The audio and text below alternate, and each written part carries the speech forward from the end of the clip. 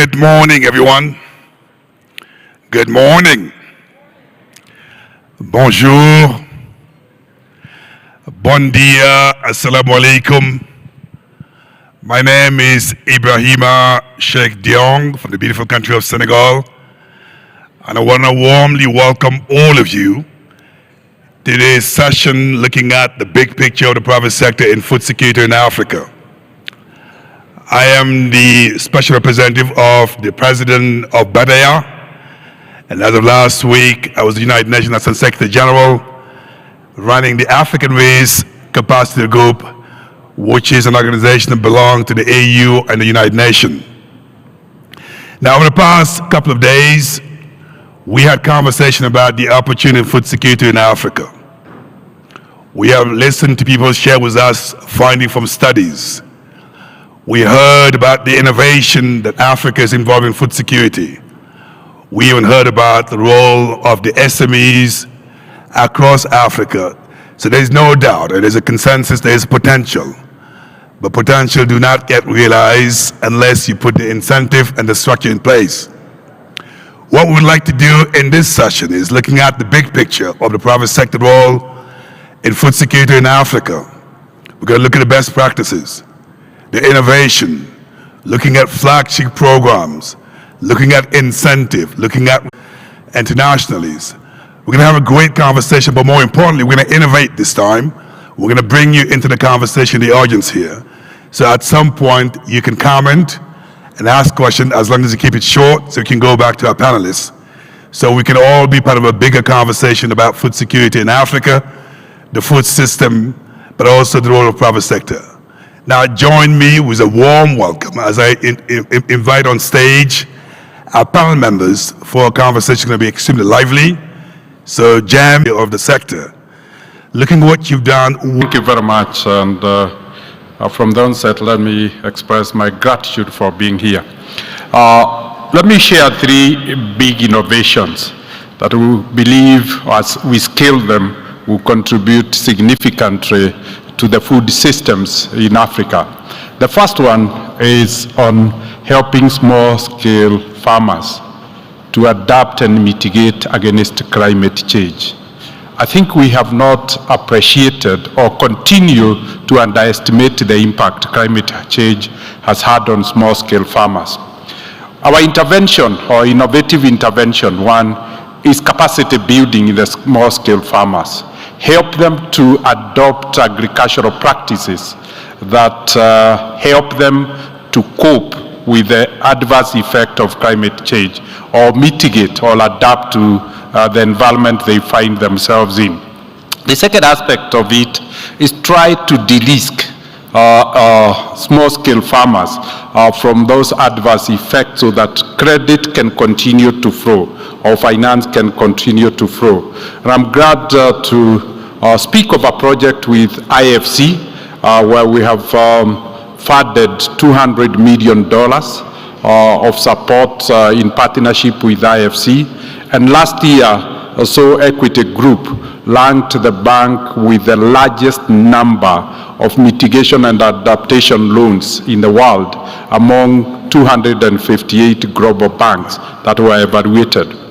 The second aspect of it is recognizing that dependence on rain-fed agriculture is a major risk of production. When dealing with the finance, the biggest risk is not credit, it's production risk. And as a result, we have partnered with KfW of Germany, and within the last 8 years, we've been able to build successfully 24 irrigation schemes that has removed all those farmers from the dependence on rain to feed agriculture. And the third one that is proving not only innovative, but very disruptive, is where we have worked with the MasterCard Foundation, not only to capacitate and de-risk the farmers, but to introduce blended finance, such that MasterCard Foundation brings in components of grants, the bank brings in components of commercial lending. Governments bring in extension services and capacity building. And in the process, we have been able, to access credit to many small-scale farmers because of credit risk sharing. And as a result, interest rates are low. Let me stop there with those three. If there's time, we can add more. Absolutely. So, James, let me push you a little bit, though, because break it down to, for example, small farmers, small African SMEs that are looking at coming to the bank, a commercial bank you are. Is it an issue about bankability of projects or projects that are actually well prepared? Where do you see the challenges in dealing with small farmers and SMEs in dealing with banks like yourself? Shortly. There are three major challenges. The first one is a policy challenge. I think we have an incoherent and integrated policy frameworks in dealing with the small-scale farmers. Most governments treat agriculture, particularly small-scale farmers, as a social sector other than a commercial center. As a result, the market have never been able to play in. So the issue of dealing, advocating for better policies, integrated policies. The second aspect that we have seen as a big challenge is uncoordinated efforts between philanthropists, foundation, public sector, and private sector in their approach to small-scale farmers. All of us are playing a role, but it's not coordinated. Right. So we are all over and without a coordinated. The last one we have seen is the issue of access to markets. Small-scale farmers have a lot of challenges. Their production is small, so the cost of aggregating is huge. The cost of logistics is huge, but the biggest challenge that goes with them is the low level of productivity. Right. On average, the small-scale farmers in Africa, to reach global production rates, can increase their productivity 6 to 8 times. Now, if your production is 6 or 8 times lower than the average world production, and you are in the same market, then your ability to afford inputs, the ability to compete in the marketplace is very limited. So we see those as the 4 big challenges that we need to deal with if we are to be successful. All right, so Delphin, you run one of the largest insurance companies on the continent of Africa. You and I, in a previous life, worked together in dealing with climate risk. So building on what James had said, looking at the nexus between climate and food system, walk us through what your organization is actually doing in de-risking, but also providing an incentive for private sector to see the sector as an attractive place to put some money into. Thank you, and happy to be here.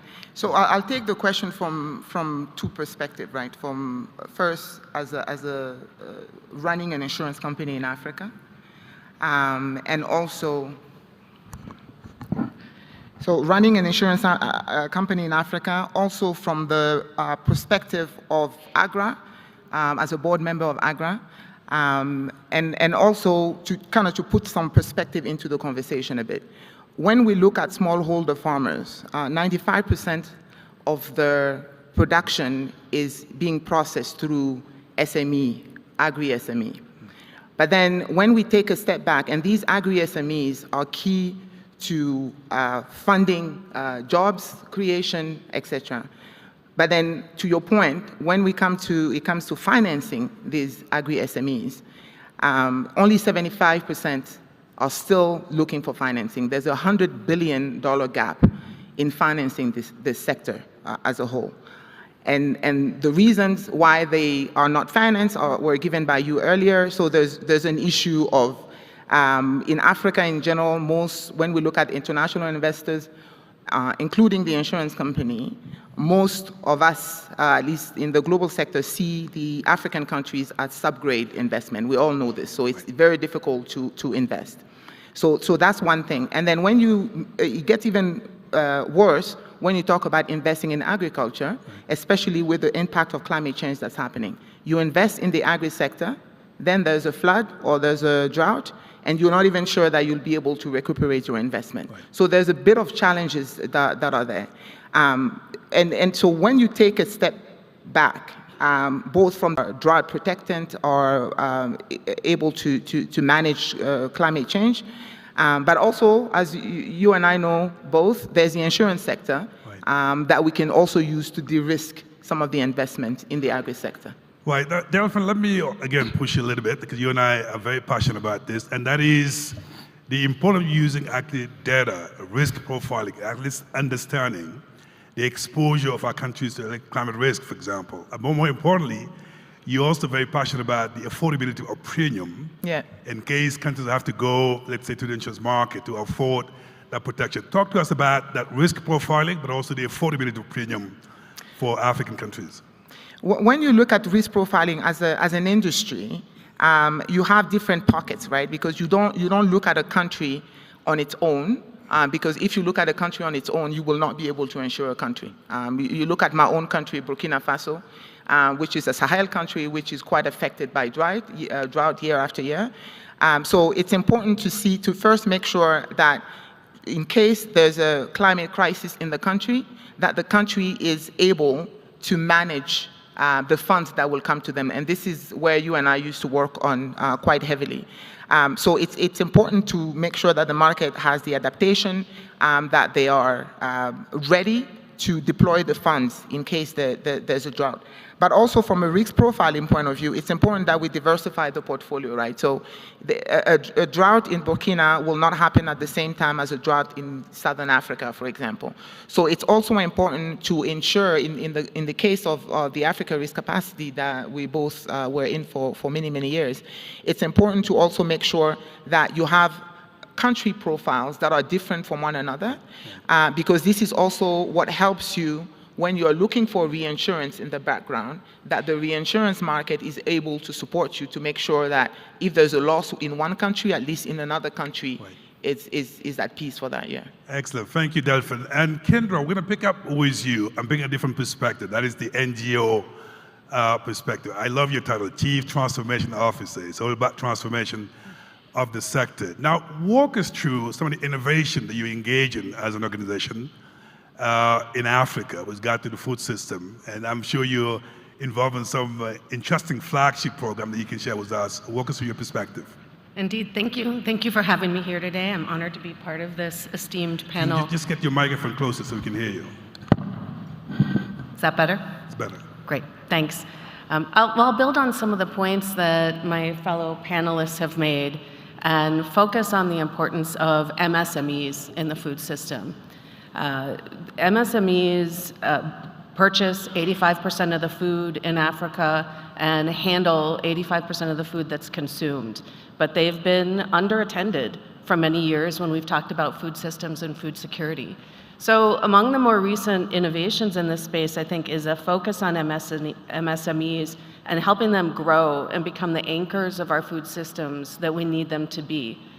The most impactful programs or transformative programs that I have seen really combine technical assistance that's tailored to helping those businesses grow, even while they help to meet some of our development objectives, with appropriate finance that allows those businesses to generate positive IRRs while they're engaging smallholder farmers in inclusive supply chains or focused on producing more safe and nutritious food for the consumers that they serve.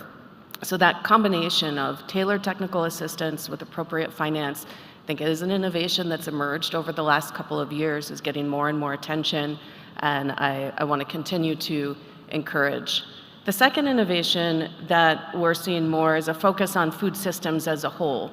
So moving beyond a focus on specific value chains or specific nodes in the food systems like production exclusively. And that is work that is really important to increasing the resilience of the food system and de-risking investments. And in that space, we think really about 3 levers for improving resilience: trust, transition, and technology. Improving trust between all of the actors in the system and across the public and private sectors and civil society so they can collaborate together more effectively.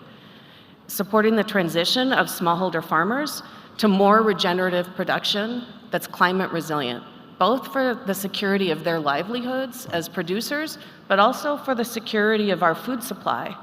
And then thirdly, technology.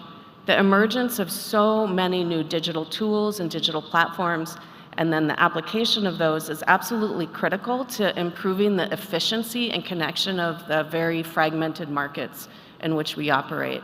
So those are two innovations that I'm excited about right now. Now about Kendra, obviously one of the conversations we had to have to the scalability of this initiative. I know recently you've launched something in Kenya. Talk to us about that Kenya initiative. But more importantly, whatever you've done in Kenya, what is the scalability potential in other parts of Africa? Great, thank you. So as our CEO announced earlier this week, we are in the process of launching a USAID-funded Feed the Future local food systems activity in Kenya, which will help 200,000 people improve their incomes and increase the nutritional profile of at least 60,000 women and children across Kenya. That is a food systems program. So we'll be working very specifically with MSMEs in the food system, ranging from food processors and aggregators to micro retailers, which play a critical role in the food system around last mile distribution to consumers, as well as commercial extension service providers, but building on the FIPS Africa Village Business Advisor model across the region. I think what's exciting about that is the potential to really work at the systems level. Right. We'll be collaborating closely with county governments to make sure that we're aligned with their priorities and creating platforms for the businesses in those counties to come together with the government and identify what are the policies, what are the practices that are hindering the emergence of these critical MSMEs and addressing those together in the way that serve the goals of both parties. Yeah, Kendra, I see a lot of synergies with James Mwangi, who's from Kenya. I'm sure after this conversation, you'll have a conversation about working together. Absolutely. Because the summit is also about building partnership and alliances. So there you have it, an opportunity for collaboration. Now, Samuel, you are from the Bill and Melinda Gates Foundation. You're bringing the philanthropy perspective to this conversation about de-risking, to get private sector to be more involved in the sector. Walk us through your perspective, what you see from a philanthropy perspective in terms of your contribution to this private sector and get the private sector to be part of the solution. Thanks again, and it's a pleasure to be part of this esteemed panel. Maybe I'll start by making a couple of connections to what my fellow panelists have said, by going back to just the basics around why, especially at the foundation, we're focused on small-scale producers. So why is financing important for small-scale producers? It is important because it's core to their livelihoods. Dr. Mwangi talked about yields and yield gaps between what we see in Africa and what we see in other parts of the developed world. The only way you're going to address that is first by thinking, what technologies need to get into the hands of small-scale producers and smallholder farmers so that you can address the yield gaps that we're talking about, whether it's in crops or whether it's in livestock.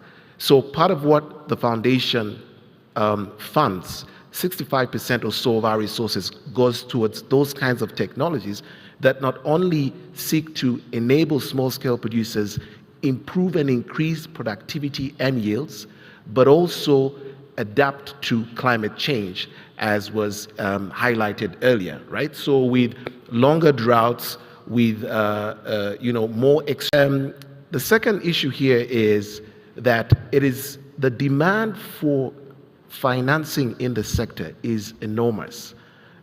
200 billion annually is needed. So it's not the kind of challenge that will be solved by one or two key players. I mean, if you collected all the blended facilities that currently exist across the continent, you're probably not even getting a 10% of the demand.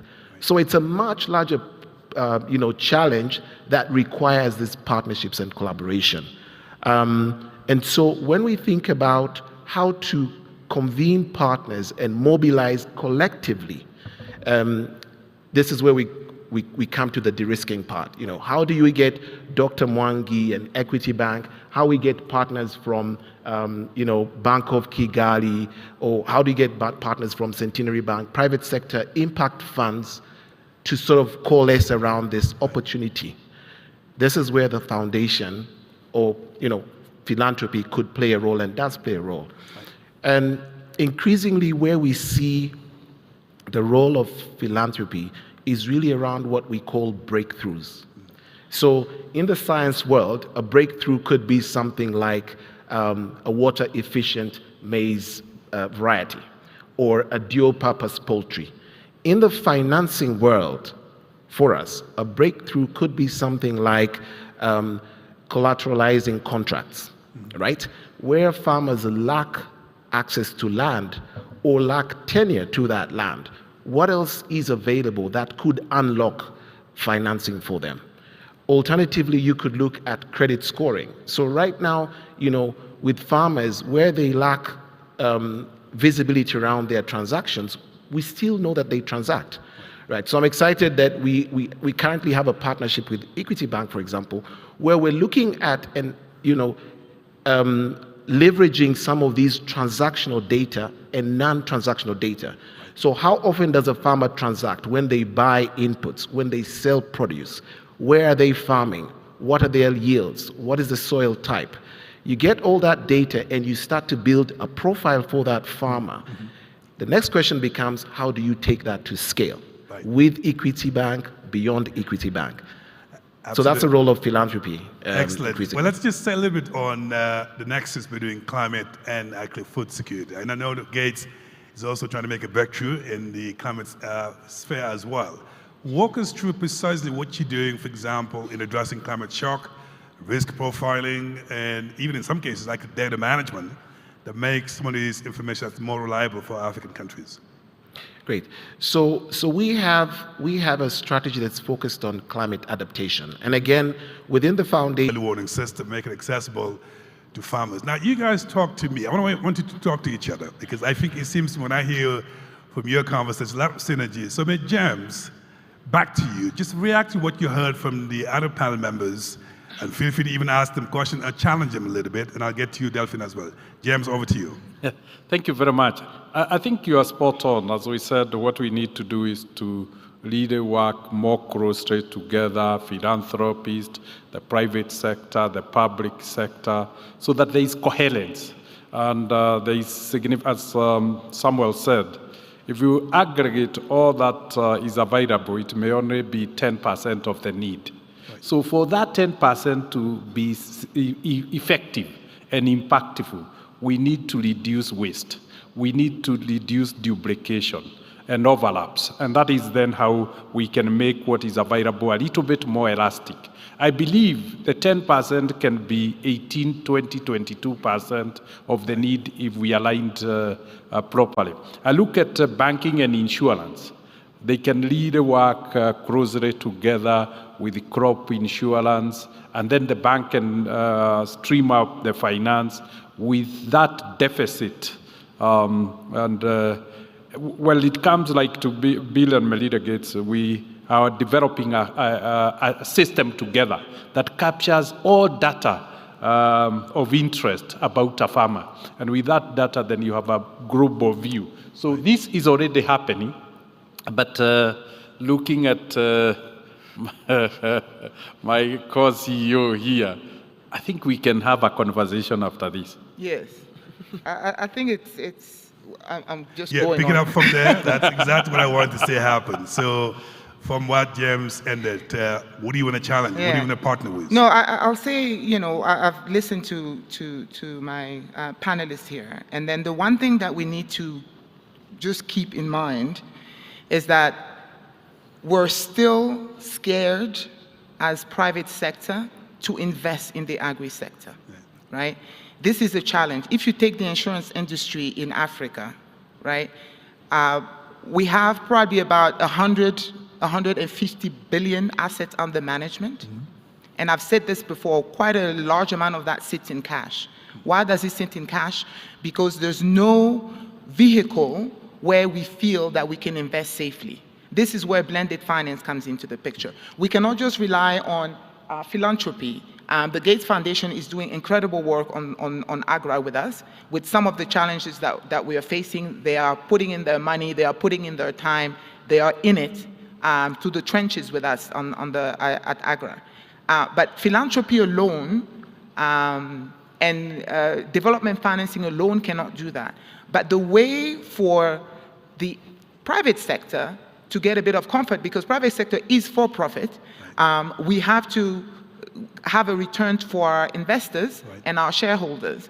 And the only way to encourage private sector to put in this large amount of money, so we're talking only Africa for now. When we took globally, the European bond market in the insurance industry, they invest 97% of their assets, which is trillions, in the developed market. Only 3% comes to us. And us meaning the developing countries, which includes Africa. So the 3% is shared between Africa and everybody else, right? But the only way to de-risk it is to say, you know, can development finance take some of the risk? We at Allianz, we work quite closely with the KfW, for example, where we've created what we call the Africa Growth Fund. It was about 200 million fund, where the first losses of this risk goes to the developing financing agency, and then the insurance company comes in after that. So we need to see insurance in two assets. It's the insurance part where we insure crops to make sure that the farmers are able to get their funds back for the next season, but also insurance companies are investors, right? They have large amount of assets under management, but we need support from everybody else to be able to deploy that. Absolutely, Delphine. So Kendra, picking up from there. So where do you see opportunities for partnership? What do you want to challenge? What do you want to question? Where do you see the next step in actually teaming up with all these creative ideas I'm hearing on stage? Yeah, thank you. I think that the investments that we're seeing in technologies and opportunities for smallholder farmers to become more resilient are absolutely critical. That type of research is needed. We need new seeds. We need soil testing technology that can be used on the ground in the farm field, but that needs to be operating in a way that allows farmers to grow their yields and grow their incomes at the same time as that they're becoming more climate resilient. We need to support a just transition in that process. The private sector has proven to be the most effective means of reaching people in deep rural areas, whether that's the Coca-Cola that you can find anywhere in any corner of the world, or other types of products and services. And so I'm really interested in understanding how you all think about taking those really important advancements and innovations, but getting them out to that last mile, getting them to the farmer, and partnering with the private sector to enable that in a way that's commercial, so that it lasts when those of us from the philanthropic space are pulling back. Yeah, so Samuel, pick it up from here. I mean, you're already working with Equity Bank, but you heard other panel members talk about the risk insurance, private sector. What inspires you in terms of partnership from the panel members that you heard from? Yeah, so maybe I'll just start with the example she gave. You know, when you talk about the likes of Coca-Cola and their ability to reach the last mile, Coca-Cola does not build the roads that get to the villages, right? And Coca-Cola is not the only company that uses those roads ultimately. Unilever uses the roads and so on and so forth. So part of what we are trying to sort of focus on now, more importantly, is what we call digital public good or digital public infrastructure. Right. So again, going back to our collaboration with Dr. Mwangi and his team, when we think about the information that they're starting to gather, some of that information sits outside their core mandate, right? When he talks about things like yield data, when he talks about things like location-specific soil data, that is within the mandate of the research institutions in Kenya. And so the ability to develop these products that are not specific or restricted or exclusive ensures that the barriers to entry for different partners and players are then lowered. So that where you have a fast mover like Equity Bank that gets a product out because they're excited and they're investing in that, it means that once that's proven, then the barriers to entry for others to come in, because again, we're talking about a 200 billion a year opportunity here. So that's where we think that philanthropy needs to be focusing even more, where we're developing this digital public infrastructure and digital public good that serve the interests of our collective good. Excellent. I did promise to get some questions from the audience. I know we have microphones circulating, so if you could just state your name and keep your question as short as possible so we can go back to our panel members so they can react. I see a hand there on the left side. If there's a mic, we're going to try to keep it gender balanced a little bit because I see a couple of guys raising their hands. And so if you could just get the mic to that side, the first person, well, go ahead. If you just do me a favor, just keep the question as short as possible, please. Thank you very much. I am Ibrahim from Somalia. You talk about the climate finance and how can we leverage climate finance for food systems. And it goes back to the idea of bankable projects. We have been facing difficulties to access to these funds. They say there are billions of dollars there, but at the end of the day, you have to write the things in English, and English is not our first and second, third language. Right. Is it bankable means it's not your English, good English, or it's not good French? What does that mean? Thank you very much. Thank you very much. That's the shortest question ever. Bankability, that's a language. I see on the side there. Please, you just give the microphone. That was the shortest question. I like that. Go ahead. Yes, good morning. Alfred Bizoza from the University of Rwanda. Just want to ask, how do we really ensure policy coherence because of different interventions? Can we start now taking the value chain as the entry point for programming and planning so that we know what are the duplications around the value chain, what are the complementarities, rather than staying in a big ecosystem of the policy? Thank you. Thank you very much. I'll get a question from that side. Yeah, there you go. There's a lady there on the back. No, on you. There you go. I'll come to you afterwards. Good morning. My name is Susan Oranye. I'm from USAID, Nigeria. My question is for the lady, Traore Delphine. Regarding pension funds and insurance funds, they're similar. They're long-term funds. Do you think blended finance is the only way to attract them into the agri sector? Because like you said, there's a very, very risk-averse attitude towards agri. So do you think blended finance is the only way? And lastly, for the gentleman at the end, Samuel, who will fund the digital public infrastructure? You know, what are your thoughts around that? Thank you. Thank you. We'll get one last question here. We'll go back to, I think I saw a hand on that side. There you go. Thank you. My name is Benga Rio from Ikore, Nigeria. So my question goes to Samuel. So there have been lots of data. We see that there is few data for in agriculture, especially livestock. And even the few that are available, nothing is being done. They barely make use of it. So in what ways can development partners support the creation and strengthening of data ecosystems and infrastructure to ensure that public sector stakeholders recognize and utilize the value of data in enhancing agricultural productivity and also resilience? Thank you. Excellent. All right. When I used to do this for a living, I remember all the questions I was writing them. Let's see. Question number one is about the bankability of project, looking at the challenges in terms of the language. The second question about looking at the value chain as a general in terms of de-risking. The third question is looking at blended finance, but how do we make it actually attractive for pension fund? Also the digital infrastructure, how do we invest more in that? And data resources and data management is extremely important. What investment do we need to make in that to make sure that information is actually reliable? I think I remember all the questions. If you think I remember the question, give me a clap, come on, huh? All right, so I'm gonna go back to James to react to what you heard. Bankability, it's not just about technicalities. Language is a challenge. How do you see that bankability questions? Thank you very much.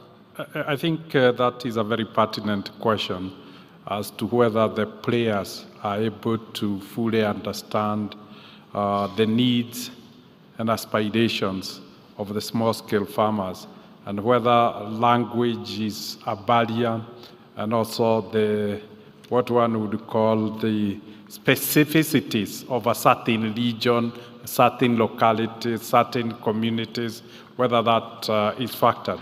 I think collaboration between international actors, domestic and local actors, would really act as a bridge to ensure that projects are fully understood and that the objective is not lost through language and is also not lost through semantics, such that there is somebody who helps to articulate. The second aspect of it is also the issue of field visits.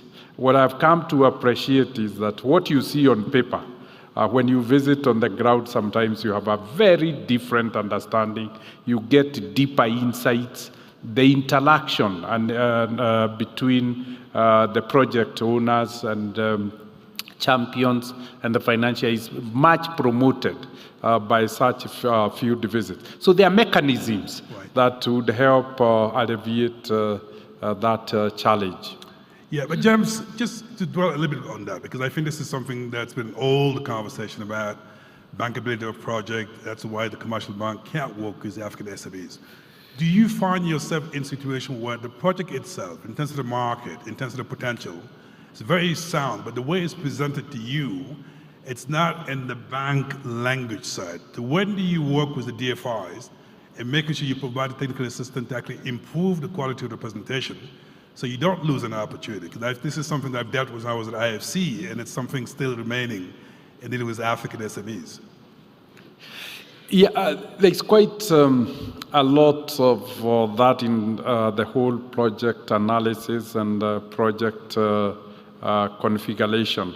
But let me pull back and say, what do we see as the biggest challenge with agriculture?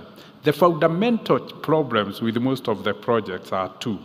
The first one is the low return perspective of agriculture. Right. If the return is such that it doesn't, or the productivity is such that the returns doesn't meet the risk-return trade-off, then we have a challenge from day one. And that is why productivity gains, to me, would be the game changer, because it will make most of these projects commercially viable. The second aspect that we have struggled a lot with is the issue of access to markets. The project is very viable on paper. Everything looks like it will work. But what happens to the produce? After 40% of it is lost with post-harvest losses. And then availability of the market. Glut in the market reduces prices sometimes by 80%. So those are some of the issues that needs to be dealt with as a sector industry perspective, because it's not a project that is the problem. It's the entire configuration of the market that becomes the challenge to the project. And that is why finance is shy to agriculture, because of those two problems. Absolutely. So Delphine, there was a question about blended finance and pension fund. Go ahead and address that question. So let me, because we tend to talk high level, right? So let me take it down one notch. And to answer your question, and I would like to come back to her, because when she said, is blended finance the only option, I'd like to hear if she has other options that she was thinking about. But I'll take it from the point. Yesterday, we were on this stage here recognizing young women in the SME sector that are supporting the agricultural function. I'll take two examples. One is the one that won, actually, the grand prize is from Nigeria, called, her company is called Real Fruit. Also, another one that won makes acheke across West Africa, that's called Faso Acheke. Say we as an insurance company with these pension funds, we decide that we're gonna invest in these women, right? Without blended finance, we go straight for investment in these women. And some of the discussion that I had with some of them yesterday was sometimes the supply is an issue. Why is the supply an issue? because sometimes there's a flood, so the manioc cannot be delivered. So then she cannot make a cheque, she cannot sell it, she cannot reimburse us the money that we've invested in her. And the reason why she cannot have her supplies is essentially because there was a drought or there was a rain. So the only way for us in the private sector, again, we have shareholders that we have to respond to, but at the same time, we have to support the industry and make sure, and with the work that we do at AGRA, that these small farm holders become businesses. So for us to invest as insurance company, we need to de-risk our investment. And this is where blended finance comes in, where development financing is taking some of the risk away from us so we can deploy the funds and to be able to support that, because the risk is quite high because of climate change. So is blended finance the only way? For me right now, as an investor, as an insurance company, it's the only safe way for us to invest. But I'd like to hear if she has other options, that's why. You're certainly going to have a conversation with USAID during the break to look at the other options as well, or I will bring you back into the conversation at some point. So Kendra, there was a question about the value chain, and as we innovate, how do we look at the whole kind of value chain as opposed to just at the entry point? Address that question for us, please. Sure, thank you. And I'll pick up on James's point earlier about the importance of market for smallholder farmers, which is one of the many reasons that we have to think of the value chain really kind of plot to plate when we're working in food systems. Food processors and aggregators are the markets for the predominant number of smallholder farmers. The irony of this is that many of them struggle to get enough supply, right? They don't have enough throughput to help their businesses work profitably. And so a great part of our work has been working with food processors over the last decade. We've worked with about 750 processors in 16 countries across the continent to help them grow their businesses, firstly, but secondly, to develop inclusive supply chains. We ran a program called AINFP, which recently wound down, that worked with about 250 food processors in 5 countries in East and Southern Africa. Those businesses are grain millers, bakeries, cooking oil refineries, and they bought more than $118 million in raw materials from smallholder producers across those countries, many of which were women. They accessed $14 million in financing. $11 million of that was bank financing, thanks to the support of AINFP and our partners, ISF Advisors and Partners in Food Solutions. And they sold over $29 million of safe and nutritious food to new markets. The markets for smallholder farmers are there. What's broken down are the connections between those. And that's where value chain approaches are absolutely critical, and then helping those businesses think about how to develop those inclusive supply chains that engage farmers productively, in some cases providing input or short-term financing, but also then providing markets for those smallholder farmers. Those businesses struggle with access to finance, especially working capital, and that's an area I think where blended finance will be super important. Thank you, Kendra. Now, Samuel, in my previous organization, we've actually conducted just recently a state of the natural disaster on the continent. What we realized in that study, not only the extreme weather conditions are getting worse, not better. And on top of all that, we got 66% actually of more flood happening across the continent. Drought follows and tropical cyclone with all the economic losses and the human losses that you know. One thing that comes consistently about data. So to that question about data management, risk profiling, how much investment are you willing to actually put in there so that we can mainstream early warning system across Africa so that policymakers can make informed decisions based on data, not just on generalities? Yeah, thanks for that.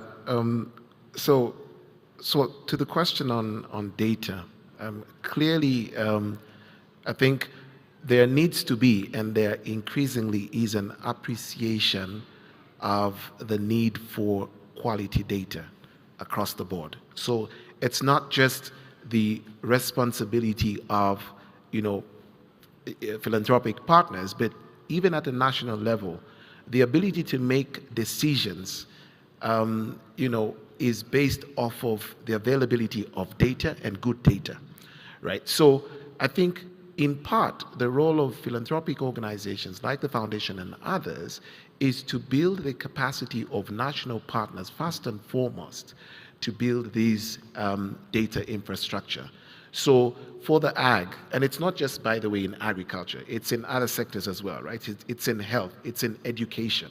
So national partners, beginning with governments, realize and appreciate the need for this data. The next question is, how do we work together to ensure that we are putting in place best-in-class data infrastructure that enables us to capture this data, if possible, real-time, and ensure that this data is available and accessible to all the key actors that need to make decisions based off of that data. So, you know, when we talk about the lack of data, I think it's more around, you know, where that data sits. I mean, when I was in the bank, they used to say, you know, there's no data on smallholder farmers.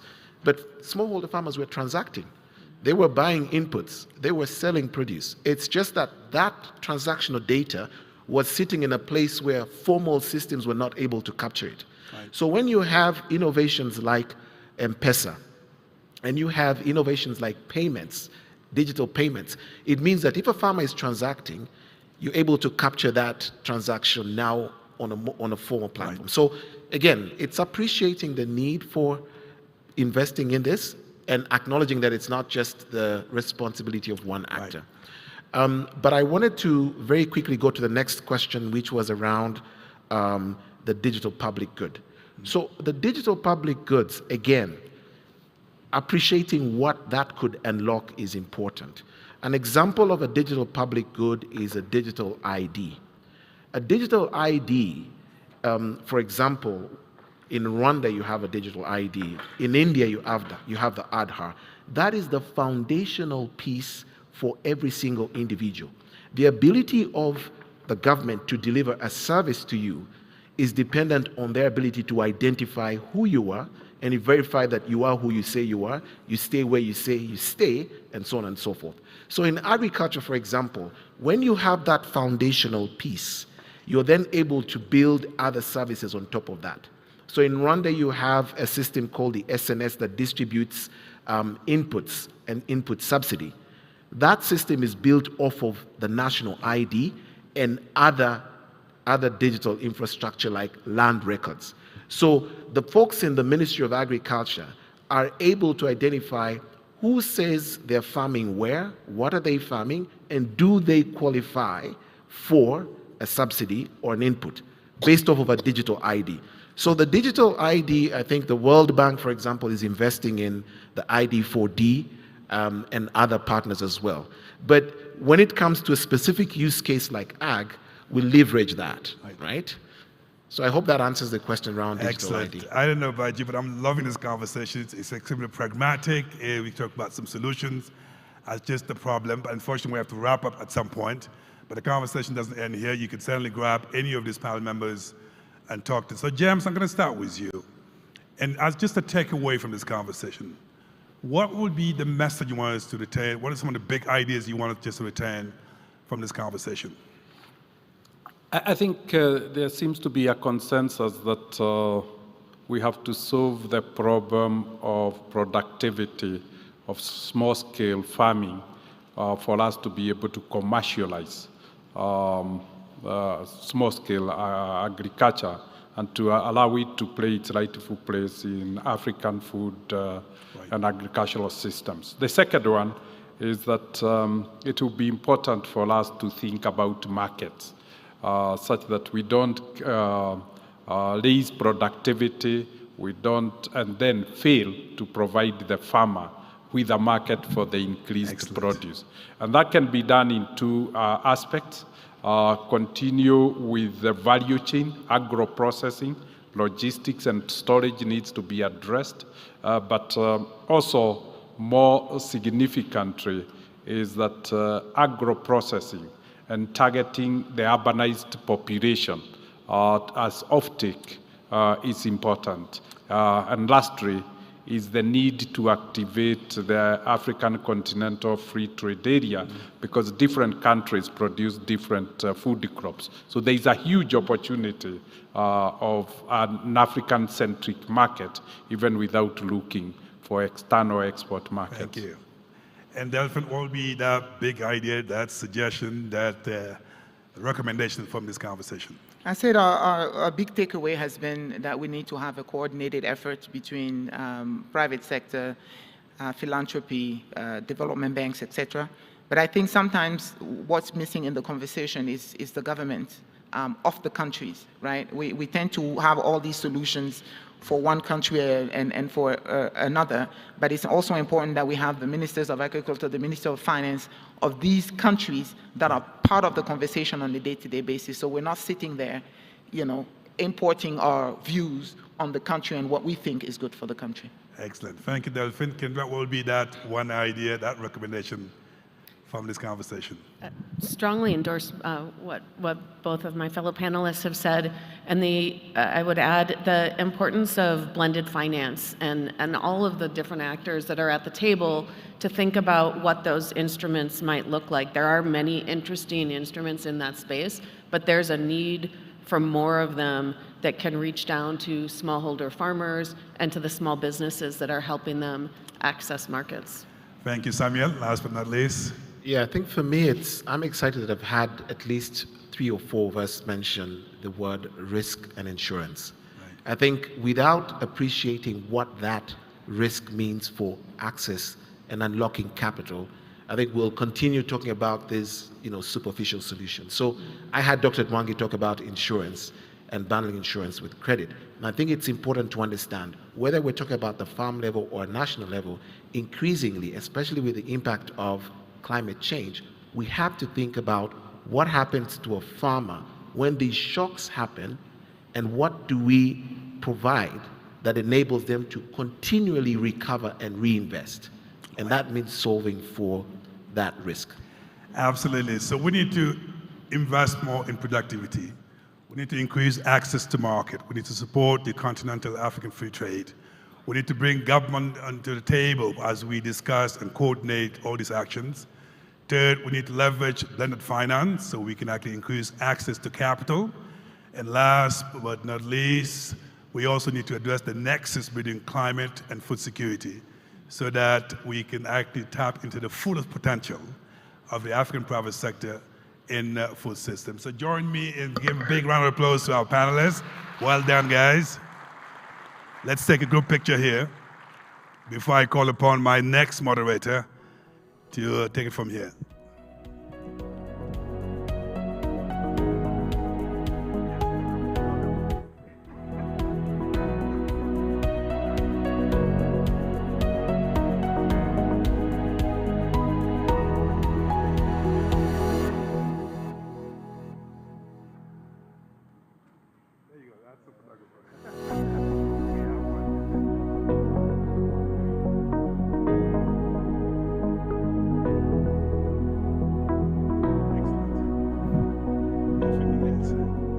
All right, so building on the conversation that we just had, yes, they deserve a round of applause. I want to call on stage Ms. Jo Carl Waitaka, who is the Managing Director and Partner on BCG, to take it over from here and continue the conversation. Jo, over to you.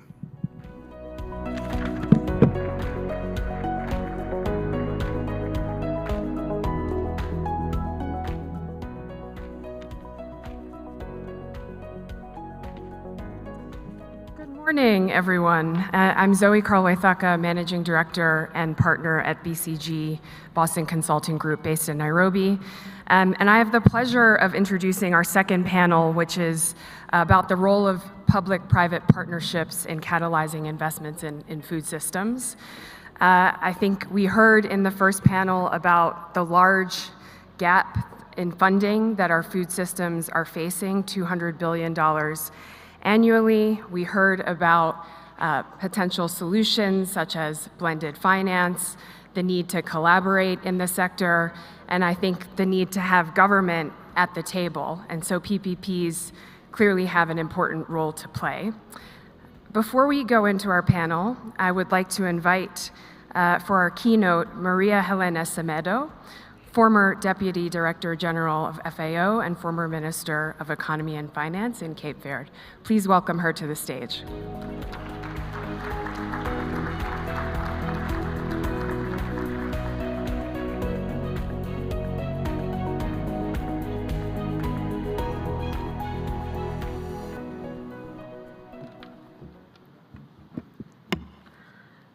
Good morning, Excellencies, distinguished participants, speaker, panelists, ladies and gentlemen. It's indeed an honor to be here in this session with you. As the moderator said, I am former Deputy Director General of FAO. I'm just retired 1 month ago. It's my first event in my new capacity, and really I'm pleased to be in this event with you in this new capacity. We have heard throughout this summit and from the other panelists how the African continent is facing challenge to ensure food security, livelihood with a growing population, and mentioned by all the panelists what is happening in the context of climate change. And we have the latest number of the state of the food insecurity, showing, unfortunately, that the region is hunger will be concentrated in Africa. We have some countries making some progress, but it's not enough. And our continent is not on track to meet the food security and nutrition targets of the Sustainable Development Goal 2, and also meeting the Malabo targets of ending hunger and all forms of malnutrition by 2025. But still, we are talking about a continent with considerable opportunities. We have, as we mentioned the previous panel, agri-food system provides 62% of livelihoods in Africa. We have a market here. And we have in Africa the world's youngest and fast-growing continent. We have natural resources, including water. We are rich in biodiversity. We are steeped in traditional and knowledge. And we have all the capital and the legacy with farmers, herders, fishers that can manage and sustain for more productive, efficient, and resilient agri-food system. We have all the ingredients, I can say. And we have 350 million hectares of cultivated croplands. When you imagine this size, we are talking about the double of the European Union, African. With this, we can say that Africa could produce enough food to feed itself and contribute to global food security. But we have we import, our bill of import is $75 billion per year. And we have also an integrated market of the African Continental Free Trade Area Agreement, and with a contributed GDP of about 3 trillion and over 1 billion people that can boost intra-African agricultural trade. One of the panelists has already shown and mentioned how this continental African trade can bring together all the African production and satisfy our demands. And if we transform our agri-food system, we could increase an average agricultural productivity by 2-3 times and spur rural renovation. And it was also mentioned the problem of the low productivity we have in Africa, that we need innovation, we need technology. But how to make it happen? And I think is why we are here today. African agri-food system needs considerable investment, but we need the right investment in quantity and quality. And we know that some 80% of the investments in agri-food system are by private sector. When we talk about private sector, we have the small, the big enterprise, but the biggest one are the smallholder farmers. And in this context, we have also the public sector important to leverage private investment. taking advantage of the opportunities right across the entire value chain, from production to consumption. And we have the rapid urbanization and rising numbers of households with higher income, producing scope for food and agribusiness growth. We have technology and innovation, including digitalization, that are opening new opportunities to accelerate transformation of agri-food system. All attractive for investment in the food and agribusiness sector. Friends and participants, public-private partnership can play a major role in facilitating and orienting investments. They are most needed, but they need to be transformative. When you say they need to be transformative, what they need to be?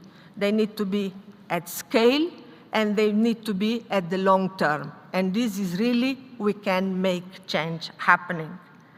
And also from my experience, and it was also mentioned, the importance of the public perspective.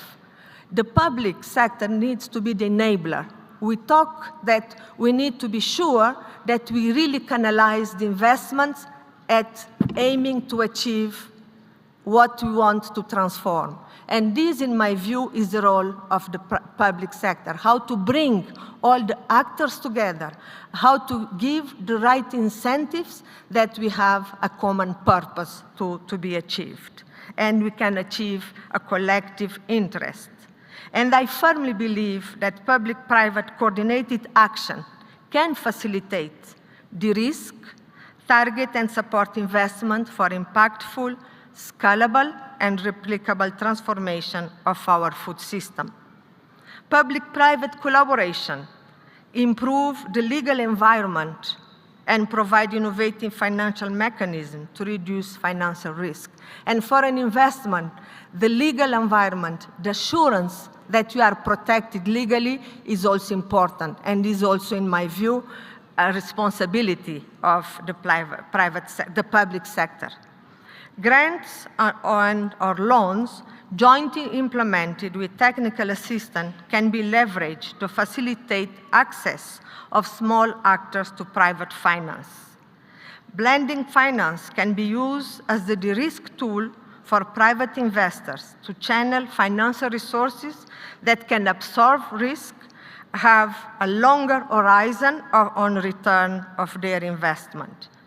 The objective is that over time, and we know that commercial finance will replace the initial grants or concessional financing. And this is how we really can foster and strengthen this public-private partnership.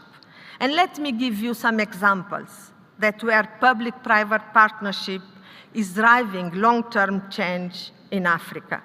We have the global network on cocoa genetic resources conservation and use that connects public and private sector stakeholders, from farmers to research to consumers, to optimize the conservation and the use of cocoa genetic resource as a foundation of a sustainable cocoa economy. The Africa Center of Excellence of Sustainable Cooling and Cold Chain. We also talk about that we need infrastructure. And when we talk about agribusiness, cooling, roads, energy are important infrastructure. And what I was saying, the Africa Center of Excellence is a regional collaboration of governments, academia, industry, communities, non-government organizations that accelerate sustainable solutions to address food loss and access to sustainable cold chains and cooling. It leverages cutting-edge technology and innovative solutions. It empowers farmers to mitigate losses, as we refer. It enhances resilience and promotes sustainable development. It was launched here in Rwanda in 2020, and from this experience in Rwanda, other centers and hubs has been created and held up in multiple markets in Senegal, Lesotho, Kenya, and in India. And we have also the agro-industrial parks that in low and lower middle income countries in Africa. And they are helping to mobilize investment, the big investment. They are facilitating the public-private partnership, particularly where we have the need of big infrastructure. I'm talking about roads, I'm talking about energy, and they attract investment, they work on job creation, and they improve the broader local economic impacts. And we have the examples in Gabon, where the Agrozone have achieved an estimate of $1.7 billion from foreign direct investment. And we have over 140 investors that exceed the expectation and attracting foreign and local companies in the zone. And those are some examples of successful, replicable, scalable public-private partnership that have a positive impact on the social, economic, and environment conditions of local communities. And being an advocate for women, I will also highlight that increasing women access to financial services not only contribute to their empowerment, but also improve their livelihoods, households, and communities for overall better food security and nutrition. And for a macro perspective, women inclusion equals positive social and economic growth and resilience, as seen in several successful examples and initiatives. And we can see that despite the women's vital role in agri-food system, smallholder farmers and small and medium agri-food enterprise are often under-deserved. And the public-private partnership can change that by facilitating better access to financial resources and protecting and de-risking a sector that is not attractive to investment because of the instability and that we are still depending on factors that we cannot control. With the current financing architecture for agri-food system that is fragmented, public-private partnerships are fundamental to unlock opportunities and improve coordination between actors and align public donor priorities with stakeholder needs as well as country priorities. And this is where we'll be have different objectives, but that it's important to find a zone of potential agreement. So a private sector actor is always going to be looking for profit most of the time. And so that's very important to face the music and look at that in a straightforward manner. And at the government level, they're going to be looking for impact and for long-term sustainability. And so I think it's very important when you start these conversations to ensure that both parties recognize the objectives of the others and that those are aligned. I think another thing that we found out is that it's very important to involve all of the stakeholders very early on. Oftentimes, as we are trying to put together value chains in the food business, there are many stakeholders that are involved, from the smallholder farmers or growers all the way to the supermarkets that are going to be distributing the final product. So that whole chain has to be thought through, and we found that rather than working with trial and error, it's very important very early on to put everybody at the table, make sure that everybody understands their role in this, and that everything is actually studied in detail and costed in detail. So that's another thing that we found. I think that oftentimes it was mentioned that the agribusiness is challenging, especially when you start from the farming portion of the business. And oftentimes private sector will ask for incentive. While we think that those are important, we also think that it's important to align those with the actual objective achieved, because oftentimes people want to be incentivized upfront for even taking a chance without necessarily delivering. So what we like to see is to see those incentive phase, to say you will have some, we will make sure that that things are sustainable for you, but we're going to give it to you as you are achieving the long-term goals that we've set for ourselves. So we thought that that was also extremely important. And then at the end of the day, those are very long-term projects. We're not talking about 5 years. We're not talking about 10. It's multiple decades. So I think that you have to have partners in front of you that are able to reassess. Things change. That's the only thing that is certain, is that things change over time. And so you need to be able to sit back down and say, hey, I know we had this in a contract, but obviously it's not working. Let's amend it, let's change it, let's be reasonable. So with all of these ingredients, we were able to achieve great progress. I must say that in Chad, for instance, Arise is producing meat. That meat is already being exported via the AFCFTA to Gabon under the brand Vianda. So if you're ever see it in the market, I recommend it. So we're seeing very good progress. Slow and steady, and we're happy as a financial partner to be able to provide the capital to the company to do that with a long-term view. Thank you.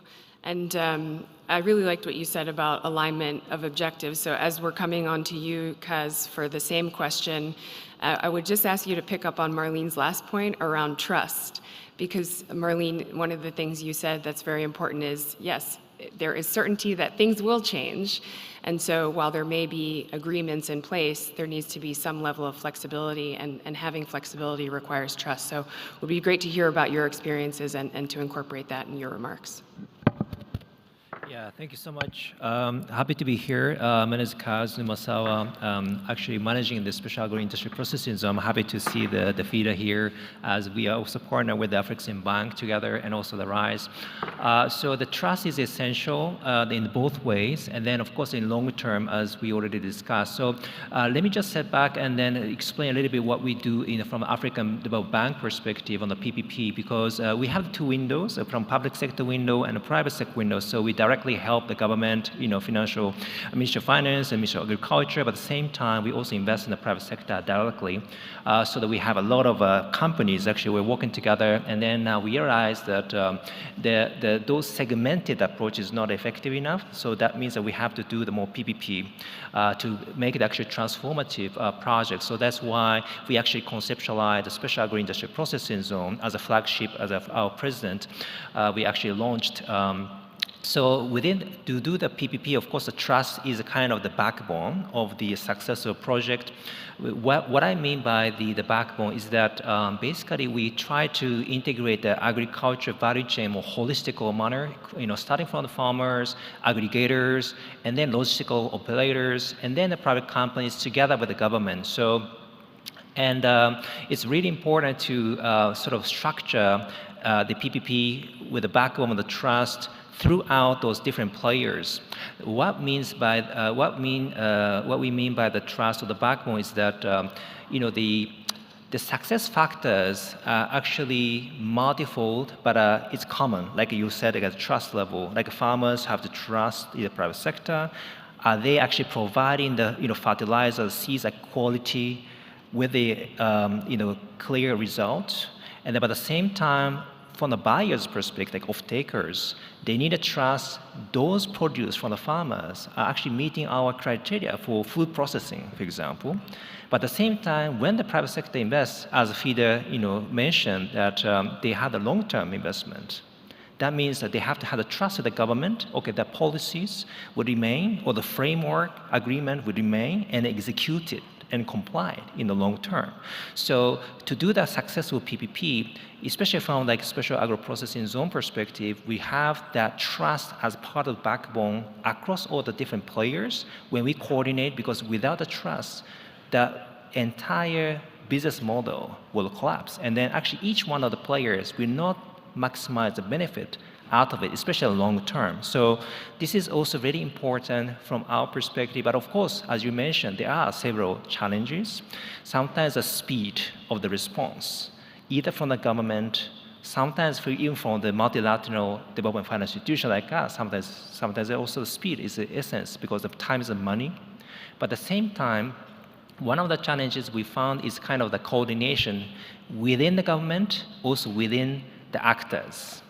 Because when you talk with the Ministry of Industry, Ministry of Agriculture, Ministry of Finance, they may say slightly different things. But from the government perspective, to have the PPP as a bankable model, we have to have the consistency in the medium and long term. And so I just want to mention that these are kind of essential areas that actually we need to work together.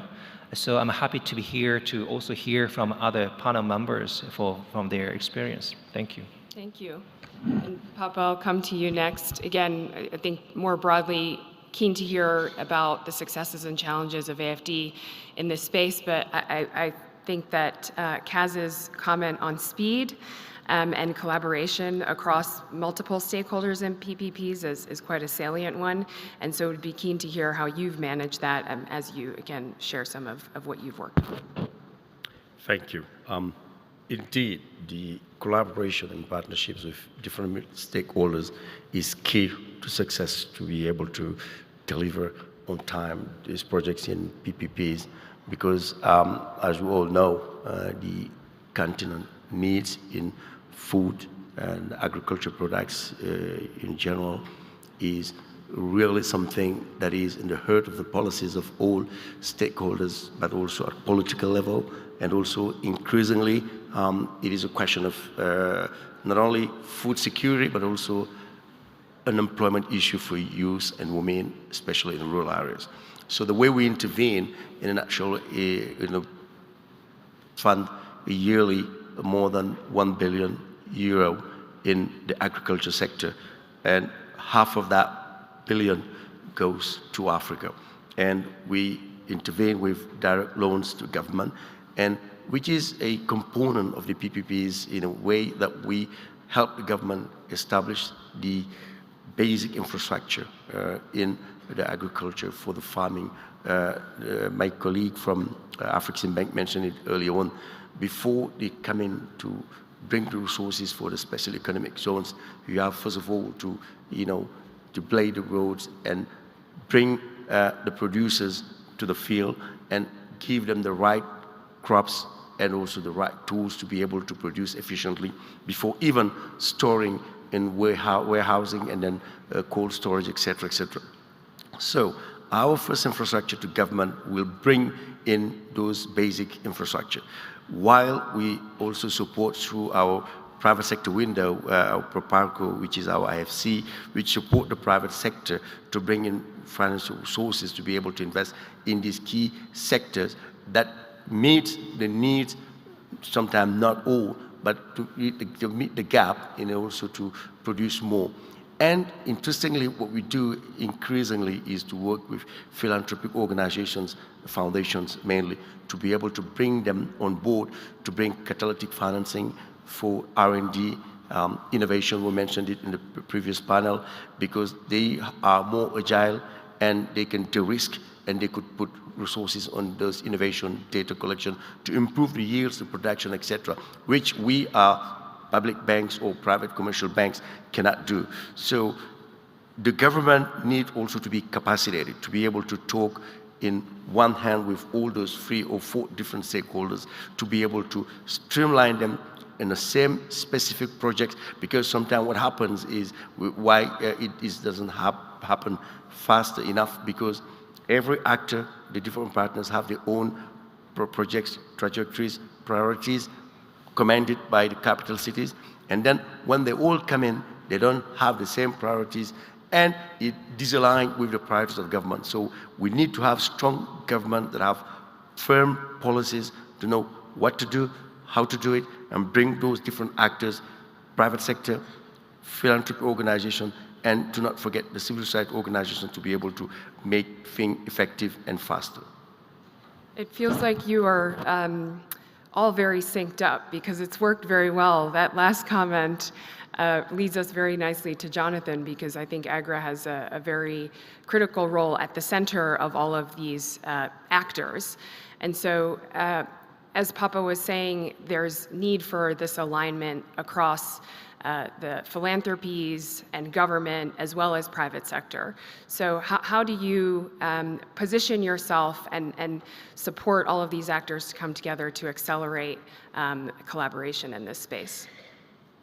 Thanks, Zoe. And yeah, I think it's important to look at the how. I think this was raised. How do we support governments, in particular, to play that lead role that Papa you were just talking about and has been alluded to? And we had some great examples also from Her Excellency and from the other panelists. I think for me the key thing is maybe 2 or 3 things. The first is the alignment to the strategy, and that aligns to a vision. What is the actual priority of the government to drive agricultural and food systems transformation? What are the outcomes that the government is seeking in terms of farmer incomes, jobs, etc.? And then how are they actually planning to prioritize action around that, which particular value chains? And we've seen, for example, the showcase events and that were presented and the deal room event, and I hope a number of the audience managed to attend the deal room sessions, if not today, and then also tomorrow.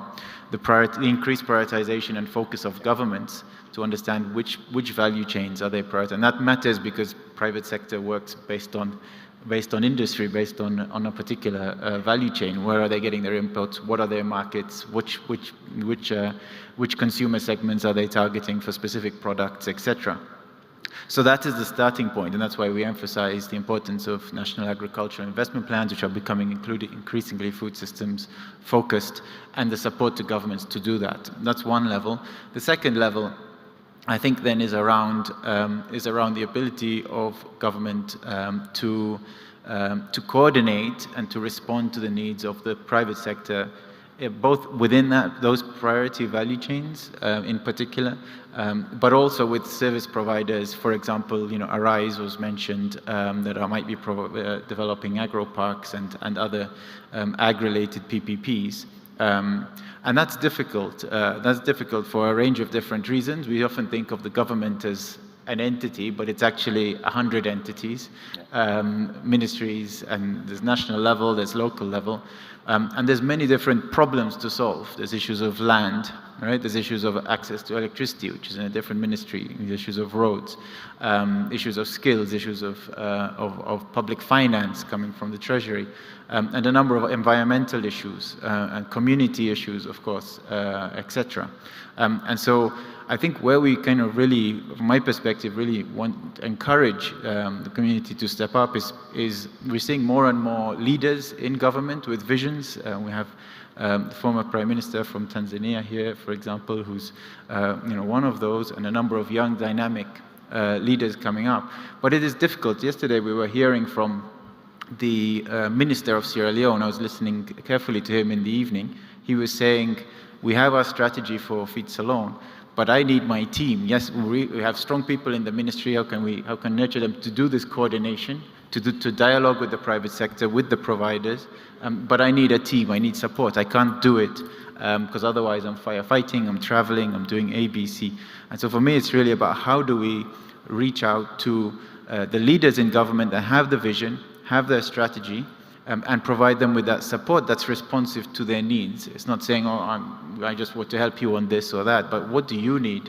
Do you need legal support? Is that the challenge? Do you need support engaging with the Ministry of Finance, and how do we join the dots there, or the investment agency, or so on, or environmental support, etc., or just analysis on the business case for particular value chains or specific projects?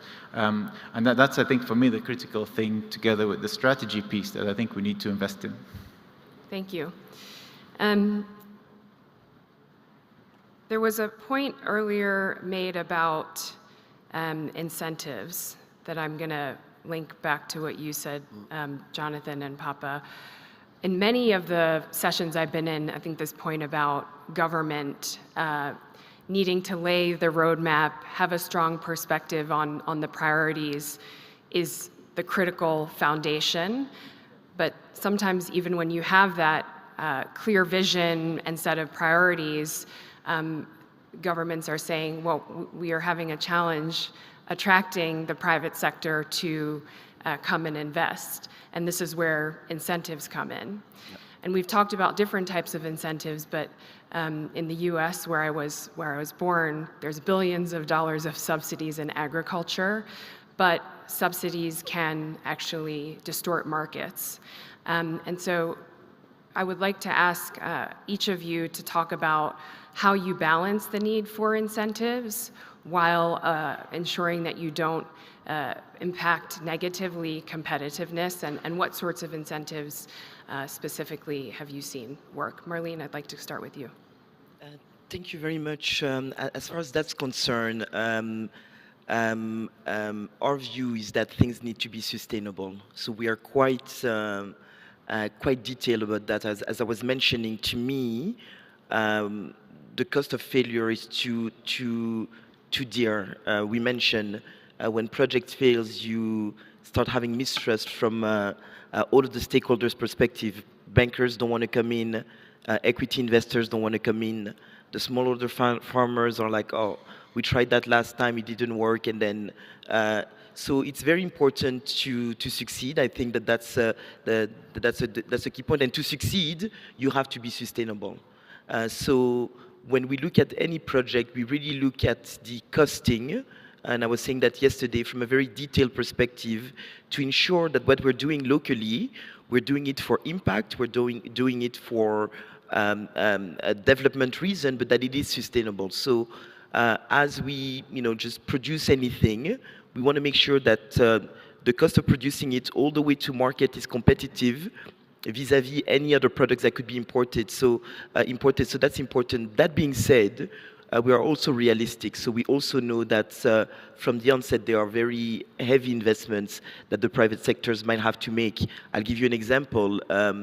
Oftentimes, when you look at route to market, you'll oftentimes be missing infrastructure, rural roads that don't exist. Sometimes you'll be missing the energy that you need. Sometimes you have to invest in training the smallholder farmers, working with the collectivities and putting resources so that they can be successful. And so that is something that I recognize. And for those original efforts that are not traditional in other markets in the world, I think that it's fair to provide a tax incentive. I think that it's fair to provide performance-based grants incentive for those people who have the type of capital adequate to do that. But I don't think that that should be a business model. Mm-hmm. So for me, this is about making sure that we even things out so that people are able to do the hard work that it takes to work on something that's very important, food sustainability. But that should not be baked into your business model where if all of a sudden you don't have a grant, if you don't have a tax incentive, you're not competitive. So that would be my view. Thank you. Kaz, and maybe picking up on then the special processing zones, the point about tax incentives. What is set up and put in place to allow private sector to come in without having to build from the ground up? So I echo, of course, Maria's point that Peter already mentioned. But so from special agro-industrial process zone portfolio, we already invested about 900 million from the African Bank balance sheet, but also we mobilized the co-financiers about 800 million, so about 1.7 billion committed across all of the 11 countries. So the incentives, okay, before talking about the incentive, we need to really look at the agriculture sector, how profitable for now, and its really margin is very small. So where the private sector actually struggle, of course, in other developed countries, we have seen, a lot of profitable companies, but in Africa, not many. So we need to really carefully look at the private sector perspective when we talk about the PPP, because many of the businesses not that lucrative. So whereby the capitals are not that allocated. If you talk to the banks, they would say the same thing. We actually have so many due diligences, pipeline transactions, agriculture, pure private sector, but not many of them are commercially viable. So from a special agro-processing zone perspective, we're providing that 900 million to actually enable the private sector investments by providing basic infrastructure. This is already an incentive.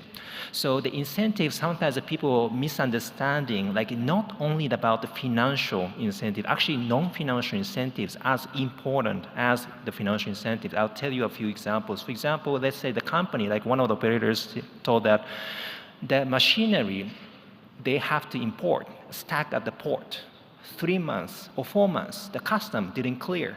By the time they already committed the capital cost, right? So 4 months, the employees recruited to operate in the zone. They don't do anything until the machine will come and set up, install. They actually have the stock of the parts and agriculture commodities piling up to process it. But the machinery didn't arrive on time. So what the government can do is to actually enable the environment, get the policy executed, implemented, consistent manner from tax duty exemptions. Don't tell that the private sector to go this the window, another window, or custom clearance have to do this a lot of papers, because the non-financial bottlenecks as important. If we can actually unlock many of those existing bottlenecks, then it will be almost as good as incentives like tax exemption. Like if you look at the tens of the people, the employees' salaries for just 4 or 5 months, that's a huge amount of money. But of course, there are some areas that we need to work with the government, like some tax duty exemptions or tax holidays, income tax exemptions and so forth. But there are many other areas that we should talk about to tackle together, both financial and non-financial incentives. So that's what I can say for now. Thank you. Thank you. Papa, maybe transitioning to you, just picking up on what Kaz said, when I have spoken to companies about investing in large projects in food in various countries and talked about the types of incentives that would be useful to them to attract them, one of the first things they say is, actually, the best thing that government can do is not interfere. Set a clear framework, don't change the regulations, and then sort of let things run smoothly. So as you're responding, would value any experience that you've had with that. Yeah, I'll bring in another hat. Before joining AFD, I was in the Senegalese government. So we were dealing with programs and projects that support agriculture investment in special economic zones or agro-processing zones I was mentioning. And as you were saying, the business leaders and the employees associations, what they used to tell us as the Minister of Finance is, as you were saying, to set up a clear framework that is conducive to private investment. And that is really securing the investment over 10, 20, 30 years period of time. Because of course, if there are troubles or if there are movements of laws, based on incentives or whatever it takes, it hinders the investment, the ability to borrow money. And the banks has talked about it earlier on, the guarantee scheme that is in place for them to invest properly. This is the first thing. The second thing also, you have some of those private sector people who do not have deep pocket enough to be able to invest the way the government plans in order to increase the productivity of the food that is needed for self-sustenance. Why I'm mentioning this case, because you might have Casey coming in with a $1 billion investment, but he want to invest on palm oil, or he want to invest in peanuts or products that are not consumed locally, that is exported, that goes to China, Asia, India, whatever.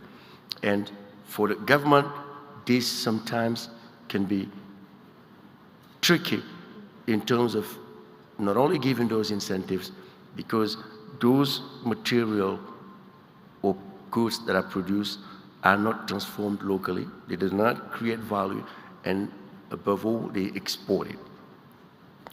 So the government subsidizes some of the food for consumption and tries to attract private sector with banks to be able to invest on those key sectors that would increase the production of vegetable foods and types of nutritive goods that will allow people to be fed, at school, everywhere. Why I'm mentioning this? Because at some point, you mentioned it earlier on, you talked about the incentives, subsidies in the corn sector in the US, which is well known, the Common Agriculture Policy, LAPAC in Europe.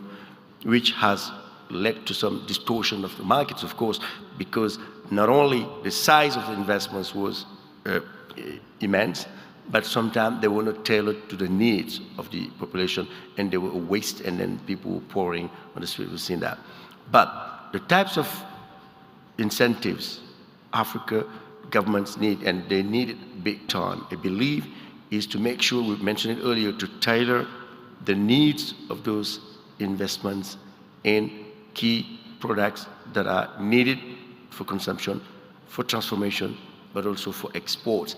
And be it tax exemption, be it a first investment, be it securing the infrastructure, these types of government-led action will not only ease the investment of the private sector, will also de-risk the banks from bringing in debt or equity, as my colleague from African Bank is saying, but also allow all the key stakeholders to work efficiently together and avoid white elephants or projects that will produce goods that are not consumed locally and will leave people in hunger. Jonathan, I saw you lean forward. Your thoughts and reactions? Yeah, no, I'm fully in agreement there. What I would say is that for me, it's not about incentives. I don't think necessarily the private sector needs to be incentivized. I think it's fundamentally about the policy coherence and consistency. And then the dialogue between private sector and especially growth-oriented private sector. I mean, there's always, sometimes we say there's not a lot of dialogue between the public sector and the private sector, but there always is. It just depends which private sector. There are many private sector that are, monopolists, oligopolists, importers in the case of many countries that have a quick line to the minister or whoever that might actually want the status quo. So we have to understand which are the growth-oriented private sector, including micro and small enterprises. Maybe micro is more tricky, but especially small and medium enterprises that can engage with governments, particularly through associations where that's possible. That's very important. But being able to support key people in government that have that vision, that are strategic, that are dynamic, that want to see that change, and create those coalitions around particular value chains, even particular transactions and deals, that through those transactions and deals actually then strengthen the political economy and strengthen the enabling environment for others. And it's the trick is how do we support that interaction where you have visionaries on either side of the table, let's say expansionist, growth-oriented government leaders and private sector, and bringing the two together to problem solve, particularly the issue, for example, that Kaz mentioned around customs and critical inputs getting stuck at the port and so on. There's a lot of things. I spent spent about 8 years working inside governments, both in Africa and in South America for a bit, and it's amazing how when we were able to, working on private sector development, and it's amazing when we talk to the private sector and they mention specific issues, and then we look within government and talk to the revenue authority, for example, that of course has very different priorities. They're focused on revenue collection in times of fiscal crisis, as we are and come to regularly. The focus is very much on revenue collection, so the private sector facilitation part takes a back seat, and then other ministries become also revenue generators, ministries of transport, etc., because of that pressure which comes from fiscal space. But it does mean that these things end up overlooked, and that's what leads to the policy incoherence, the flip-flops being given the runaround, the changes in certain policies, etc. So how do we actually? I'll give you one brief example. I was working in Liberia for a while, and there was an SME, not a large company, but a small company doing processing of palm kernel oil, and it was one of the first companies doing that. And he was facing challenges with the same runaround as you mentioned, importing bottles from Ghana to put his palm kernel oil for hand soap and so on. He was being given the runaround between ministries, but when the president was alerted to, she was properly briefed. She's like, this couldn't happen, and she called the commissioner of the Revenue Authority and said, look, this is happening on your watch for this and this reason, and it allows you to then be very targeted and focused and then build dialogue from there. So that problem solving is what will gradually allow us to get the policy coherence, and that's what, as you said, the private sector is ultimately looking for, that stability. But it's going to take us time to invest in that type of relationship. I'm mindful of time and wanted to give the audience a chance to ask any questions. Are there any questions from the audience for our panelists? Over here, if we can bring our microphone to the gentleman in the green.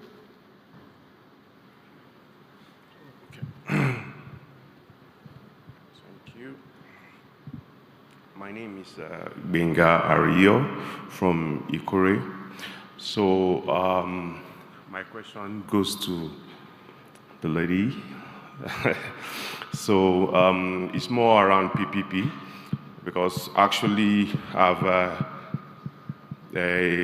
worked around intervention that has to do with PPP, and I've also written some articles around implementation of PPP.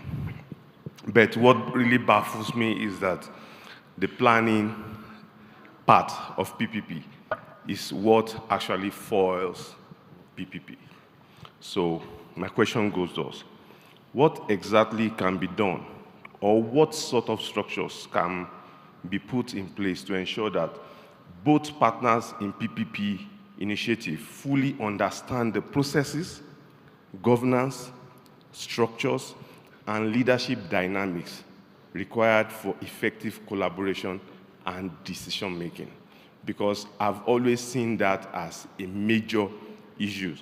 The executive leader don't know their role. The strategic leader don't also know their role. So the sort of stakeholder that are supposed to be within the strategic framework, which are actually different from the executive framework, one way or other, people, they interlope, and the one that is supposed to be within the strategic framework moves into the executive framework, into the executive leadership, and the one in executive leadership moves into the strategic leadership. Thank you. Thank you very much. You are 100% correct in your analysis. I think that there's a couple of things that help. In the case of FEDA, we are a subsidiary of AFRIXIM, and I'm also representing the president of AFRIXIM. We are very lucky because a lot of the, almost 100% of the countries in Africa are members of AFRIXIM. So we have a privileged situation in the sense that they are our shareholders, they are our stakeholders. We have a long-term relationship with them, irrelevant of who's occupying the post of minister, etc. We have been with them for decades, and we've been working on these sort of projects for a very long time. So in that sense, we are very lucky. So we're able to anticipate the type of issues that you're talking about and be very transparent, because we know that we're there for the long term. We're not doing one project and then exiting. We're part of this continent. We are a key stakeholder. I think that you know, what we said is about transparency and honesty is important. At the beginning, when you're starting on a project and you're excited and there is a political vision to do something about a very important matter, and then the private sector is excited about, you know, just moving on a project. Sometimes the mistake that I see people happen is that they shy away from discussing the tough topics. You have to put them on the table early on. To not just be in this honeymoon phase, because those problems will hit you. I think that what we lean on a lot is frameworks from years of experience, decades of experience. We work with a very experienced legal counsel, and we want both sides to be advised by very experienced counsel that have been through these partnerships, that have seen the good, the bad, and the ugly, and that are able to advise appropriately. So that's very important, I think. And like I said, it's about really understanding who is doing what. So if you know that you're counting on government for infrastructure, I said energy, water, road, you have to put that on the table. If they cannot do it, they should not say, yes, we can. They should say, we can't do it. We don't have the money for this. You're going to have to do it. And then we negotiate something that makes sense for us to do it, because the private sector will have access to capital. So I really believe that what you said is right. It's about transparency. It's about expertise. It's about knowledgeable people. A lot of people just don't have the expertise to do these things. So you need the people who've been there, done that for years, who've seen all of the bad things, and then that can bring those lessons to the table, and then back to. It's like when you're getting married or any partnership, it's about trust, it's about the ability to be transparent, it's about sincerity. It sounds a little bit cheesy, but really, trust me, in all of my deals, the deals that have worked the best are the ones where there is trust, we're able to see each other the tough things, and always, there's always a solution that can be found. So that's that. So we want the counterparties to be informed. We want a stakeholder, the like of Afrexim, FEDA, who have very good relationship with government, who are there for the long term, irrelevant of which person is actually occupying the post. That's very important. And we want the partners that we back in the private sector to also have a long-term view, to not overpromise, under-deliver.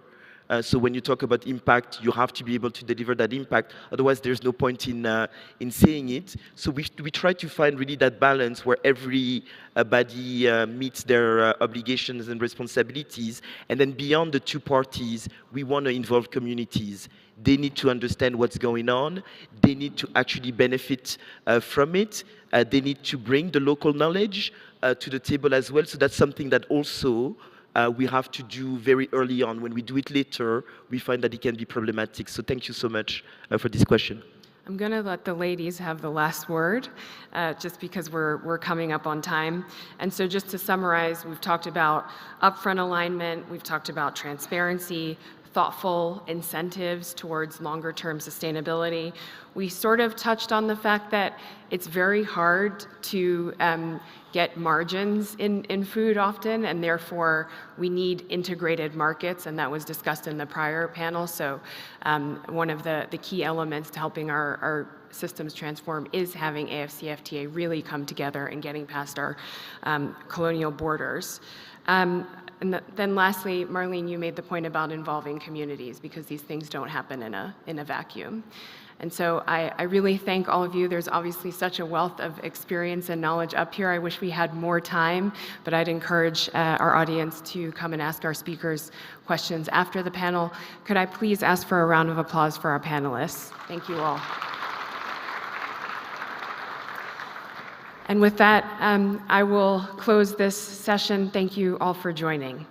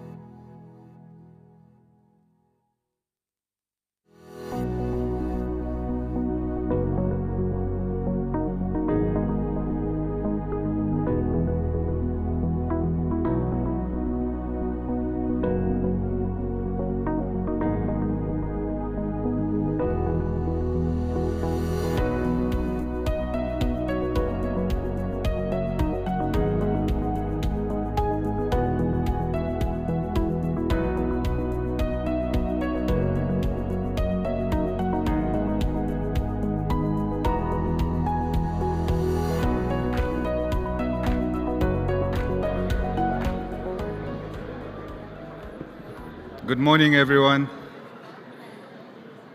Good morning, everyone.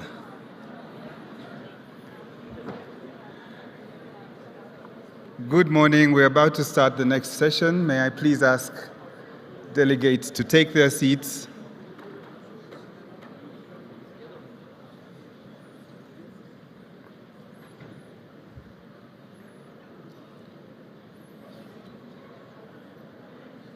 Thank you. Last pictures, and then we take our seats. Last pictures for LinkedIn, for Twitter, then we take our seats. Thank you so much.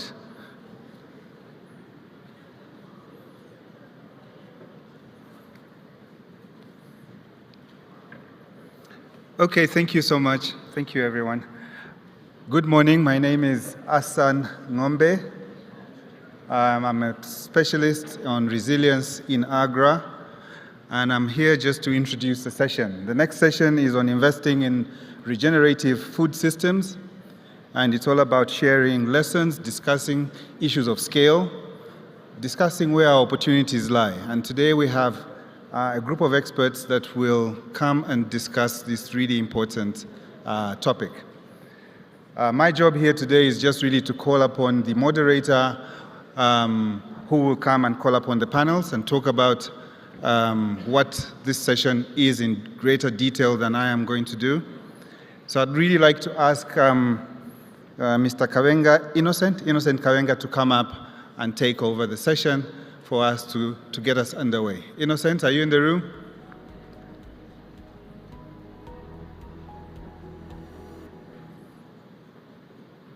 Innocent?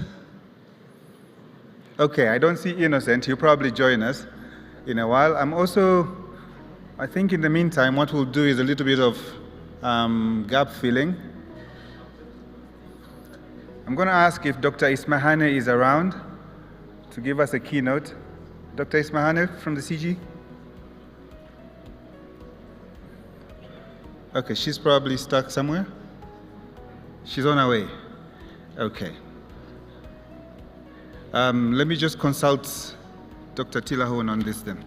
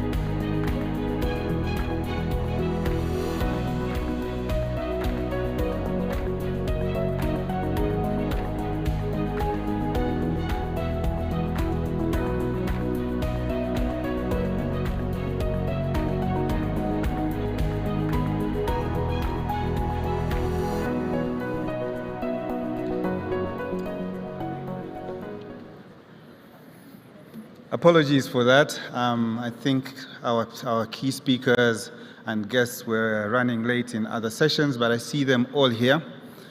As I mentioned earlier on, this session is on regenerative agriculture systems or food systems, and it's about discussing issues of scale, opportunities, and where we should be heading to around the issues of transforming our food systems. As I mentioned earlier on, my job is really to introduce the moderator. But before I do that, I'd like to ask Dr. Ismahane to come up and give us a few words around this key topic. Dr. Ismahane.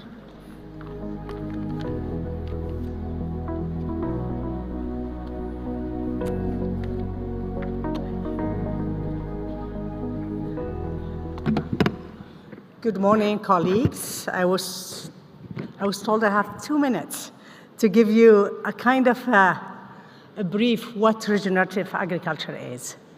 And the best way for me to talk about it, I think nature is regenerative agriculture.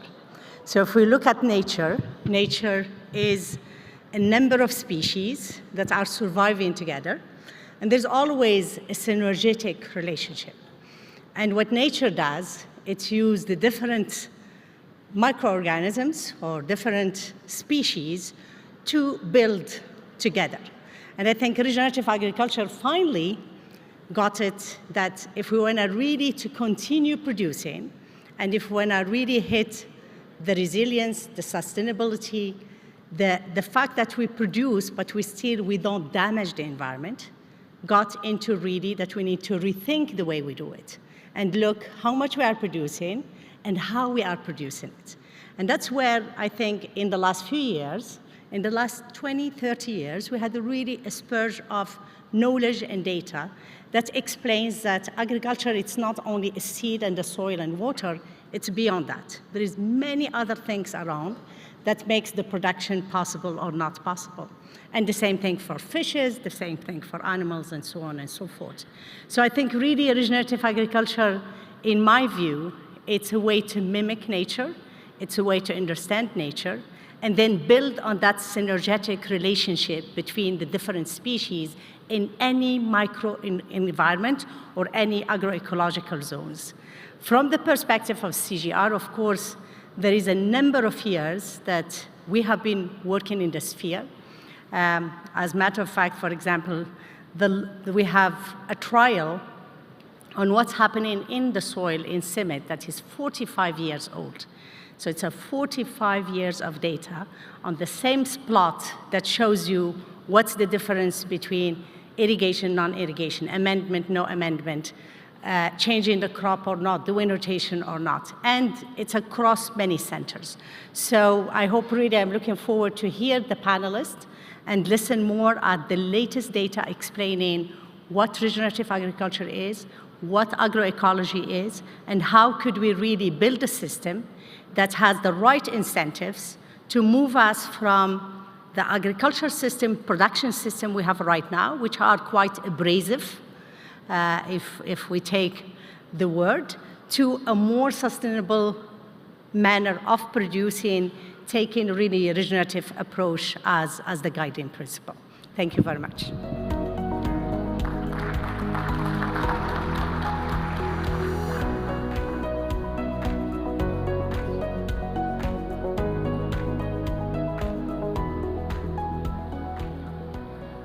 Thank you so much, Ismahane, for that. And I think we take a cue on the need for us to integrate or take into account issues of nature within our food systems. This is really key, and it was a key message really coming from her. And with these opening remarks, I'd like to call upon Innocent to come up and take over the stage to manage the first session or the first panel around this session. Innocent, thank you.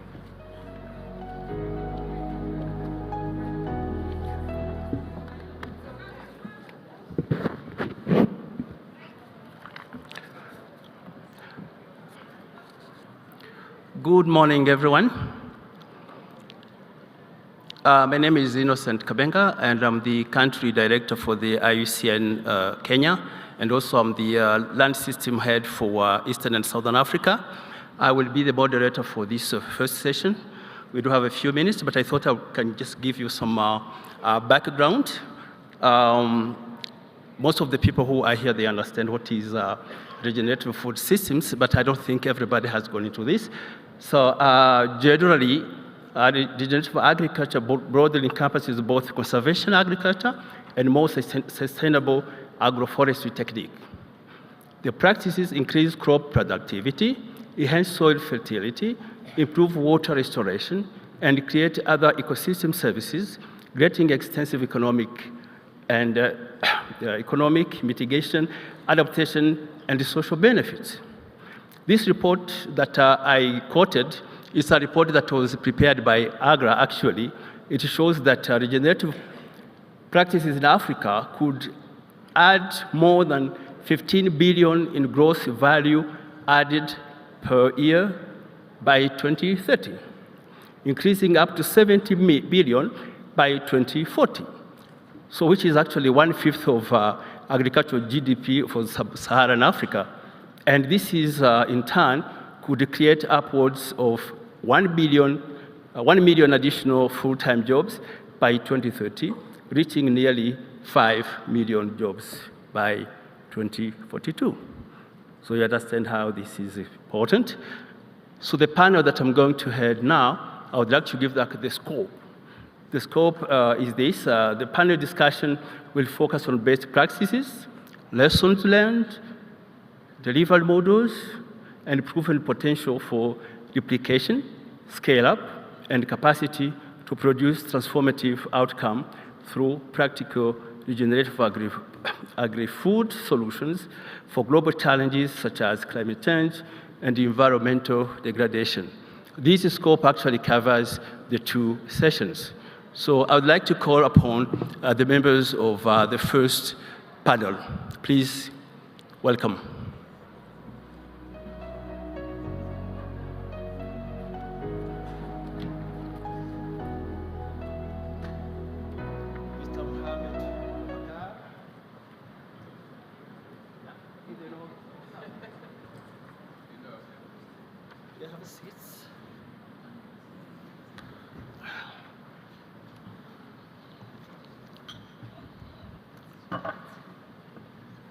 Where do we put you on?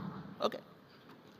So we do have very few minutes, just 30 minutes. Everybody has 5 minutes, and I would really request you to just use 3.5 or 4. That will be the best. So the question, we do have just one question, and everybody will be bringing their background in this regenerative agriculture. The question is, please give your perspective on how we can scale regional regenerative agriculture. And we'll start with the one who is here, number 1.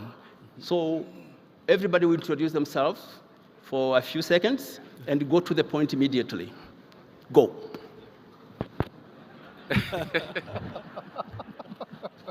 I think we have a very efficient chair here.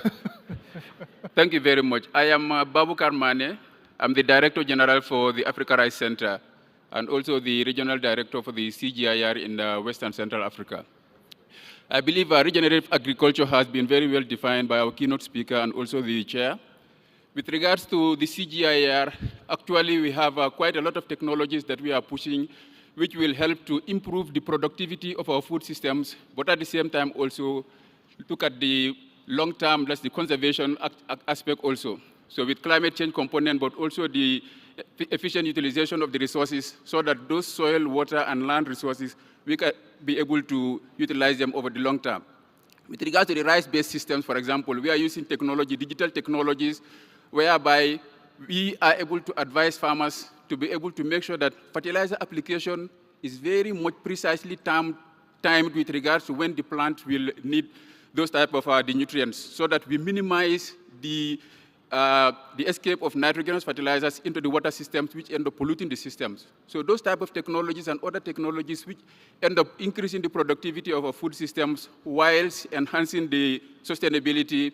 At the regional level, we are working with our partners like the regional economic communities, like ECOWAS, and then also like SEAC, and then the others, where policies have already been installed to try to promote the sustainable utilization of these resources. For example, at the AU level, I think we are all aware of the post-Malabo agenda, whereby definitely long-term sustainable utilization of the resources are very much a key component.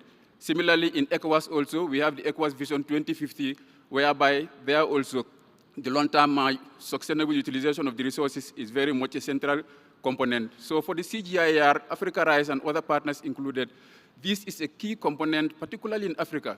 In Africa, our food production systems, even though in certain countries we have had a lot of our progress, but the main problem is the productivity levels are very low. So we really need to boost the productivity levels, whilst at the same time we make sure that they will be accessible also and available for our future generations. Thank you. Thank you very much. This was a very efficient intervention. No comments. I continue straight, then we'll be commenting after. Speaker number 2. Thank you very much, Chair. Very efficient, just following the last speaker. My name is Ademola Ajagbe. I'm the Africa Managing Director at the Nature Conservancy. And the Nature Conservancy is one of the global conservation organizations in the world. I think the point we're talking about now is very important, and not just because of the forum we're having right now, but because we have things to look at as Africa. So what I'm going to do, moderator, is to look at this from 3 perspectives. One is about the problem, the second one is about the solutions, and the third one is about the scaling. Talking about the problem, we have a big problem in our hands, and it's because agriculture is the #1 threat to nature. I mean, we heard from the keynote speaker that we need to look at how do we reform or transform natural system, because nature underpins all life forms. So how do we transform that system, given the fact that agriculture is the #1 threat, not just in Africa, by the way, it's globally. The second issue is how do we feed 1.4 billion people on the continent? That's very key. I mean, food security is a major, major topic we need to talk about, although I've not heard much about that since the beginning of the forum. But I'm sure it's something paramount and pertinent to everything else we're talking about. So looking at those 2 problems, what are we doing from the nature conservancy perspective? One is, how do we use nature-based solution to address food insecurity, not just in Africa, but globally? And here are some of the models we're using to advance that. One is about sustainable water use, because water underpins every agricultural practice. Either you're planting on ground, you're planting vertically or horizontally, whichever vertical you're taking, you need water. So how do we use it sustainably? Because that's a finite resource we need to manage sustainably. That's #1. #2 is, how do we manage the land? Because we have been expanding agriculture all across the continent. Yes, we have land, but we need to manage it. And it's not just about managing the land, but how can we grow more with less? That's the question. And those are things we're looking at. We've tested some models in different parts of the continent, and we have very impressive results in terms of less water use, less land use to grow more. The other one is about the input, in terms of how do we reduce the input but increase the output. But beyond that is, we don't just want the output, we also want to have access to market. So we're supporting smallholder farmers, of course the majority of the food growers on the continent, in terms of how do we create access to market. I live in Nairobi. During the harvest season for crops like tomatoes, you get to the market, everything is looking red. There's a glut in the market, post-harvest loss. Of course, you all know the meaning of that. But how do we create access to market in terms of farmers getting more? So we're using digital platform, creating access to market, reducing farm input, integrating agricultural practices, including use of simple techniques like contour farming, tree cropping with farmland, and that's increasing yield on a large scale. But not only looking at rain-fed agriculture, which is a common practice, but how do we also harvest rainwater so that the water becomes available during the dry season? And that reminds me of the story of a lady I met recently in the field growing cabbage. During the dry season, during the wet season, a cabbage cost 4 shillings, Kenyan shillings. If you know Kenya and shillings, you can convert that to dollars.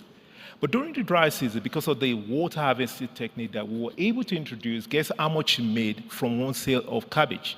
Anybody in the audience? From 4? Anyone? I can hear very well? Okay, great. She made 70 shillings per cabbage.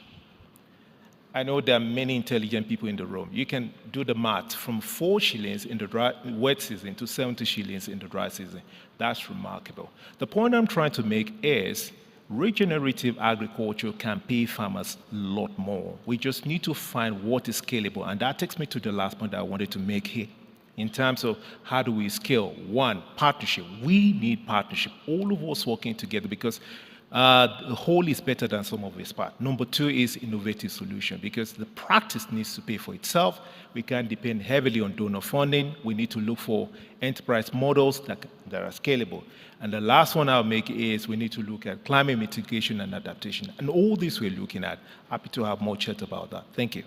Thank you very much, TNC Regional Managing Director. And now the next one is Deborah. You introduce yourself and then. Good morning. Good morning, all. My name is Deborah Maloa. I head Bayer Crop Science for Africa. Let me first reframe the issue that is Bayer that we're looking at when we speak to regenerative agriculture. When you look at population growth in Africa, by 2050 we'll have doubled the population in Africa. And even if I don't go too far and get to 2030, net increased population in Africa is going to be 500 million more people on our continent. If you think about the base equation, a higher population requires more food production, and that will enable a better fed continent. So for us, when we think about regenerative agriculture, we put the focus on the farmer. And when we talk to Africa, 70% of food production in Africa is by the smallholder farmer. You've got to put the smallholder farmer at the core of that. And for us, our reach today on the smallholder farmer is about 10 million, but we intend to double that within the next 5 years. Our framing of regenerative agriculture is actually produce more, restore more, and scale regenerative agriculture. Produce more, restore more, and scale regenerative agriculture in order to address the food security issue, in order to ensure that we secure farmers' income and livelihood. Without that, nothing will happen, nothing will move forward. So earlier speakers have talked about the whole ecosystem in regen. For us, the foundation of that is soil health. Soil health becomes critical. We recognize land degradation is a big issue in Africa. With a higher population, croplands become even smaller. So focus on soil health is really critical for us. But we also recognize the climate change and severe weather patterns that we're experiencing and will continue to experience. That makes it equally challenging for the farmer. Water preservation, we spoke about that. Biodiversity is critical to regen agriculture. So you've got to look at it as a full system.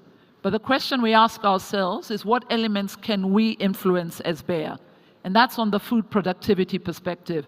For us, we look at seeds and traits and unparalleled innovation in that area.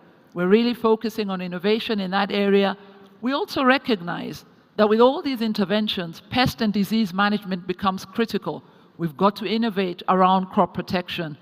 And even more importantly, when you're talking about 33 million smallholder farmers in Africa today, digital becomes critical in order to scale information, provide access to input, provide access to information, enable them to make faster decision making.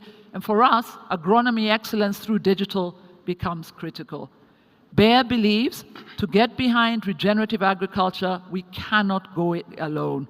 We've got to bring partnerships on board, whether it's through open innovation in our R&D area, whether it's through our go-to-market, through distributors, and also whether it's through partnerships like 1 Acre Fund, AGRA, etc. We cannot go it alone, but we are all clear that it is an issue that we really need to get behind in order to secure food security in Africa. Thank you. Thank you very much, Deborah. I go to the last one. Thank you very much, Chair. My name is Mohamed Bakar. I'm a manager in the Global Environment Facility Secretariat, the GEF, that is pretty well known to most of you. We are a financial mechanism for the planet. We provide financing to developing countries to help them meet their obligations under the various multilateral agreements. Of course, we are here because we have always embraced the government's commitment to transforming agriculture, both as a solution to the problem that we are facing on the planet, but also as an opportunity to transform the system towards one that is more suitable to the needs of people, both in the present and in the future. And so regenerative agriculture is, without doubt, an important opportunity for us in delivering on our mandates under the different conventions. The question about scaling is a critical one because, of course, to maximize opportunity for achieving impact that will be beneficial to not just the people but the planet, things need to happen at scale. And so what our interest is really is what's the pathway to achieving scaling? Obviously, many of the points made by my colleagues here on the panel already point on the knowledge and the tools and the resources and the expertise that exists, but also the diversity of institutional opportunities that exist that need to be made available.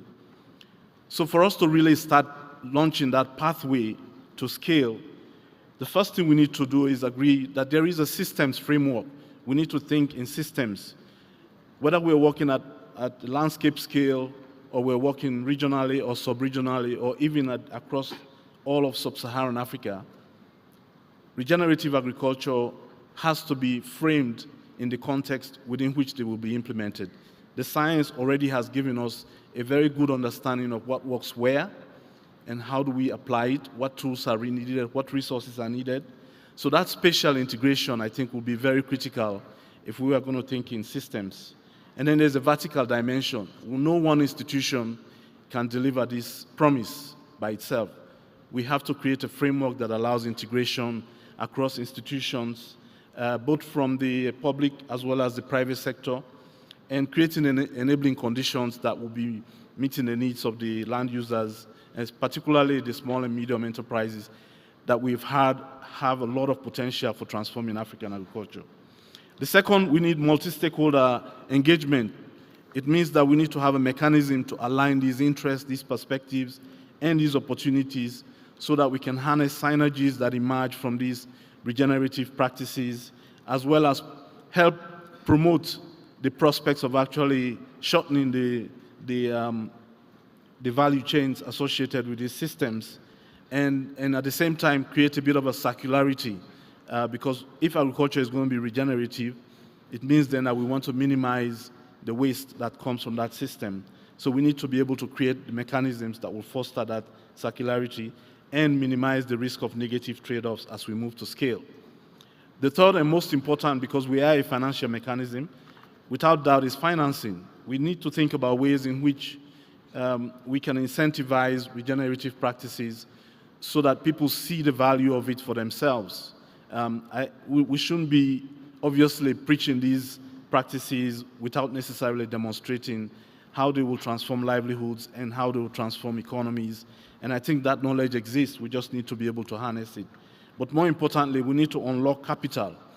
No amount of public financing is going to be enough to close the huge gap that we have in financing transformation of food systems. So we need to be able to unlock capital that is sitting and waiting in the private sector for investment. And to do that, we need to take more blended approach where we can use public financing to de-risk investments and incentivize investors to bring their money to the table. Because at the end of the day, regenerative agriculture, regenerative food systems is going to be something that both depends on capital, but also can generate a wealth for those who practice it. Thank you very much. Thank you very much,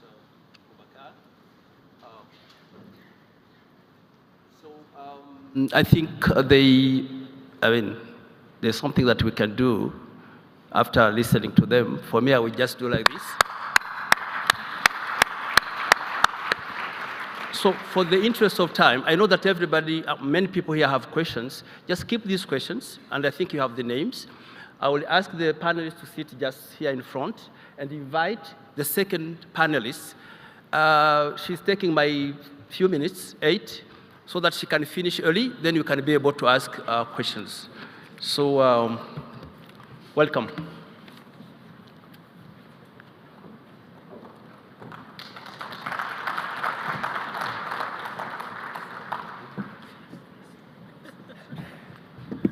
Efficiency, efficiency, efficiency. I think that's what food systems need. And this panel was very, very efficient. in terms of water, in terms of nature, in terms of needs. My task is simple. My name is Sarah Mbagobunu. I'm the Regional Director for IFAD for East and Southern Africa. And I'd just like to invite all my panelists to the floor. We will start with Dr. Zachary Stewart, Global Food Security Technical Advisor, Bureau for Resilience, Environment and Food Security, USAID, and followed by Ms. Betty Kibara, Director, Food Initiative, Rockefeller Foundation, Africa Region, Dr. Milindi Simbona, Chief Agriculture Officer of the One Acre Fund, Ms. Hazel Wino, CEO, the founder, Agri-Innovation Food Hub Kenya, Mr. Eminent Murphy, Technical Director, Agricultural Market Systems, Land O'Lakes, along with Ms. Karora Yasuda, Country Director, IUCN Kigali. We also have in that same forum Ms. Annemiek Bigmans, Global Head, Agri-Food, SNV, and Mr. Jerry Rosso, Research Platform Manager, Microbus, South Africa. I do not think I have any more. I don't know if we have any more chairs as well. Did I miss anybody out from our panel? Please come in. My apologies. Okay. Hello, everybody. I have a little bit of confusion. So my name is Bettina Isali. I'm from the NGO Welthungerhilfe, WHH. Thank you. Bettina, you're very welcome.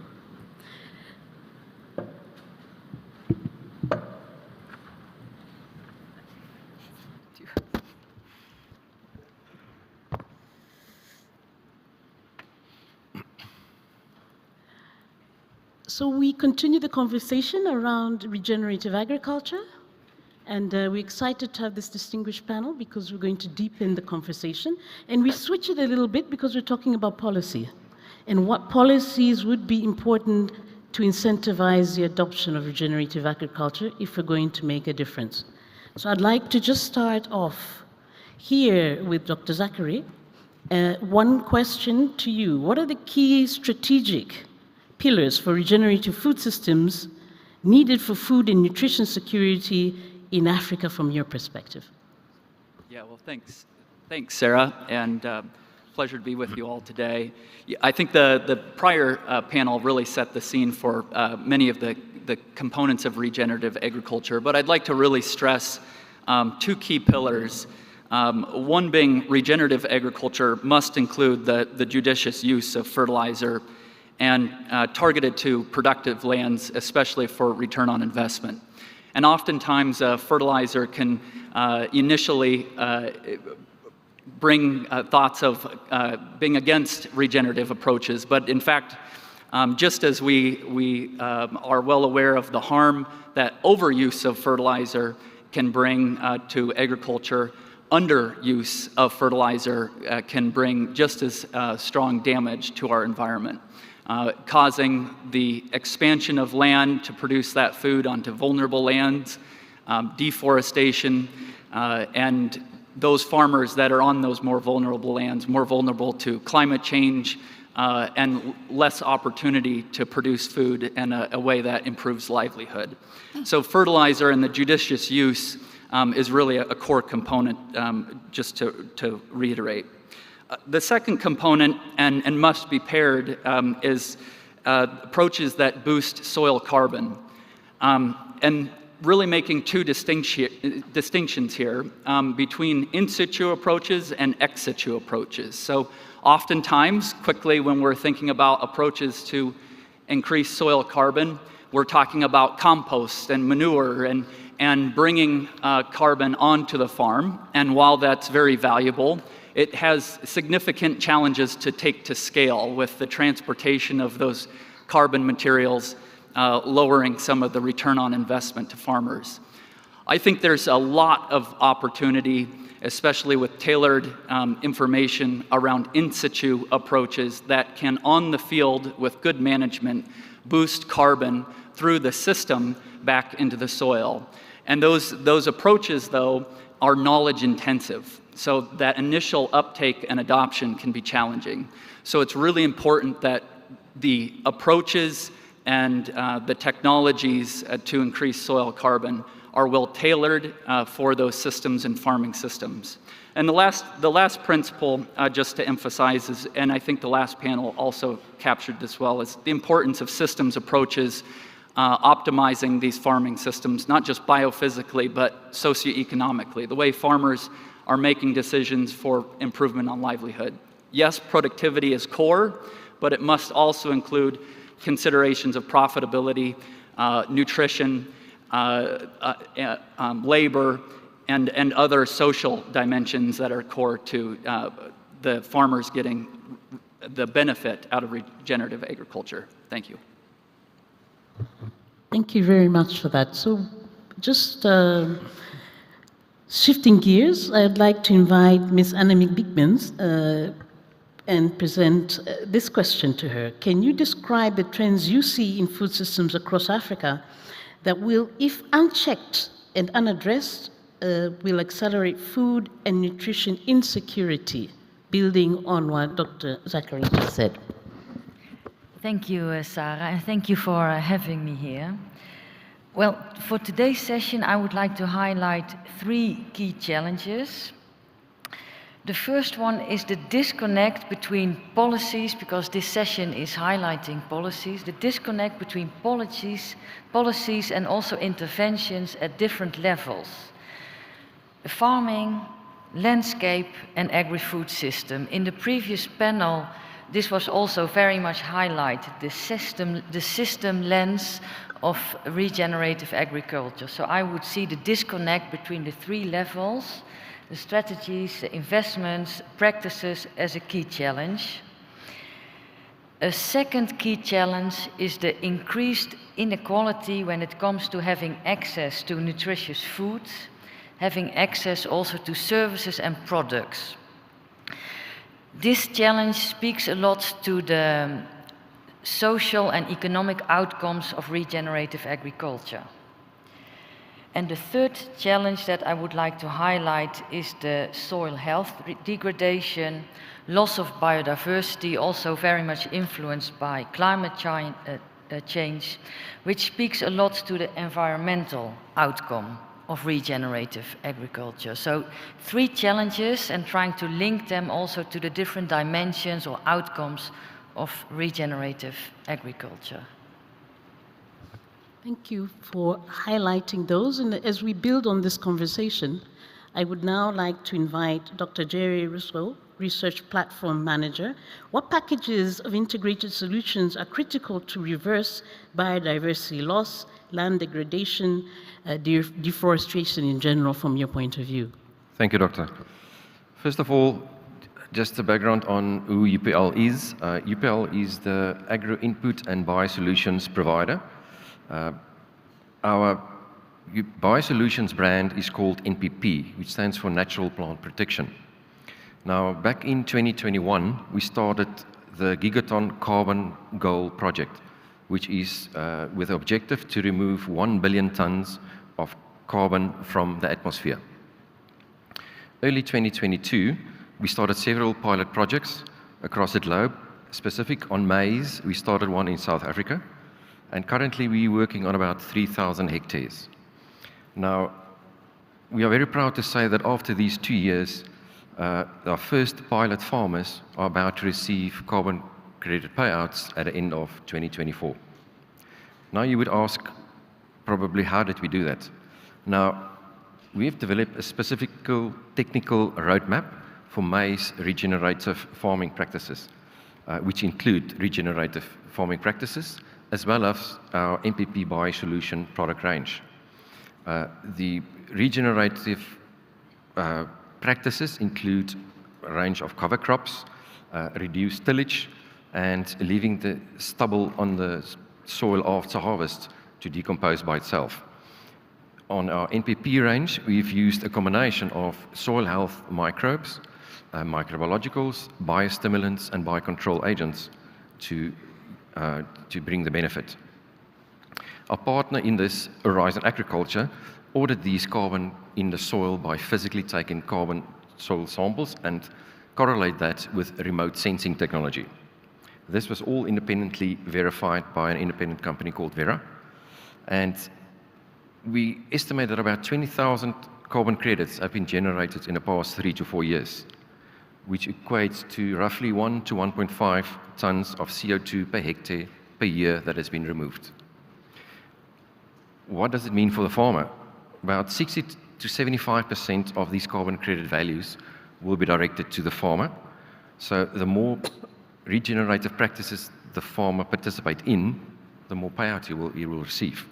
In conclusion, UPL would like to embrace and take hands with farmers to embrace the regenerative farming technologies.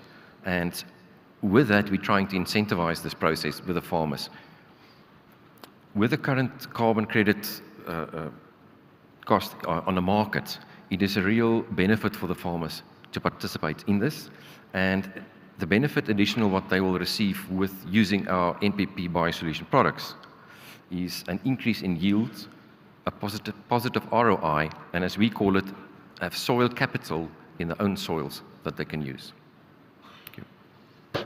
So thank you very much for talking about how we can incentivize farmers for adoption of regenerative agriculture from a policy perspective. I'd like to switch gears a little bit here and invite Ms. Bettina Iselie to respond to this question. What type of collaboration do you think are critical to mobilize capital to drive sustainable agricultural practices?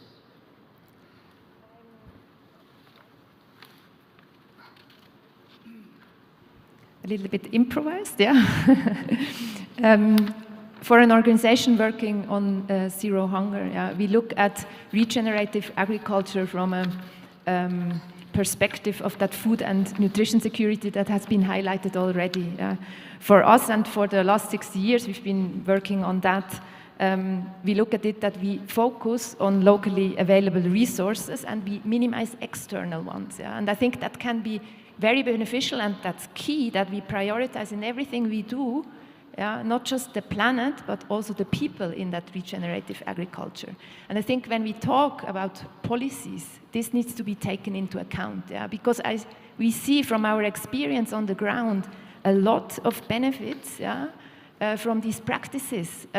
Soil health, you have mentioned it, it produces more diverse food and food that is more nutritious, absolutely crucial, but also reduce external inputs so people actually don't have to pay so much. Yeah? So resource poor farmers, they can also benefit from that, and you have a more diverse food at the table.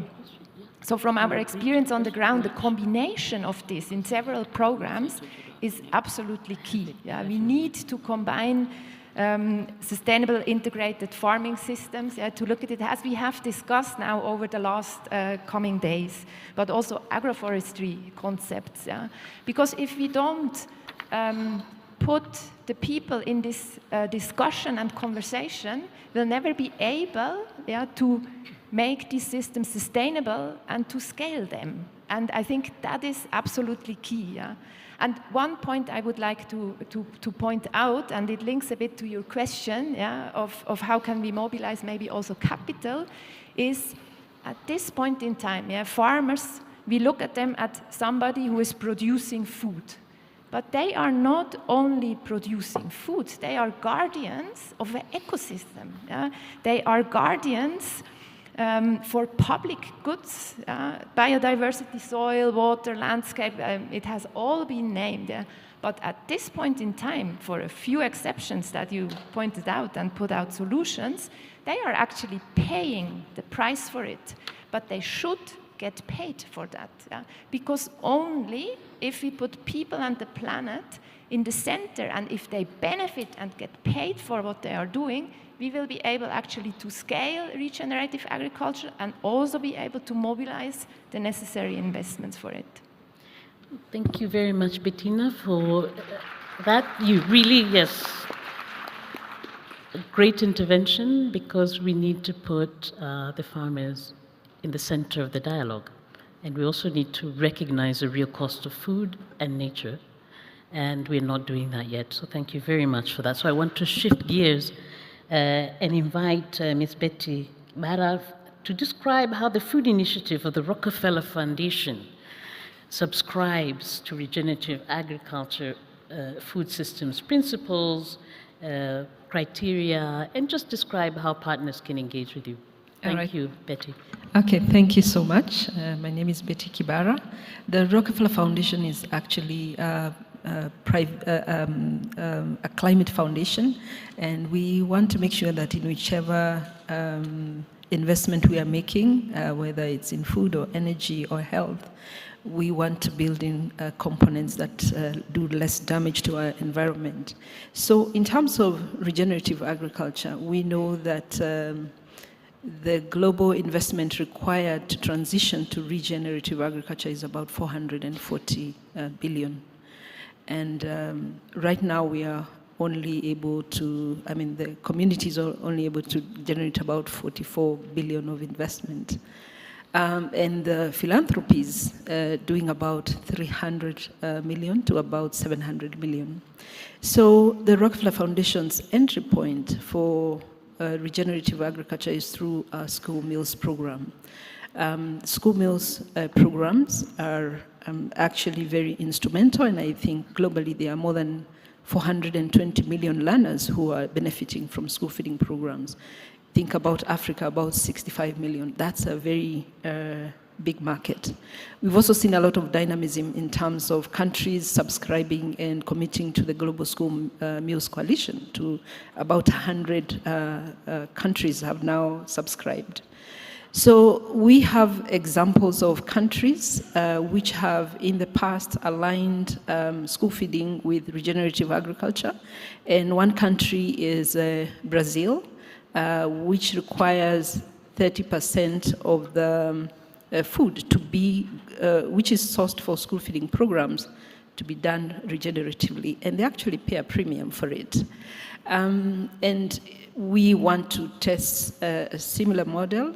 For example, Kenya is one country that want to transition to sourcing from farmers directly through what they're calling the aggregator model. So as we work, we'll be looking for countries which subscribe to school meals program and regenerative agriculture or agroecology. And we have good examples of countries like Tanzania, countries like Kenya and Uganda, which are coming up with the agroecology strategy. And I think when I was looking at the agroecology strategies, actually all of them, they mention the link between school feeding programs and regenerative agriculture, because you don't just want to promote regenerative agriculture for the sake of it. We need school feedings to be demand drivers. So as I finish, the Rockefeller Foundation and other 30 philanthropies have already come together, and they're aligning their investment on regenerative agriculture. And beyond regenerative agriculture, we want to make sure that the school feeding programs that we'll be promoting are also not doing more harm to the environment. Because 90% of the meals, 90% of the meals are actually cooked with firewood. So as we promote school feeding programs, we also want to make sure we are not doing more damage. And so that's why we'll be making investment in clean cooking and e-cooking. So in a nutshell, to answer your question, we want to make sure that the farmers who are doing regenerative agriculture are not just doing it with a strategy of hope that you'll find a market, but we want them to, we know school feeding program cannot take up all the regeneratively produced commodities, but it can take a portion of it, so that the farmers are not just the strategy of hope, that they will find a market. We want to make sure that we link the farmers to structured markets. Thank you. Thank you very much, Betty, for just providing a sustainable market to smallholder farmers for a very important point around nutrition and the future generations of this planet. I think that's a remarkable example of how it can work. Ms. Nancy Raponda, Coordinator of Policy and an advisor of the, I won't use the acronym, but I would just like you, Nancy, to really just say, what are the key policies that countries should adopt to generate and promote a regenerative food systems agenda? Thank you so much. My name is Nancy, and I work with the WWF, and I'm also a coordinator of the Intersectoral Forum for Agroecology and Agrobiodiversity in Kenya. So I think coming after the Director for Nature Conservancy has talked about issues of agriculture being a major threat for nature, I think my speaking on agroecology policies will actually be around there, but also echoing the fact that our keynote speaker said that regenerative agriculture needs to mimic nature, but I would also add that regen should restore nature and also protect nature. So we understand that this is a time for Africa where most countries are actually developing their policies that bring together the agenda of nature and agriculture. Seeing from Tanzania, Tanzania has already developed their ecological agriculture strategy. Kenya is actually nearly finalizing their strategy. Zimbabwe and Zambia has just started the process. Zimbabwe is finalizing their strategy, and also Uganda. So that actually tells us that the momentum is on, and we need to engage in these processes in order to ensure that we are actually doing the right thing. But again, back to the problem, we are regenerating because we depleted, so we degraded. That's why we are regenerating. But looking at the issue of degradation, we seem to only focus on the immediate factor, which is soil, but we need to understand that the soil is a factor of water, soil is a factor of forest, soil is a factor of rangelands that keep releasing these nutrients to the soil that we have. So as WWF, when we are talking about regeneration, we are not only looking at the soil where you are, but we're looking at the whole landscape, the whole ecosystem that really supports food production. So what we've been doing is that we have been bringing stakeholders together to engage on the issue of bringing the nexus of biodiversity, food, and climate together as a way of starting to talk about issues of regen and agroecology. So yesterday we convened actors at Park in Radisson to bring all this together, because one challenge that we have is that agriculture and conservation or environment actors have not been coming together to talk about this regeneration topic. So we have come up with a number of issues that the policies actually need to consider. So if you give me one more minute, I would spell out some of these, that region policies must appreciate the multiplicity and complexity of the landscapes through which we produce food. We produce food in landscapes that have water, have forests, have rangeland, so we need to protect all these landscapes. The second one is around ensuring that our food production systems do not exceed planetary boundaries. So as much as we are talking about intensification, let us not really pump in so much agrochemicals that are actually dangerous to nature and also to the climate. And there is also the need for us to start engaging on land use planning as agriculture actors, so that we ensure that we are sparing land for production, but also having land for conservation. Another area has been actually on ensuring that we influence food consumption and the demand for food and also consumption. But I bring in the issue of food waste. We cannot actually be talking about food waste in Africa when some people are hungry. So how do we ensure we are bringing all this together? And lastly, in our metrics, in our assessment of performance of agriculture, let us go beyond yield and really value ecosystem health as a critical factor of productivity. How do we ensure that we're increasing soil carbon? How do we ensure that we are restoring nature and we be able to develop metrics around that beyond just talking about yield in kilograms? Thank you so much. Thank you very much. Please appreciate Nancy. Consumption is important. We're all as individuals responsible for that, but thank you also for introducing the land use aspect and metrics for ecosystems. Dr. Milindi Sibona, Chief Agriculture Officer of the One Acre Fund, what lessons has One Acre Fund learned through your long history in investments in regenerative food systems that inform policy? Thank you. For those maybe who don't know One Acre Fund, we work with about 1 million smallholder farmers here in Rwanda and more across 9 countries in sub-Saharan Africa. And I think a lot of the points have been mentioned here. Of course, as you innovate, accelerate, and scale, we have to realize that's not linear. And the problem sometimes with science, and as we're pushing science out into the field, we're just trying to push silver bullets, not realizing that we have to learn once we have scaled, and it comes back into a cycle. So that's the first lesson that we learned, that once you scale, you still learn and come back and innovate. I think the second thing that we learned is, as you're scaling, you need to ask farmers why. Why are you not adopting these practices? Like my colleague just mentioned, there are a lot of things we could be doing. Minimum till, mulching, soil cover, using organic fertilizer. But nobody's really asking the question, why are farmers not adopting these practices? And I think even fora like this, we need to be talking about that and address the challenge that the farmers are facing, because a lot of the science that we have is good, but once it gets to farmer level, it's breaking. So in Rwanda, for example, it's much easier now to access synthetic fertilizers because of subsidies, and organic fertilizer is very expensive. If you think about manure and compost, there's limited biomass out there. If we think about why farmers are not adopting agroforestry packages, if we think about why farmers are not adopting cover crops, a kilo of maize that's harvested from conventional practice, it sells for the same price as a kilo of maize that's from any regenerative practice. So the market is also not incentivizing this. So you have to think of the farmer also as a business person, and then how do we then develop solutions for that part of the business as well. And then the last thing I wanted to mention that we have also learned through the last 17 years doing this is, as we are providing extension to farmers, you have to think about coherence. The GEF CEO mentioned it yesterday. There's sometimes incoherence even in policy. So you find one set of extension material that's going out now talking about regenerative practices, another set of extension material talking about conventional practices. Both of these are going to the same farmer. Farmer is confused. What will the farmer do? They go back to factory settings.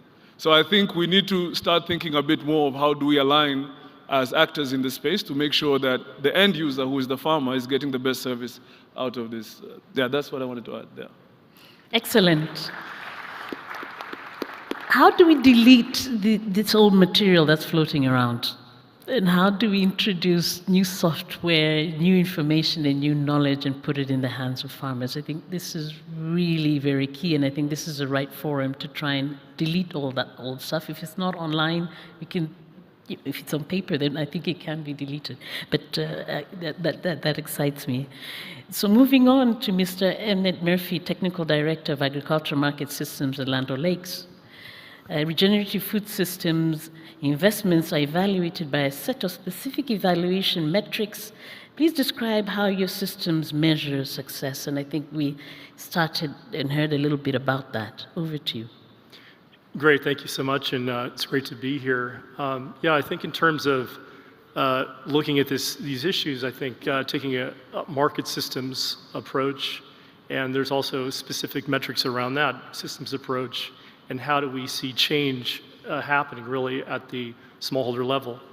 I think part of this is also, speaking of policies and the rules and regulations, for example, in the Rwanda context, I think you look at PSTA 5 has talked about the importance of regenerative agriculture in smallholders farming systems, which is really important to move the needle.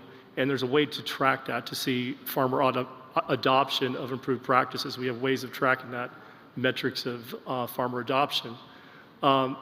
here in Rwanda, Aurora Haza, USAID Feed the Future, we have an activity that we're implementing that takes this approach at the farmer level in measuring that change. And I want to mention some of the critical importance of the policies. So for example, working with Rwanda Agriculture Board, adopting those policies for extension. In this case, it's livestock extension. How do we have people adopt new, improved activities that will make a change? Also, I want to talk about, which may not be foreseen, is Rwanda Standards Bureau. How do we look at standards that address this and take this into account? I think one really critical thing here, looking at the change and systemic change, we have measures of ecological factors. Again, I mentioned adoption, and also I think the co-investments, the co-investment leverage. The Marxist approach uses private sector actors that will implement this. And one metric we use is how much investment leverage can be accessed to match these co-investment grants that USAID Feed the Future is financing here in Rwanda, and we've really moved the needle here. Other metrics such as agricultural lending, as well as number of acres under improved management, for example. These are all really good metrics on how we do that. One specific example I want to talk about regenerative agriculture is black soldier fly can be massively impactful. And in talking about policies, Rwanda Standards Bureau adopting policies that will improve, making sure there's regulation standards around that. And we are co-financing an activity to greatly expand that activity. So this is another metric I think we'll see in terms of, at this moment, talking about metrics, carbon change, offsets. I think in future phases, looking for the opportunity to really measure that change. If we don't have soybean imported here, you're talking about a lot of carbon offset in terms of using insect protein in place of, so for fish, for maize, we can measure that. Similarly with electric vehicle, we're also financing that with ox, for example, or Zipline with delivery of improved pig genetics using drones. So these are all ways that we can measure. We can measure the impact of what those investments are doing. And I think a Marxist approach, which looks at all these pieces, policies, regulations, the supply-demand side, as well as enabling environment, working with the government. Working with the government is of the utmost importance. So here I mentioned Minagri here in Rwanda, Rwanda Agriculture Board, as well as obviously RSB. There's so many, RICA for food safety. So there's a lot of really critical metrics, but it all goes into an important picture, looking at this holistically. And there are really good ways to measure that change. Thank you. Thank you very much for that. I think for accountability, this is very key, and it does come across as complex. But we do apparently have the technology now to really measure carbon offsets, and I think that really will be going forward critical for government to demonstrate that their policies are making sense. So this is really an area that we need to invest in. So thank you for that.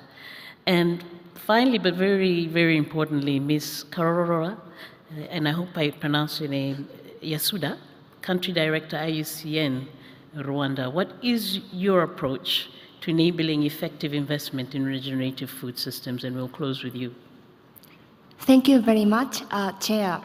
IUCN takes nature-based solution as an entry point to regenerative agriculture. And that I would like to stress the importance of biodiversity conservation as an equal, the weight to climate change in addressing the, investment, effective investment in regenerative food systems. IUCN Africa Conservation Forum took place in Nairobi, Kenya in June 2024. And the participants recommended for regenerative action for agriculture while removing barriers to sustainable ecosystem services.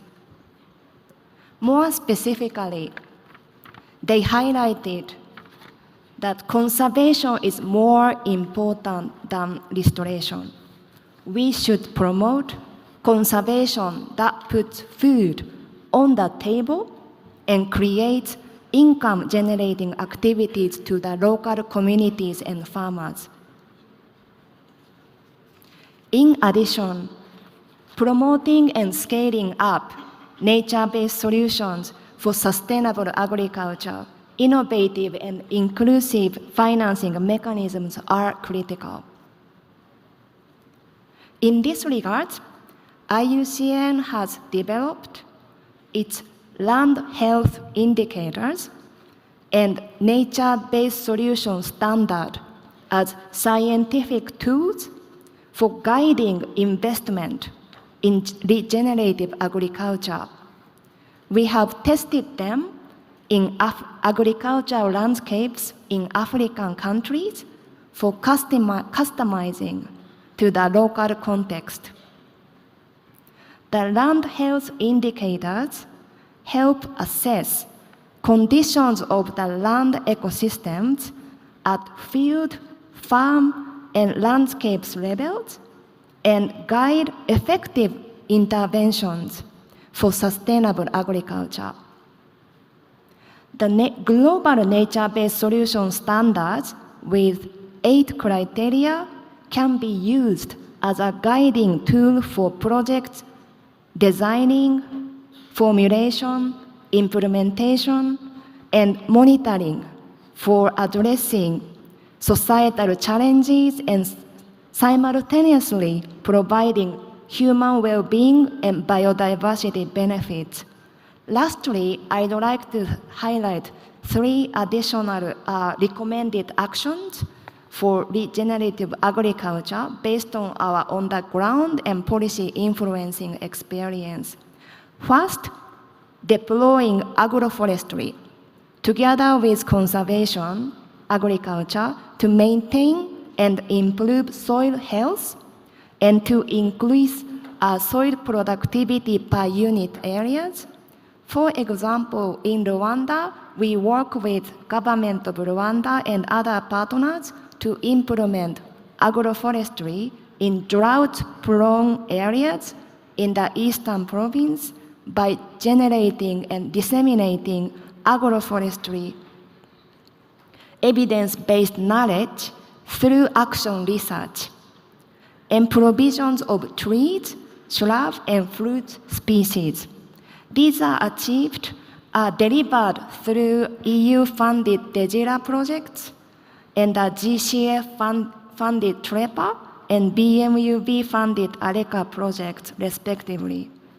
Second, delivering multi-stakeholder dialogue on sustainable and regenerative agriculture to find best production systems that are nature-friendly, supporting agriculture and conservation nexus by nature-based solution.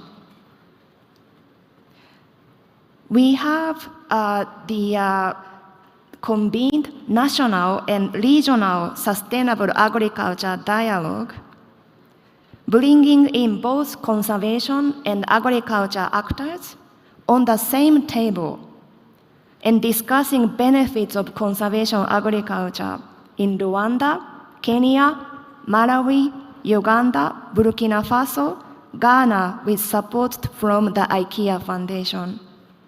Finally, establishing public-private partnerships approach to strengthen farmers, organizations in ensuring food production sustainably with ownership. For this, we promote integrated and community-centric approach to intervene in landscape and farming systems such as village land use action plans, community environmental conservation funds, and payment for ecosystem services. IUCN believes that regenerative agriculture can give us an opportunity for enhancing climate and biodiversity resilience. Thank you so much. Thank you for that. So clearly this is very clearly a partnership-based model, and none of us can do this alone. There's a lot of interest, a lot of commitment, a lot of investment I think this has been a full-fledged panel. I know now that the organizers wanted to come in with closing statements, but I think the room is full here. And if I can just take an executive decision, please bear with me, and invite maybe one or two questions from the floor, and then we will close with closing remarks, wrap-up remarks from Dr. Paswell. So please, there's one burning question there, and I'll take another burning question, and then we will close. Thank you very much. My name is Kudzai Nyengerai. I'm a crop scientist, and I work for Valtunga Health. My question was for Ms. Maloa. I hope I got the name correct.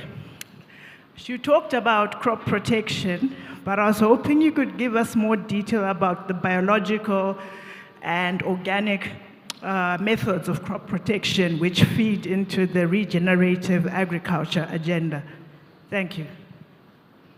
The second question, please, and then we will close.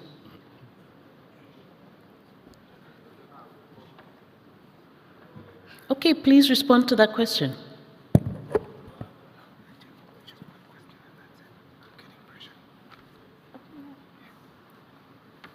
Please.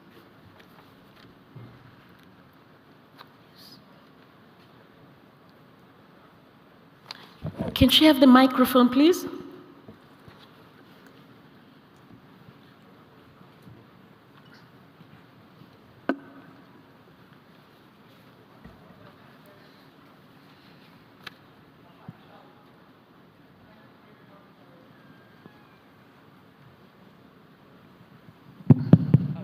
Thank you very much for that question.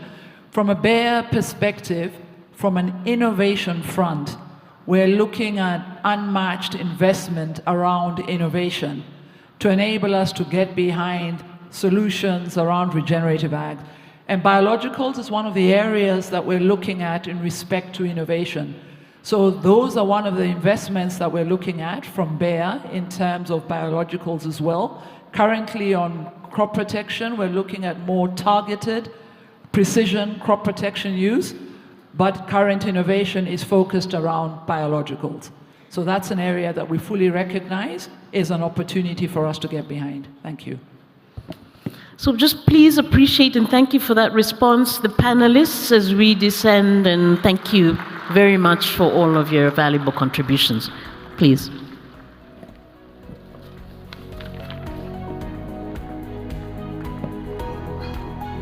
So Dr. Roswell, Associate Program Director, Sustainable Agri-Food Systems, CIMOT, please. Is it CIMOT? Okay. Should I interfere with the photo session or I wait a little bit? Thank you very much, Madam Moderator. As the photo session goes on, I think I can take this chance to save time and just give a few closing remarks. This was a truly inspiring session. I think I take a few takeaways from here. Our managing director, because I work for the CGIAR in CIMMYT, started by saying nature itself provides you with all the lessons you need for regenerative agriculture. At CIMMYT, which is a member of the CGIAR, we believe that we need to work on food and nutrition security within planetary boundaries. And two, that smallholder livelihoods are improved and resilient. So the key point here was regenerative agriculture will succeed if it pays the farmer. So that was a key lesson there. Number two, that input use, including crop protection, including fertilizers, but efficient input use is going to be a critical part of that menu, as well as soil health. Number three, that the gap between policies, strategies, and programming must be closed. I think one of the speakers said that there is a disconnect between policy intentions and actual programming. So what does that mean? that there is need to move from rhetoric, policy rhetoric, to actual programming, and while doing it, achieving policy coherence given the multifaceted nature of regenerative agriculture and the multi-stakeholder, multi-institutional ecosystem you need. So the challenge of closing policy and implementation gap is real and must be tackled head on. 4, accelerate, I don't know if that's 4 or 5, but accelerate change, because we can't move at a slow pace. The world we live in has a lot of accelerated changes going on, and our response must be equal to the task in terms of its speed and acceleration. That requires great innovation. Only innovation will give us that acceleration. There is more and more we could say, but I want to just reiterate, almost all the speakers said that regenerative agriculture will succeed, but only if it pays. My question to the audience and to our community that is working on this is, what happens when it does not pay? What happens at those initial stages of business development, should we say, when regenerative agriculture is not really paying for the farmer or perhaps for other value chain actors? What kind of programming and investments can help grow the businesses into a bankable business case? Thank you very much for the honor to share these takeaways that are picked up from this wonderful panel. Thank you very much.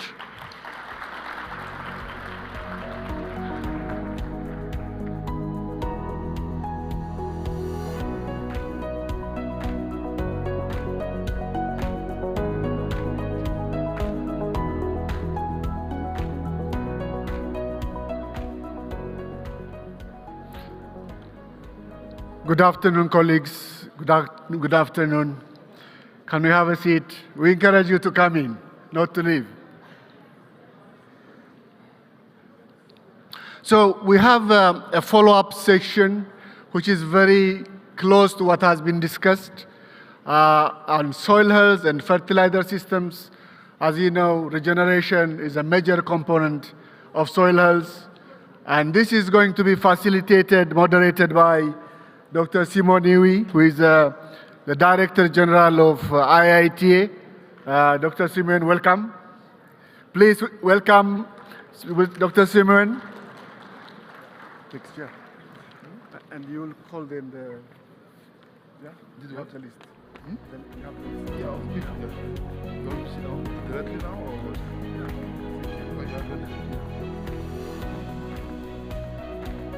So it will be a very interesting session and a capitalization of what has been said. So please come in and let's listen to the next panel. Yeah. So Dr. Simi will call the panel members to the front. Thank you. Okay. Thank you very much, Tilaun. Let me call the panel members of the first sequence. Anne Vaughan, okay. Bernard Vallon, Bernard, okay. Tilaun, come back.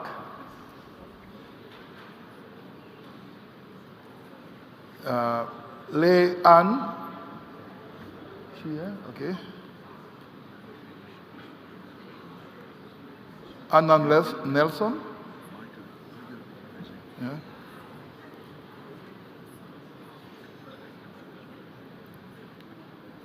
And Mr. Simon Salah. Very good.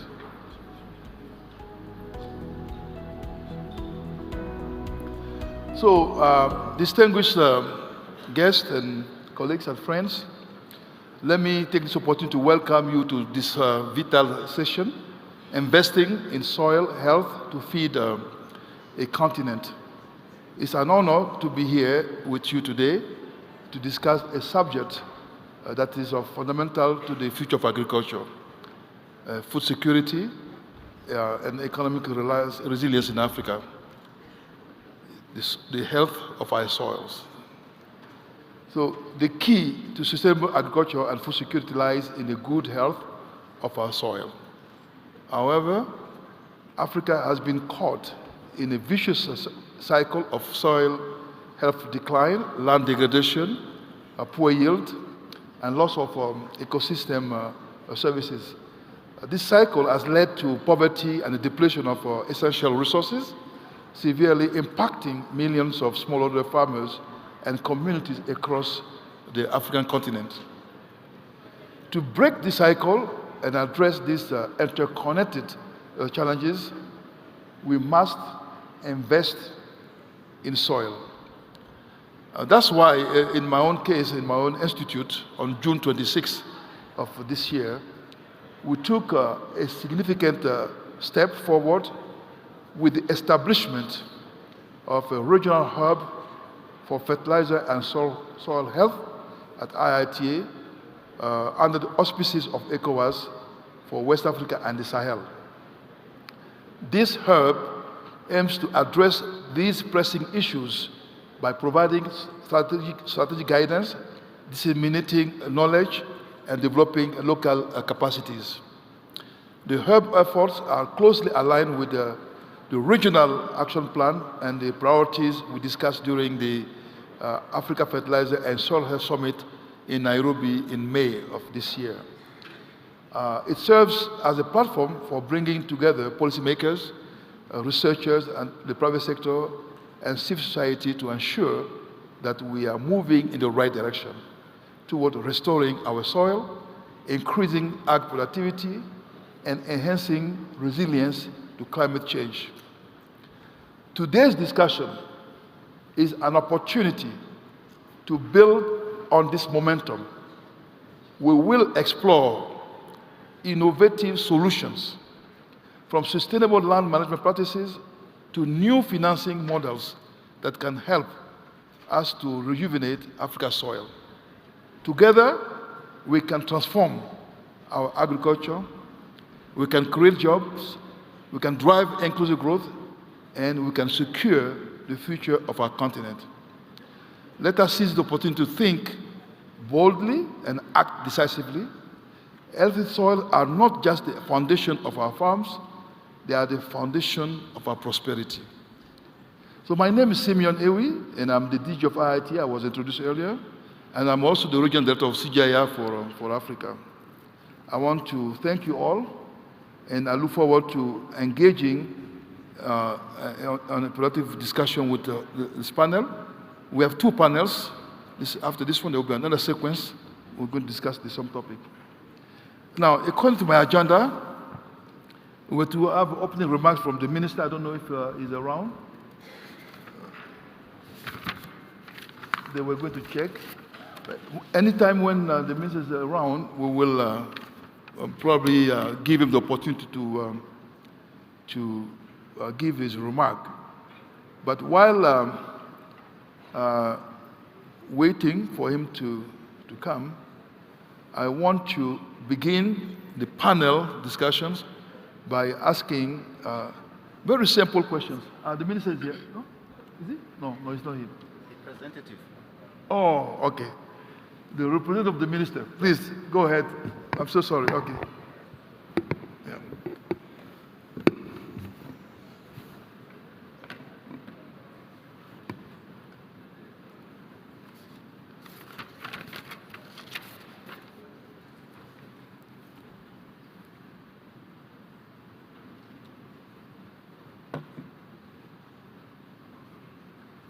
What did you use that one? Yeah. Bring it down.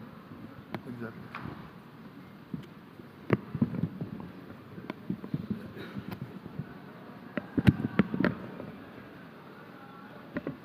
Yeah. Start speaking. Yeah. Yes. Thank you very much. My name is Dr. Telesphore Ndabamenye, the Director General of Rwanda Agriculture and Animal Resource Development Board. I'm just delivering the welcome remarks on behalf of the Minister of Agriculture and Animal Resources. Dear scientists or protocol observed, let me highlight that Africa agriculture transformation is a key, of course, to ensure food security and eradicate malnutrition. And this is a pillar for the African Union Agenda 2063. I have it here. But when we look at our statistics, we found out that more of land we have in Africa is not really cultivated and utilized, and we still face so many challenges about soil nutrient depletion. At the same time, issues of soil erosion in most of the countries. So when we look at the numbers, we found out that about 600 kilogram per hectare of nitrogen is getting lost. If we go to the phosphorus, we found out that 75 of kilogram per hectare of phosphorus is lost, and the other a bigger number of nutrients. So we still have the big gap between the potential productivity and the current productivity we have, where we register around 50% of the gap. So what is the implication?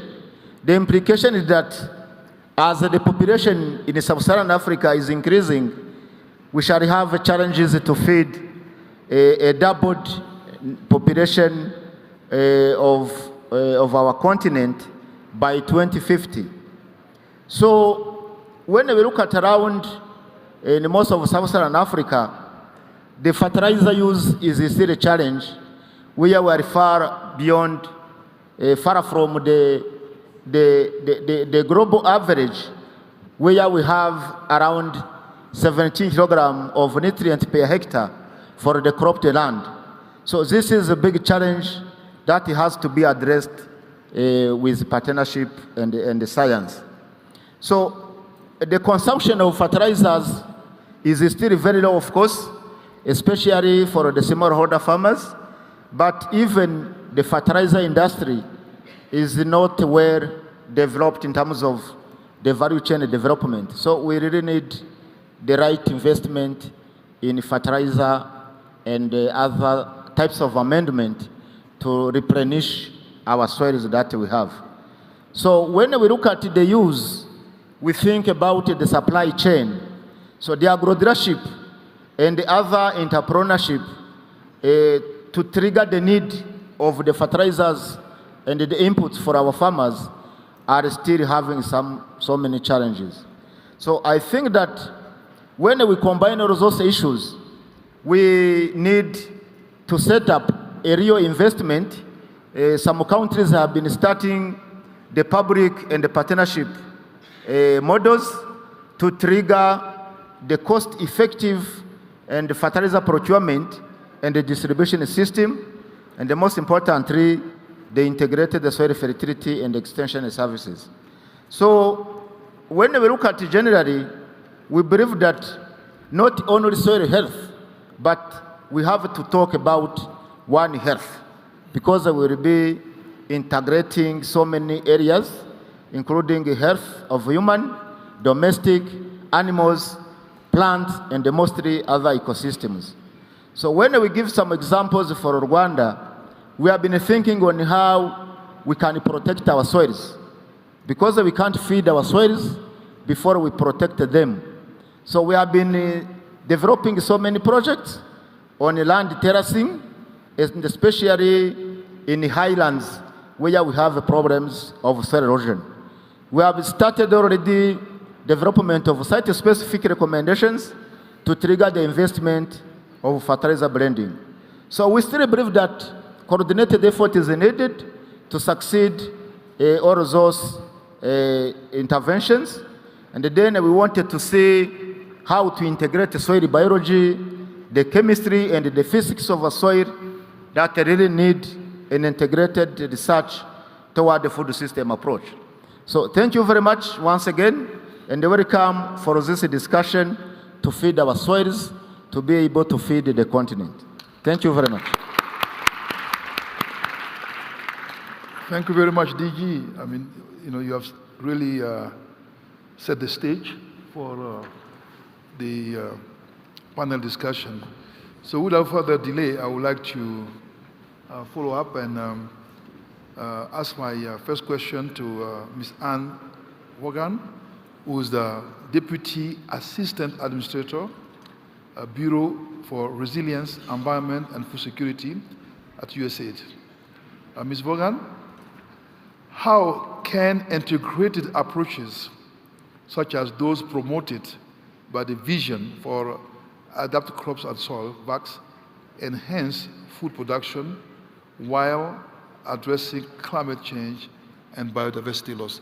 And for each panelist, because of we have a limited time, I really would like to ask you to talk within 3-4 minutes, if you can. No, thanks so much, and I'll try to be quick. And I might talk a bit more broadly about U.S. government's Feed the Future efforts, and my colleague Anna from the Department of State can dig into Vision for Adapted Crops and Soils, but I think we work hand in hand because we are prioritizing across the U.S. government and through our Feed the Future global strategy, really looking at how we can be integrated and support climate-smart practices.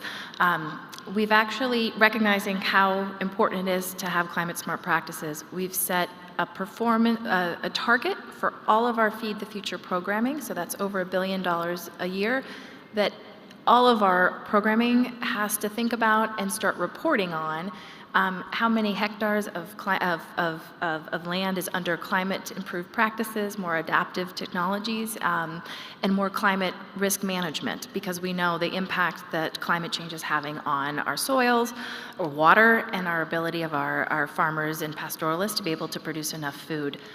So we're leaning in very heavily in this space.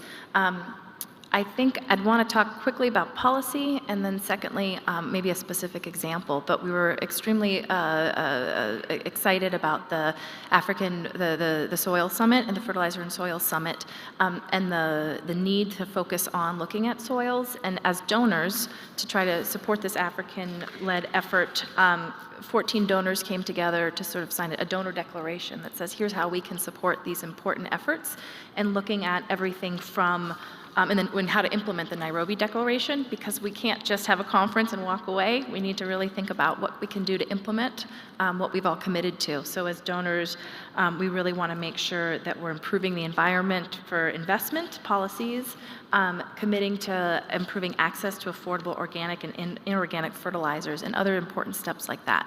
So from the donor perspective, we're eager to support governments setting up the right policy environment and implementing their national plans that came out of the Soil and Fertilizer Summit. And then in terms of integrated practices and examples, everyone here knows the El Nino impact that we've seen in sub-Saharan Africa, and USAID has been responding to really try to help farmers adapt more to these changes. And where we see this as work the most is when we take an integrated approach and we look at, do farmers have the right climate information services? Do they know when to plant? Do they have the right seeds to be able to plant? Do they have the right agroeconomic practices to make sure we're doing no-till and the right different engagements to protect the soil health? And of course, the financing. And we had a 1 acre colleague here on the previous panel with 1 acre programming in Zambia doing agroforestry. The farmers, smallholder farmers that were engaged in this program that we partnered with 1 Acre Fund and others in the CG and CIMMIT and others, were able to feed their family for the whole year. And we know in much of Zambia that's sadly not the case because of the drought. But if you do the right practices and get the right information to farmers, we know we can make a difference and empower farmers to be able to feed their families and others. Thanks. Thank you very much. Thank you very much for giving us a broad overview of the type of activities that your program USAID is also supporting. I think it's important to look at it from a big picture perspective and so on.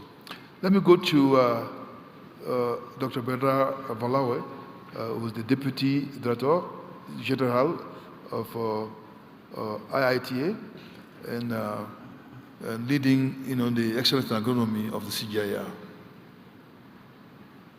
My question to you is, what are the key strategies IIT is implementing to improve soil health in Africa, and how do they align with regional and global goals for sustainable agriculture? Yeah, thanks, Mr. Moderator. Now, IIT started working on soil health practices in 1967, which is now quite a long time ago. And a lot of the things I've been hearing today, we have actually worked with those technologies, mostly in West Africa. And while working, we have learned lessons. And I think it's good to go back to some of those lessons learned sometimes. And I think one key lesson learned is that if you deal with interventions that don't generate immediate benefits to farmers, there needs to be alternative incentive schemes. So this session on investing in soil health should probably really consider this seriously. Now, since Abuja 2006, we've been spending a lot of our effort on what we call integrated soil fertility management. It's really walking on two legs. One leg contains a number of principles that we've assembled from the past 40, 50 years of agronomy, R&D in Africa. And they are a number of principles, including the appropriate use of fertilizer, the recycling and use of organic inputs, use adapted varieties, good agronomic practices, and address secondary problems like soil acidity. So that's one leg of what we call integrated soil fertility management. The second leg is adapting any of those principles to local conditions. There's a huge, systems in Africa are extremely variable in terms of soils, communities, farmer objectives. So that second leg is as important as the first leg.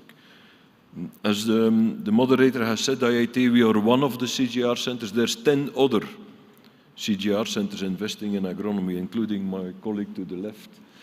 So 4 years ago, we've assembled ourselves in what we call the Excellence in Agronomy program, which is really assembling all the agronomy soil health work across the CGIAR. And one development since then is that we were able to operationalize that second leg in terms of developing locally relevant solutions, but at scale, which was not possible 10 years ago because the data, the tools, and the technologies did not exist. So this is really through our AgWise platform and other tools, we are actually now able to address, to deploy those principles in a locally relevant way that not only increase yields, but also ensure that fertilizer and other inputs are used efficiently. One last point, maybe, if you would allow me. As I said, we started with the IT, we moved to the CGIAR, which assembles 10 centers or 11. But the CGIAR alone also doesn't have all the components to develop, deliver, and scale soil health solutions. So last year, we set up the coalition of implementers for fertilizer and soil health with IFDC, the African Plant Nutrition Institute, FARA, and IIT representing the CGIAR. And through that system, we are going to gather the necessary science, innovation, data, evidence to support the implementation of the action plan that my colleague has been referring to, and work with other coalitions and the regional hubs that have been mentioned already. So let me stop here. Thank you very much, Dr. Banao, for giving us, the perspective of what CGIAR is doing in this area, and particularly focus on IIT. I'm going to follow my list. I'm going to skip you. I'll come back to you. Okay. I'm going to go to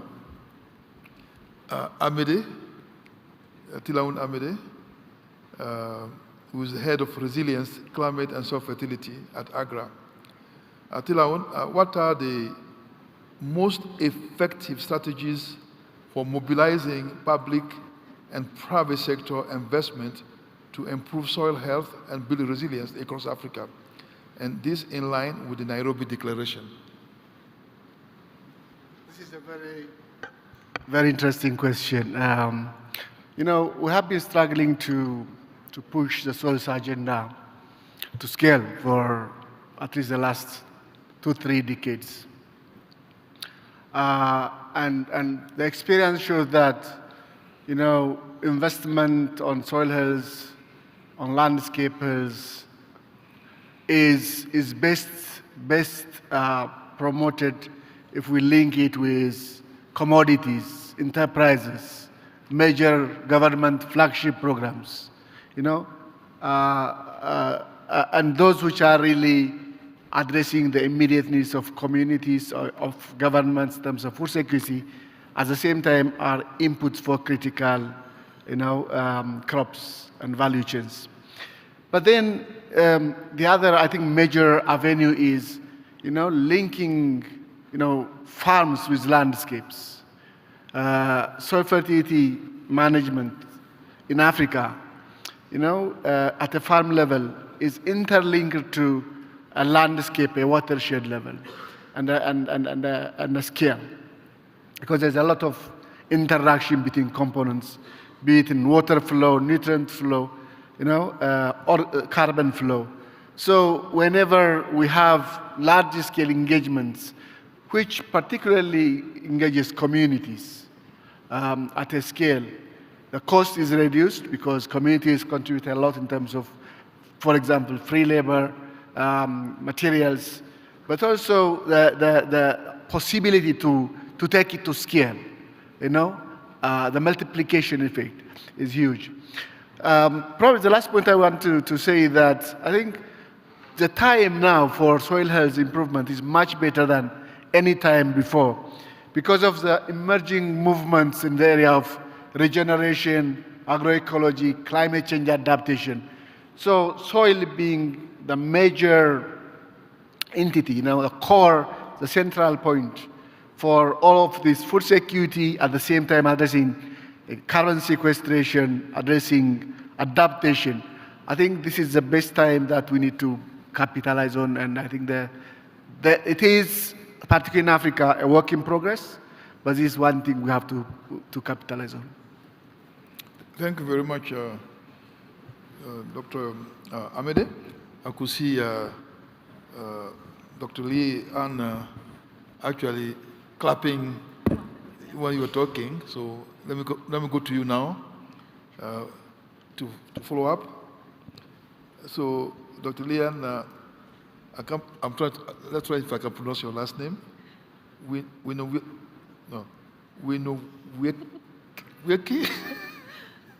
Can you say it? Winowiki. Winowiki, okay. All right. Soil and Land Health Global Research Lead at C4ICRAF. How can integrated approaches, such as those promoted by Feed the Future, enhance food production while addressing climate change and biodiversity loss?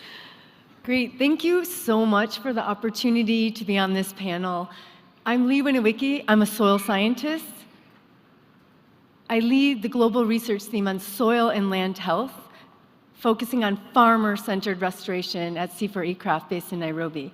And I just want to echo what Tilahun was saying.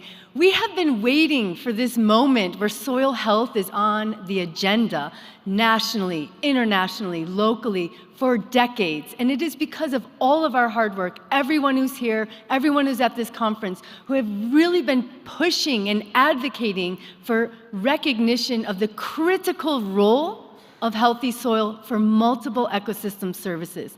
And I want to use my time to remind us that healthy soil is critical because it is the most biodiverse ecosystem that we have. And I don't think we talk enough about these multiple ecosystem services. We talk about healthy soil providing healthy food, not just food, healthy food. Soil is also the third largest carbon sink. So we need to start recognizing how we can improve land management to put more carbon back in the soil. Healthy soil also regulates our water cycle. So Anne was mentioning El Nino. In Kenya, we've been going from drought to floods to drought, and really this water's running off the soil. So I want to encourage us to think about soil more holistically, and then when we're developing these land management approaches, how can we enhance all of those ecosystem services? I also want to have a call for action for really scaling soil practices that restore ecosystem function, and that is going to require the following actions. One, we desperately need to fill some of these key knowledge gaps around how agricultural management practices are influencing the soil ecosystem. This is going to require innovative monitoring, so this is my specialty. At C4ECRAF, we combine robust, systematic monitoring in the field with citizen science, with artificial intelligence, and remote sensing to really be able to track soil health at the scale that farmers, policymakers need it. These data and evidence can then be transformed to really inform policy. And thank you for mentioning policy. And I want us to encourage that we integrate soil health in ag policy, but in restoration targets, in NDCs, the nationally determined contributions, really thinking how we can broaden the scope of soil health to integrate into multiple policies. Through the UN Food Systems Summit, we formed the Coalition of Action for Soil Health, 180 members and growing, and we have really been working to see how soil is a unifier, bringing together sometimes not like-minded people, but really all with the same goal to restore soil health. So I want us to think about how we can use soil health as a unifier to galvanize this action. This is our time. We cannot lose the momentum. We must work together from the soil up. Thank you. Yeah. Thank you very much. You raise important questions and yeah, relevant for this panel. So this is very good. Let me go to Ms. Anna Nelson, who is the Deputy Special Envoy for Global Food Security at the U.S. Department of State. Thank you so much. The question for you is, how can international partnerships and donor strategies be better aligned to support Africa's soil health and food security objectives? Thanks so much for the question. And first, to our esteemed moderator, I appreciate you saying so clearly in your opening remarks that we must invest in soil. I think that sums it up very well, and that's what we're here to figure out how to do most effectively. I wanted to follow up first on your question about the vision for adapted crops and soils, which is one of the ways that the U.S. government, as part of its broader efforts under Feed the Future, is trying to go about that and go about supporting the action plan that came out of the African Fertilizer and Soil Health Summit just this past May. So the Vision for Adapted Crops and Soils was launched alongside the African Union and the FAO just recently with the United States government.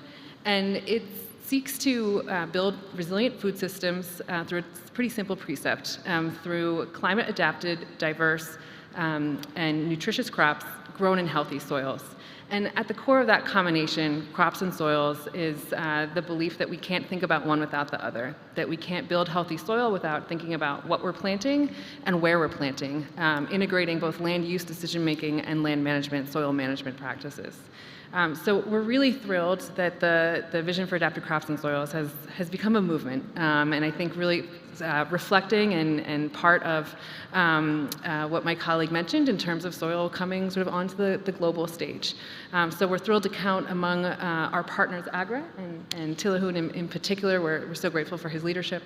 Also FARA and many others across the continent from all different sectors who are coming together to advance these same objectives. I think I'd also echo and thank my colleague for mentioning the importance of sort of unifying our efforts and our approaches by bringing these different themes together and these different actors together who may or may not agree on every single thing. We can do so much more, and then also end up not just with an integrated approach, but integrated solutions that address, not just the food security crises, but also biodiversity, climate adaptation, and mitigation, all together represented so well in the challenge and opportunity of soil. So thank you. Thank you very much. Thank you very much. Our last panelist, Mr. Simon Sala, Director, Global Soil and Ecosystem Solutions, VARDA. The question for you is as follows. What role does technology play in advancing soil health, and how is VARDA leveraging these tools to create resilient food systems? Thank you. And I see the clock ticking, so in the interest of time, I'll try to be as brief as I can and focus on a subset of the technologies, which is the digital space.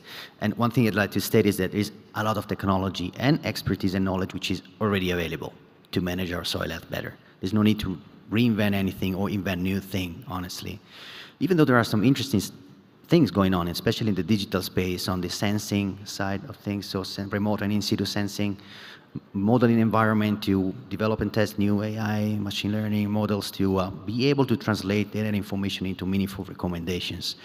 VARDA is an organization that was created by AGRA, soon to become a foundation, to develop digital public goods, especially to facilitate farm and field data sharing. One thing that we did is called Soil Hive, which is a data platform where we aggregate the fantastic work being done by organizations the likes of IITA, ICRAF, ISRIC, national institutes, getting soil data and information from different countries, and we created somehow a gateway where it's very easy to scroll through all these different data banks, define a region of interest, a country, and as a policymaker see where there are gaps, as a researcher to define which properties are of interest for the research and get the data straight to their inbox, and as an agronomist or advisory service provider, just drop a point and say, I want to know what's pH here, in this point, in this farm, according to the existing libraries.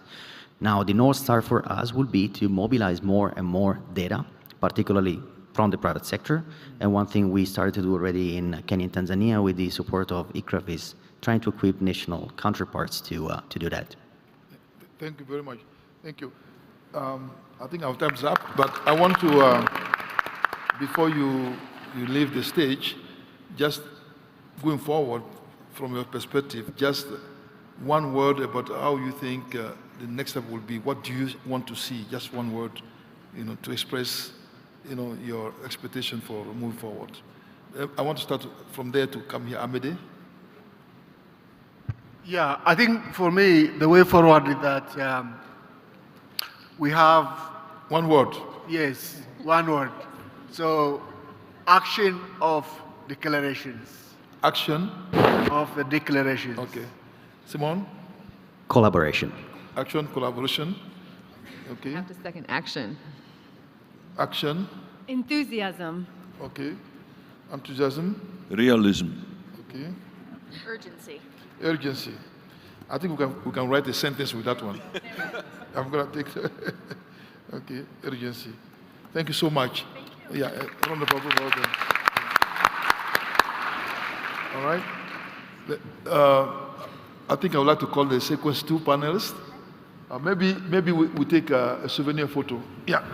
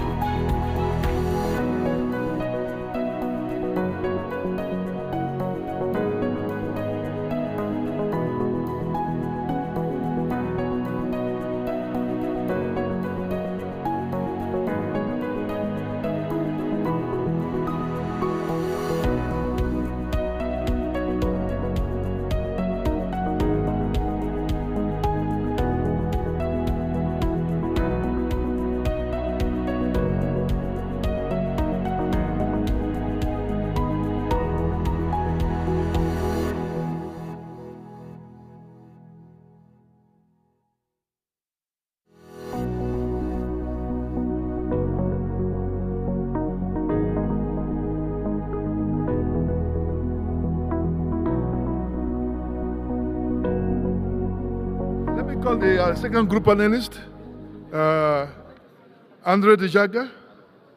Andre, is he here?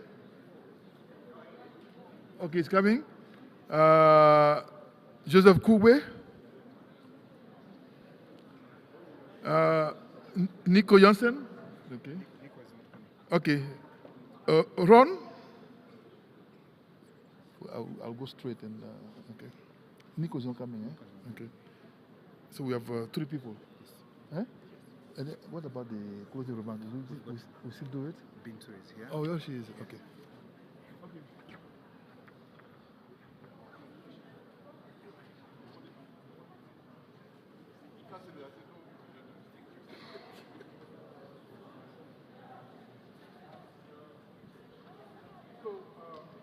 Welcome. We are under pressure in terms of the time, so I'm not going to further delay. And let me see if I get all my question right. Okay, so we want to go straight. We're under pressure by time. I really want you to focus in 2-3 minutes about what you're going to, what your answer will be. I want to start with Andre from SNV. Correct. You define it for the group, but technical expertise SNV.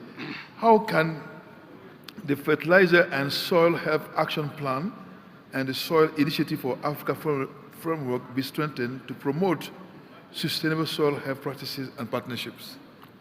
Thank you very much, Mr. Moderator. My name is Andre de Jager, Director of Technical Expertise of SNV. We are an international NGO working in 24 countries on agri-food systems, renewable energy and water.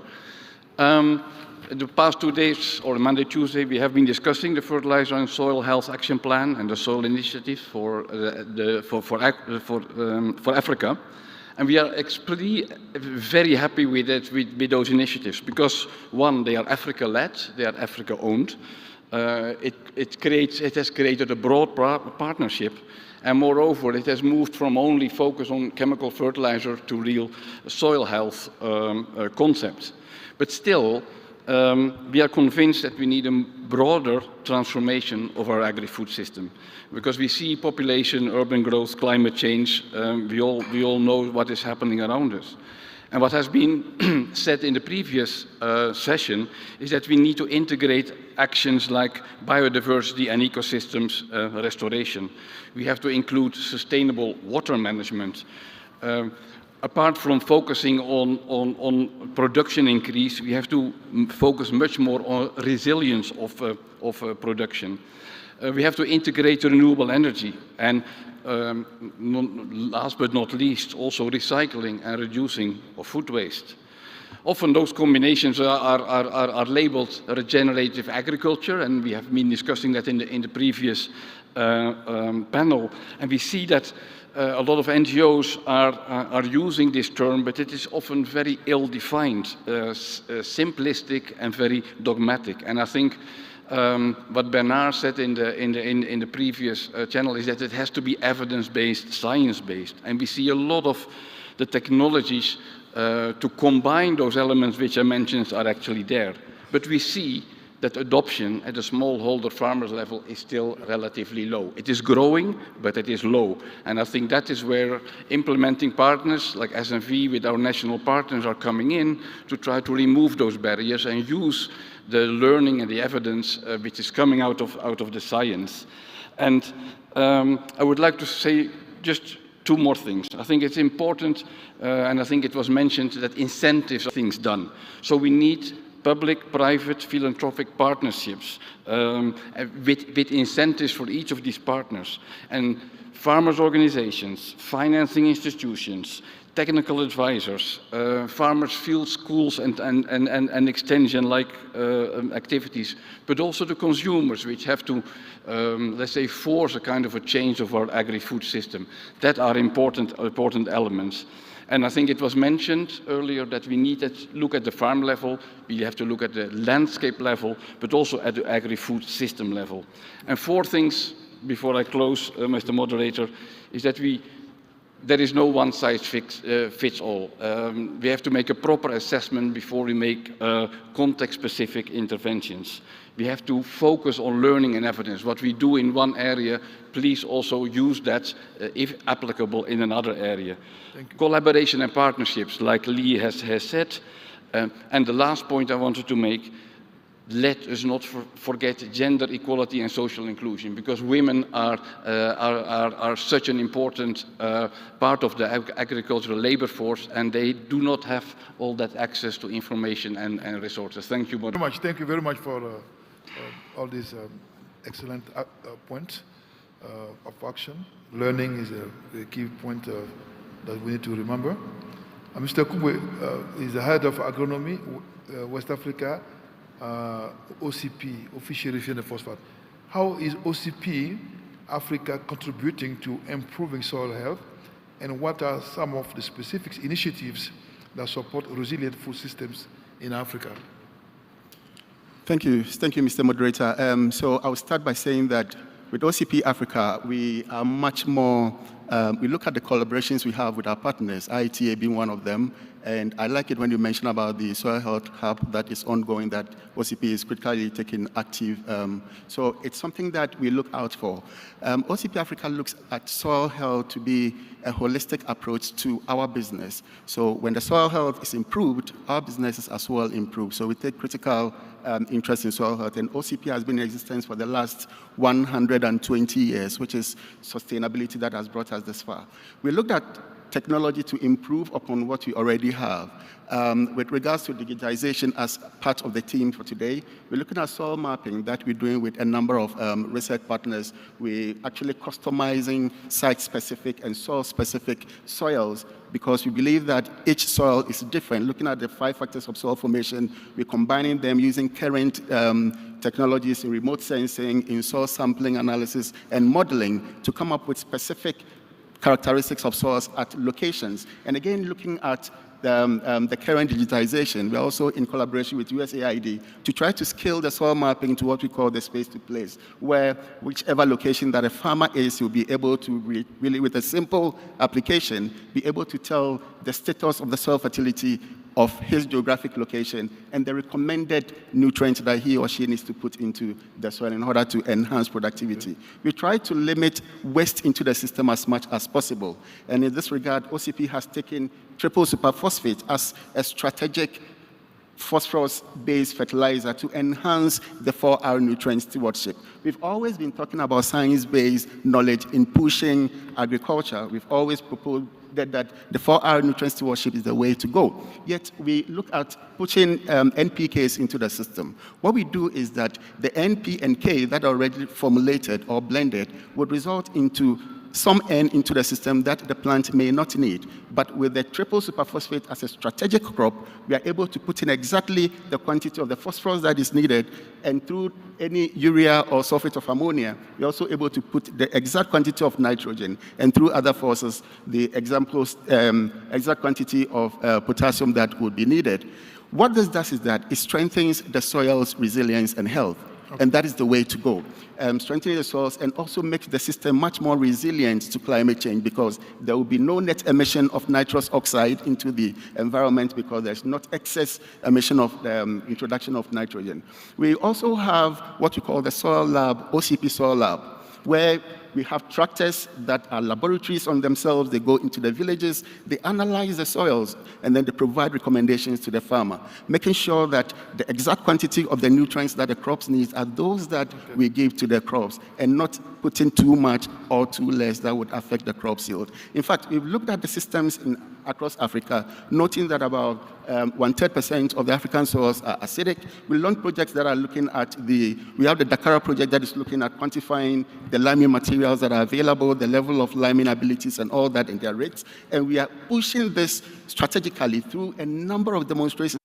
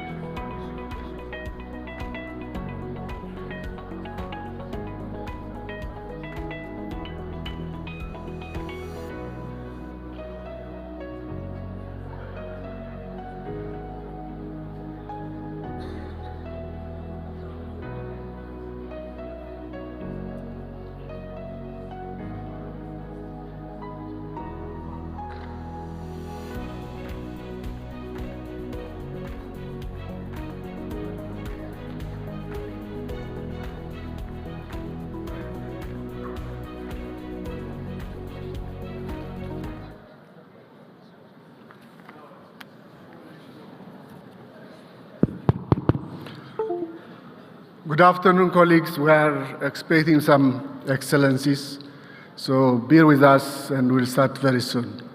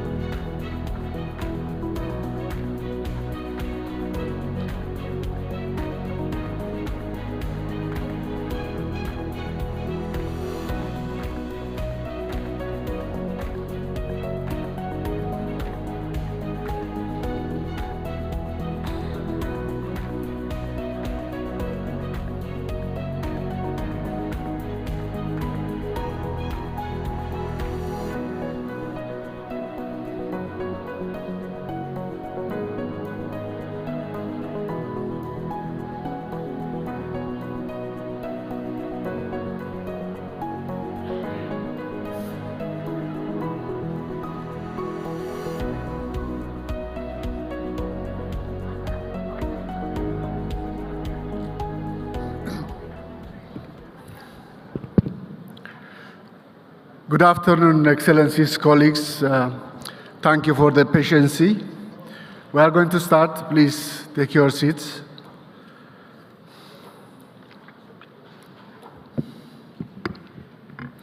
So this important session, probably one of the most important, is around the core issue that we all are concerned about, which is climate. And climate call it, you know, there's a lot going on globally in terms of COPs, in terms of declarations, investments. So this forum is about really sharing global experience and having an alignment and making sure that we do something out of it. And this session will be facilitated by Dr. Geta Sethi from the World Bank, who is an advisor and global lead for food systems at the World Bank. Dr. Geta, can you please take your, and please welcome Geta on our behalf. So we are going to have two very interacting sessions with very high-level moderator and panelists, and I'm hoping that you enjoy this session. Thank you very much.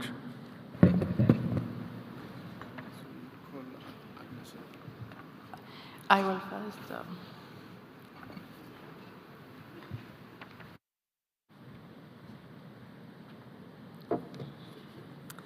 Good afternoon, Excellencies, dignitaries, friends.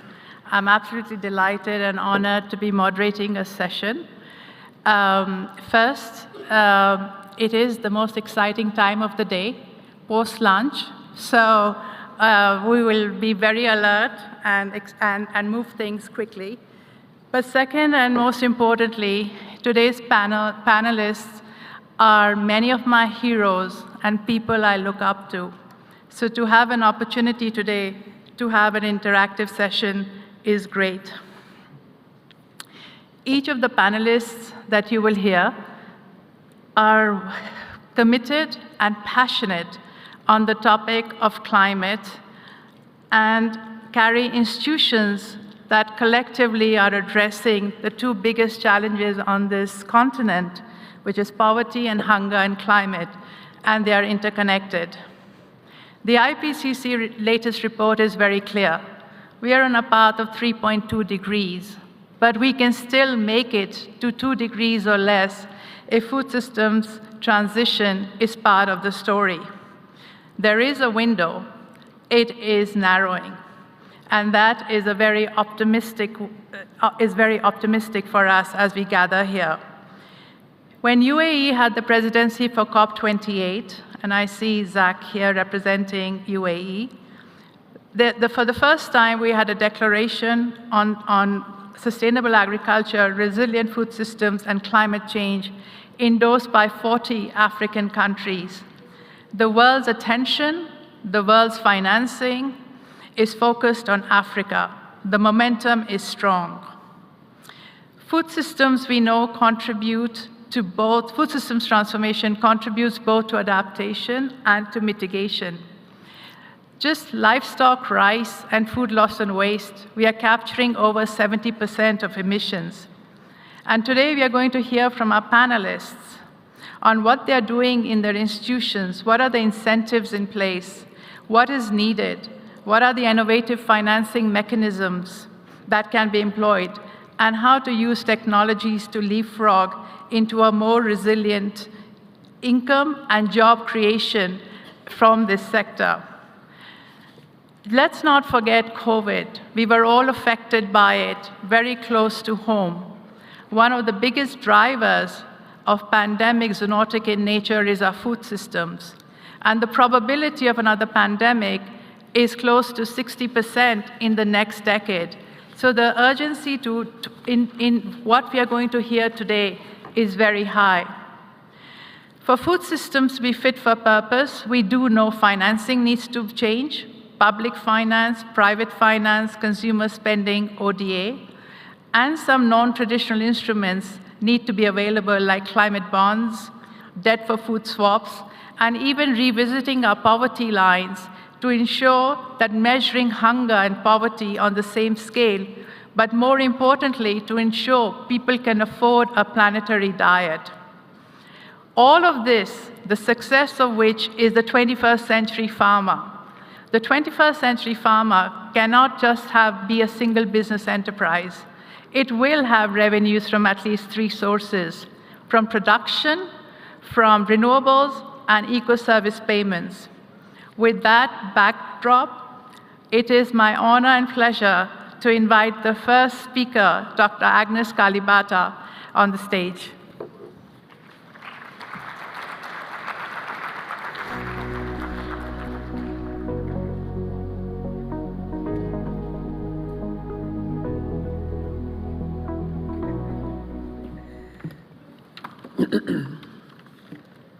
Good afternoon. Excuse me. Thank you for those opening remarks, Gita. And it's really good to have all of you in the room today. Today we thought that we should talk about the link between climate and food systems, but really go back to celebrate the work of one of us. If there's one thing that you get to appreciate about everything we say and do about climate change, is many of the things that people say eventually come to pass. So is the climate clock idea invented by an activist and then taken on by the World Bank and so many other institutions. Today, we also decided that we should take it on from an African context and link it to climate financing. So let me just read this so you understand. Like me, you learn, maybe like me, you might learn something about the climate clock today. The climate clock is a tool designed to highlight the urgency of addressing climate change, assess the progress to limit global warming to 1.5 degrees above the pre-industrial levels, and limit carbon emissions. So that was the idea. But how well are we doing? This year, starting with, I think, the week of COP28 was said to be the first week. Many people said it was the first week. We've actually managed to get above 1.5 degrees. I use the word managed to get above 1.5 degrees very deliberately. Because we said we would limit, but we actually managed. We didn't manage to get above 1.5 degrees. We actually stayed above 1.5 degrees for a few days and some time. And this has happened and been seen in countries like Zambia as heat scorch that has killed crops and led to hunger, Zimbabwe. Even Nairobi, I remember my kids one day came home without ties and were told not to come to school with ties for a week because the heat that week was beyond anything that we have ever experienced in Nairobi. But this story, you know, because it is becoming our story. This is what we see everywhere we go, irrespective of where in the world different people in the world are suffering because of climate change. We talk about yields, and I refuted this, and I continue to refute it. Yield by 2050 will decrease by 30%, by 50%, by whatever. No, yields today on farmers' fields are decreasing by 50%, and in some cases by 100%. If we don't do anything, we shouldn't even talk about what will happen in 2050, because we really don't know, because everything has been a surprise. Everything has gone faster than we expected.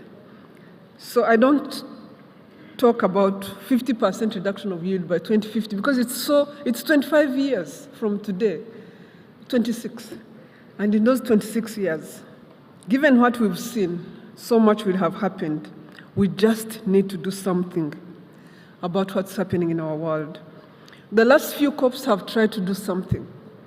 We've tried to focus on what coming through on this issue might look like. And here are some of the things we've talked about. We've talked about doubling adaptation financing. We are still significantly lower than where we should be, and very little of that financing that is coming through is actually making it to food systems. And I keep saying, please do not give us adaptation financing as loans. We don't need adaptation financing as loans. You know who I'm talking to. Do not give us adaptation financing as loans. It's not right. Renewable energy and energy efficiency, we need to continue reducing on fossil fuels and doubling down on renewable energy. And we need to double down on inclusive participation. We've seen in COP28 there was really a huge effort to include as many people as possible and to address some of the challenges that communities at the bottom are facing. From an African context, we probably need to raise the climate change issue to the continental level and ensure, we already do, but we need to make sure that all the decisions and ambitions we take at that level are ratified and implemented at country level as fast as possible, and that the results are trickling down to communities that need this. We cannot continue to talk about Africa does not emit. We need to do something. We need to do our part. Whatever it is, even if it's 0.3, 0.4, let's live by example, and let's lead by example. Even as we emit little, let's do our part to keep those emissions very low. We need to see increased investments in adaptation, especially in the farming landscape. I talked about how it is little. Climate financing still doesn't work enough. I can't tell you how many places I go to, including some of the most recent meetings we've been to, where you think you're negotiating all the way from the Food Systems Summit to the COPs, you're negotiating big deals for farming and for food systems, and then people tell you, oh, we don't have any programs that we can finance. We don't have any projects on the ground. That story is becoming an old story. We need to come up with creative ways of financing the challenges we see on the ground. And we need to work together to ensure that those solutions are becoming available. And Gita highlighted a few of those. So I will not go through them. But we really need to come up with innovative financing mechanisms that ensure that the bottom of the pyramid, the people at the bottom, the most vulnerable among us, are not the ones that are paying the price. We need to also talk about transitions in the food system. Some of the things we're doing in the food system are being paid for by farmers. Do we really think that some of these transitions can be supported by farming communities? I think that is going to be very challenging. So who is going to support these transitions, and how well do we do them so that we don't impact these people the most? We need to build everything in the local context of each country, each community. We have climate change and impact of climate change is so local. And we need to appreciate and recognize that each community has built its own system around itself and has its own opportunities and challenges. And there are no solutions that are going to be global. Our solutions must take into consideration that communities have a starting place. So let's build on what they've been doing and what they know. It will be much easier for us. We need to double down on the policy for climate change. We need to stay one step ahead, innovation for climate change. And we need to ensure that we implement what we say and make sure that these things are happening in real time to ensure that livelihoods are improving rather than worsening. Today, we have a challenge of worsening livelihoods. So in this conversation, we look forward to hearing from you all on what we can do together and how we can keep doubling down to ensure that the people that are actually doing everything in food systems, the people that are feeding us, and the people that had figured out actually how to do this, get hold of their lives back, because climate change has been interfering with what they do and what they know. So thank you so much for the opportunity to kick off this conversation.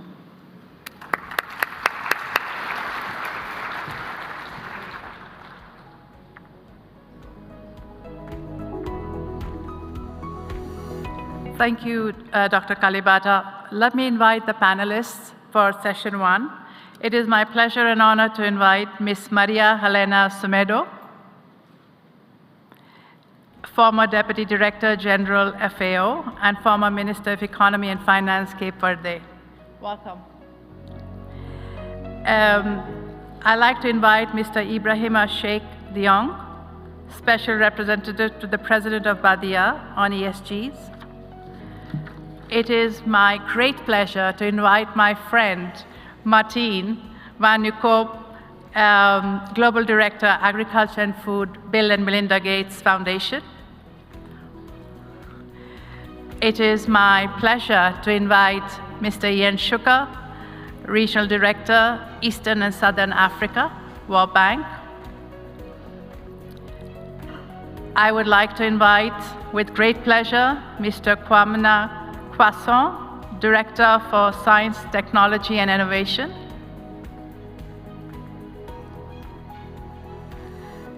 I guess Mr. Kwasson is not here.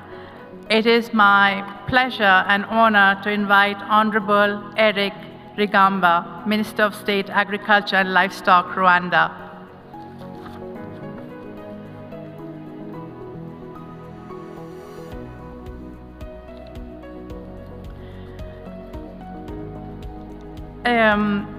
I'd like to start with the panel, maybe give each of the panel members 2 minutes opening remarks, and then I'll move to the questions.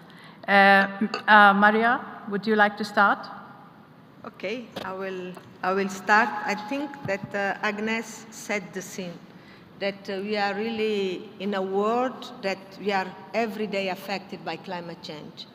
It's disrupting our agriculture, is disrupting our food systems, and particularly the most vulnerable, and they don't have the means and the tools, being vulnerable to face the effects of climate change. And is affecting the production, is affecting the productivity, is affecting the way we live. And we need to work on solutions. And to work on solutions, we need to be all together. When I say we need to be together, we need to have the decision makers, the governments, we need to have the donors, the financial institutions, and all the partners. And why I see that? Because if you want really to transform our agri-food system and to reduce the footprint of our agri-food system, we need resources. And we can see that very little from the resources growing to climate are addressed to food security or the food systems. And on that, they are mainly to mitigation, very little to adaptation. Or we are in a continent where we need to adapt. We are very little contributing to mitigation, and we need to adapt, and particularly the most vulnerable. How we can bring more financial flows to adaptation, but not only the financial flows, but they are responsive to the needs. Agnes said adaptation cannot be grants. I fully agree with her, but not only they cannot be grants, but when we formulate the projects, the requirements are not the countries, the farmers, they are not able to fulfill the requirements to present a project. Even in the morning, someone was talking about the language where we present. How they have to build and to fulfill the requirements and the needs of the people we serve. And this is how we can create a more resilient, a more sustainable food systems that we have reduced the footprint, but they are all more productive and more sustainable. Thank you. Mr. Ibrahima Sheikh Diong. Well, let me make initial thoughts. 2 points, the good news and the bad news. The good news is that we are 2 months away from the COP29 in Baku, where the focus is going to be on climate finance. Tremendous opportunity for Africa to make the point about scaling up climate finance. So the commitment been made by the international communities are honored, and I'm hoping that we can walk away from Baku with trillions of dollars to build resilience on the continent, and that's my hope and the good news. The bad news, the organization I used to work for a couple of weeks ago, we conducted the state of the natural disaster in Africa. The extreme weather conditions are not getting better, they're getting worse, with two consequences, and that is the economic losses in the billions with regard to our economies in Africa. In fact, it's estimated about 30 billion by 2030, 50 billion by 2050. So you can imagine our fragile economies cannot afford those kind of losses. But the most important losses, and that's what my sister said, is the human losses. About 250,000 people are expected to lose their life by 2025 or 2030 because of climate change. And on top of those disasters, flood occupies 66%, drought follows, and tropical cyclone. And each of these disasters come with a human face. And I hope in the follow-up question we can talk about the solutions to addressing those human losses so that we can build the resilience while we are building our food system. Thank you. Martin? Yes, thank you very much, Gita. I want to make 3 points. Since the title of the session is the climate clock, and the first point I want to make is that the climate clock is ticking to the extent that business as usual is no longer an option. Total factor productivity in agriculture has already been suppressed by about 30% globally because of climate change. In Africa, in some areas, up to 50%. Agriculture is already in uncharted territory. Agnes mentioned global temperatures. Last year they were actually higher than 10,000 years ago when mankind started doing and practicing agriculture and domestic crops. There are growing adaptation gaps, as reported by the IPCC. We're approaching tipping points. 6 out of the 15 tipping points that have been identified might be breached between 1.5 and 2 degrees. So clearly, business as usual is no longer sufficient, and we need to think outside the box. That brings me to my second point. The good news is actually there's a lot of financing to play with that we can apply this principle, can we think outside the box.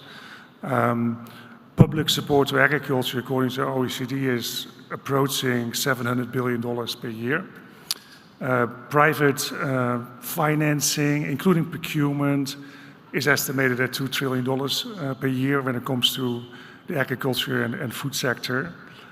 Climate financing, as estimated by the latest report of the World Bank, is $660 billion per year, of which only 3 or 4% is going to agriculture and food. And then, there are also some estimates out there that the world spends at least more than $500 billion a year on social safety nets per year. Those safety nets are typically not nutrition sensitive, so there are huge opportunities there as well. And then my final point is that this summit, happens before, as part of during the post-Malabo process, which will actually result in the Kampala Declaration later this year. I think that the Kampala Declaration really provides an opportunity to apply some of this out-of-the-box thinking that is needed actually to make agri-food system transformation happen at the speed that it needs. Thank you. Thank you, Martin. Ian? Thank you for the opportunity to be able to speak at this conference. It's great to see so many agriculture people accumulated in one place and trying to solve these problems. I have 3 quick messages. First is, I love the title of this session. It gives a sense of urgency, right? We're running out of time, and we really do need to come up with action more than we do talk. And so I hope that this conversation will stimulate, some concrete actions by the end of it. The second one is, I think one important thing that I'm coming to realize is these sort of reinforcing loops between climate change and agriculture. And a big part of that is land use change.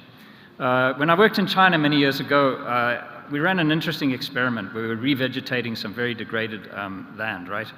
And we measured the temperature at the surface. And what we found is after our revegetation programs, the temperature was 2 degrees lower, okay? And so that tells you, you know, the difference between land that's been degraded, which we see a lot of these days, and particularly agricultural land that's unvegetated, and land that is not. And it's about the same as, you know, the exogenous climate effects that are induced by the global emission of carbon dioxide. So, you know, there are some things that we can do, and there are things we should avoid doing in order not to have this cumulative effect of both of these factors applying, you know, to global warming, which again has its own reinforcing effect on feedback loop back into agriculture. If you've got a 4% rise instead of a 2% rise, you've got a bigger problem, right? Just from land use change. And what we're seeing actually is that this is affecting weather patterns. Land use change combined with climate change is having severe impacts on the way the water cycles move through the African continent, and we're seeing it in many of these droughts, for example, that Agnes mentioned earlier in Zambia, where they're having a terrible problem at the moment. My third point is that we can't forget people in this discussion. People are the most adaptive part of our whole agricultural system. You can change a person's behavior in a couple of years. It may take 20, 30 years to develop a new variety that's more tolerant to drought. And so I just want to leave that thought with you as we go through these discussions, because the incentives that we develop in order to and the reason why we're looking for all this financing largely is to change incentives. And so if we can just focus on the people in this whole equation, I think it would be a good thing. Thank you, Ian. May I request Honorable Minister for 2 minutes of opening? Right, thank you so much. Good afternoon. I think quite a lot has been said. I just want probably to add my voice on 3 issues. One, this is no longer an issue of one sector or one stakeholder, government or private or development partners. It's an issue that now we cannot run away from. And so the more we collaborate and work together, the better we are going to deal with this issue. The second aspect is around the role of research, but especially science and technology, because the situation, the environment, the climate is changing very fast. And so we need to keep the pace with the changes that are happening. What used to work many years ago in terms of, for example, seeds, or in terms of even some level of some variety that used to be very good, they are no longer able to survive the harsh conditions. So we need to invest into research. We need to invest into innovations to try to come up with the new ways of doing things. And the last one for me is, especially looking at the private sector, many business models are changing. If you look at the food systems, all the way from pre-production to production, you go to processing, every aspect of that value chain of food systems is changing.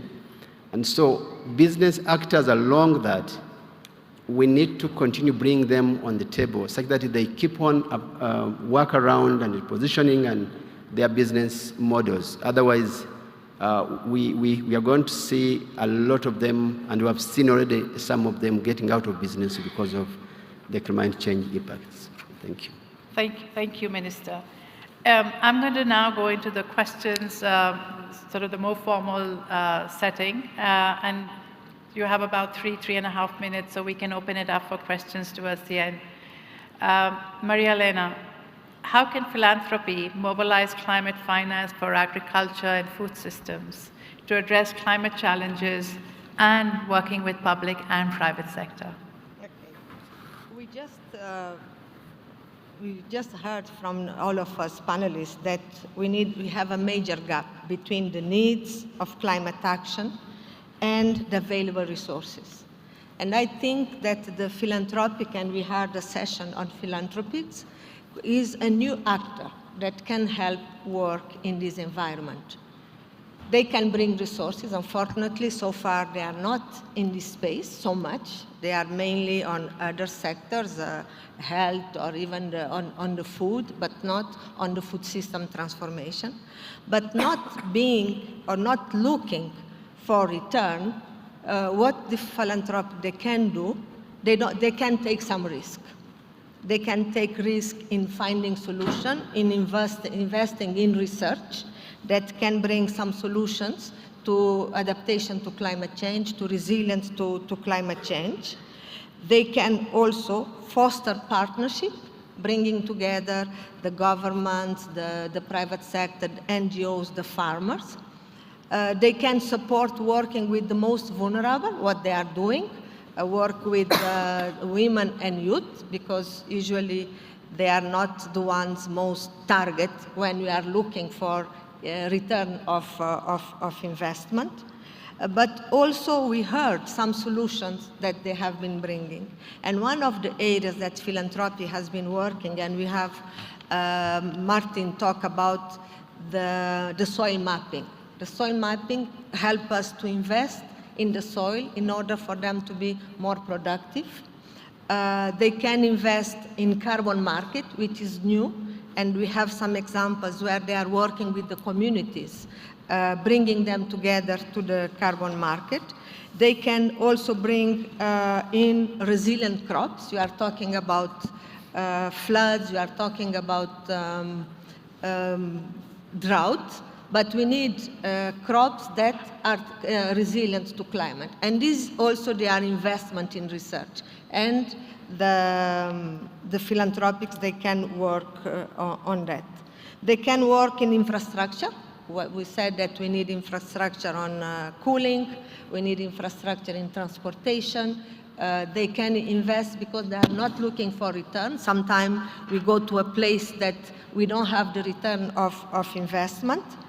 And they can also work in the new solutions and looking forward, but also bringing some new ways of working, bringing more transparency and bringing more outcomes and how we can manage that we reach what we want. They are not so far in the sector, but they can come. They can bring investment that we need, but they can also bring solutions, and they can foster partnership. And I think this new actor is very important to this sector and what we are looking for. And we have some examples. I gave some, but I can give more, but during the time available, I think, and also they work in the livestock sector. So we have the minister. They invest in new breeds that are more resilient to climate. And just to tell you that sometimes the investments are enormous. Just we had an example in FAO, still my former hat, that we send seeds to the space to breed and to see how they can be resilient to climate. It's a lot of investment. A private sector will not do this kind of investment because you have a question mark in return. Right. And those are the kind of investment that we need in the look for solutions from the philanthropic, that they can work with the government, they can work with the farmers, they can work with the private sector, maybe also to support in de-risking investments in a sector that is very much risky. And those are some thoughts I can share here. They're very profound. In particular, I think your comment that philanthropy can take a lot more risks than more traditional instruments is absolutely right. Let me turn to, thank you, turn to Ibrahima Sheikh Diong. How do we best mainstream climate early warning systems to address climate shocks and boost food systems in Africa? Right. I think going back to the nexus between climate and food security, let me focus mostly what I call the climate resilience, because it's extremely critical that we understand as we actually massively invest in agriculture. There are vulnerable communities across Africa who are affected by climate, and we need to actually protect them. Now, one of my biggest concerns as far as the country is concerned is that we're pushing the international community to commit billions of dollars going to climate, but we haven't actually decided among ourselves if money was available, where would we actually put the money into so we can build the resilience. Let me suggest 3 aspects which I think are equally important. Number 1 is what I say mainstreaming early warning systems. They do save lives. Just give an example, in Madagascar, in the organization I used to work for, the fact that we made tropical cyclone alert available to the government 5 days before the tropical cyclone hit helped the government to move 5,000 people from harm's way. So the question, how do you actually mainstream that type of tools across Africa so the policymakers can make decisions so that we can save our people from drought, from tropical cyclone, from flood, and I think that is something extremely important to do so that we can put in the hands of policymakers tools that allow them to make accurate decisions that can save lives. It requires investment, it requires data management, it requires research and development, and I believe when funding is available, I will definitely direct some of the resources to early warning system. I think second is how do we help African government to build what I call contingency planning capabilities. Governing is anticipating. If you wait till it happens, it may be too late and you can lose life. And unfortunately, in most of our governments in Africa, early warning system is not embedded in public policies. If you can find a way to make sure that government in their policy setting can include that kind of resilient anticipation, hopefully it'll go a long way in finding their own solutions as opposed to depending on international communities. Last suggestion is what are the financial instruments that Africa needs to put in place to deal with climate shock? Number 1, in the organization I used to work for, we're leveraging the insurance market and basically mobilizing additional resources. So your first response as a government is to rely on resources that are additional so you can actually respond to climate shock. But insurance is not the only answer. It is extremely important we come up with solidarity funding, a social safety net, another type of instrument that allows the government, when there is actually a shock, we can respond adequately. What is important in my view as a message, in the business of climate resilience, every second counts. If you wait for too long, you're going to lose life. If you get the funding, but you cannot actually get them to where it's needed, it's too late. And that is why we need to look at this nexus of climate change, resilience, and food system so that no one is left behind, because there's a human face to climate change, and let's not lose sight of that, because ultimately that's how we can claim we're building resilience to make sure that most of the vulnerable communities are not left behind. Thank you. I think my big takeaway from your intervention is that early warning systems need to be integrated in the policy framework, and I couldn't agree more. Martin, considering the global challenges posed by climate change, how can international organizations like yours, Bill and Melinda Gates Foundation, support scalable agriculture innovations that enhance climate resilience for smallholder farmers? Well, thank you very much, Geeta. Very good question. I joined the Gates Foundation only a few months ago, so I think I'm still figuring out the right answer to that question, but let me try. First of all, at the summit, there's a lot of discussion about the agri-food system transformation. The Gates Foundation, fully supports, that process. As I said at the ministerial, to make agri-food system transition happen, it's important, to act on 4 enablers. Getting incentives right, accelerating innovation, scaling investments, and strengthening institutions for food systems. The comparative advantage of the Gates Foundation is really to kind of accelerating innovation. Of course, that doesn't mean that we wouldn't engage on those other kind of enablers, but more kind of in a catalytic fashion that's relevant for the innovation enabler. And I think we will be particularly interested in putting the philanthropic capital in those areas where innovation opportunities kind of intersect with market failures and public goods now. As you mentioned earlier, so philanthropic capital has a very high risk appetite and can be very patient. In that respect, is different from public support. I mean, that is more risk averse. It's also different from private sector capital that tends to be less patient.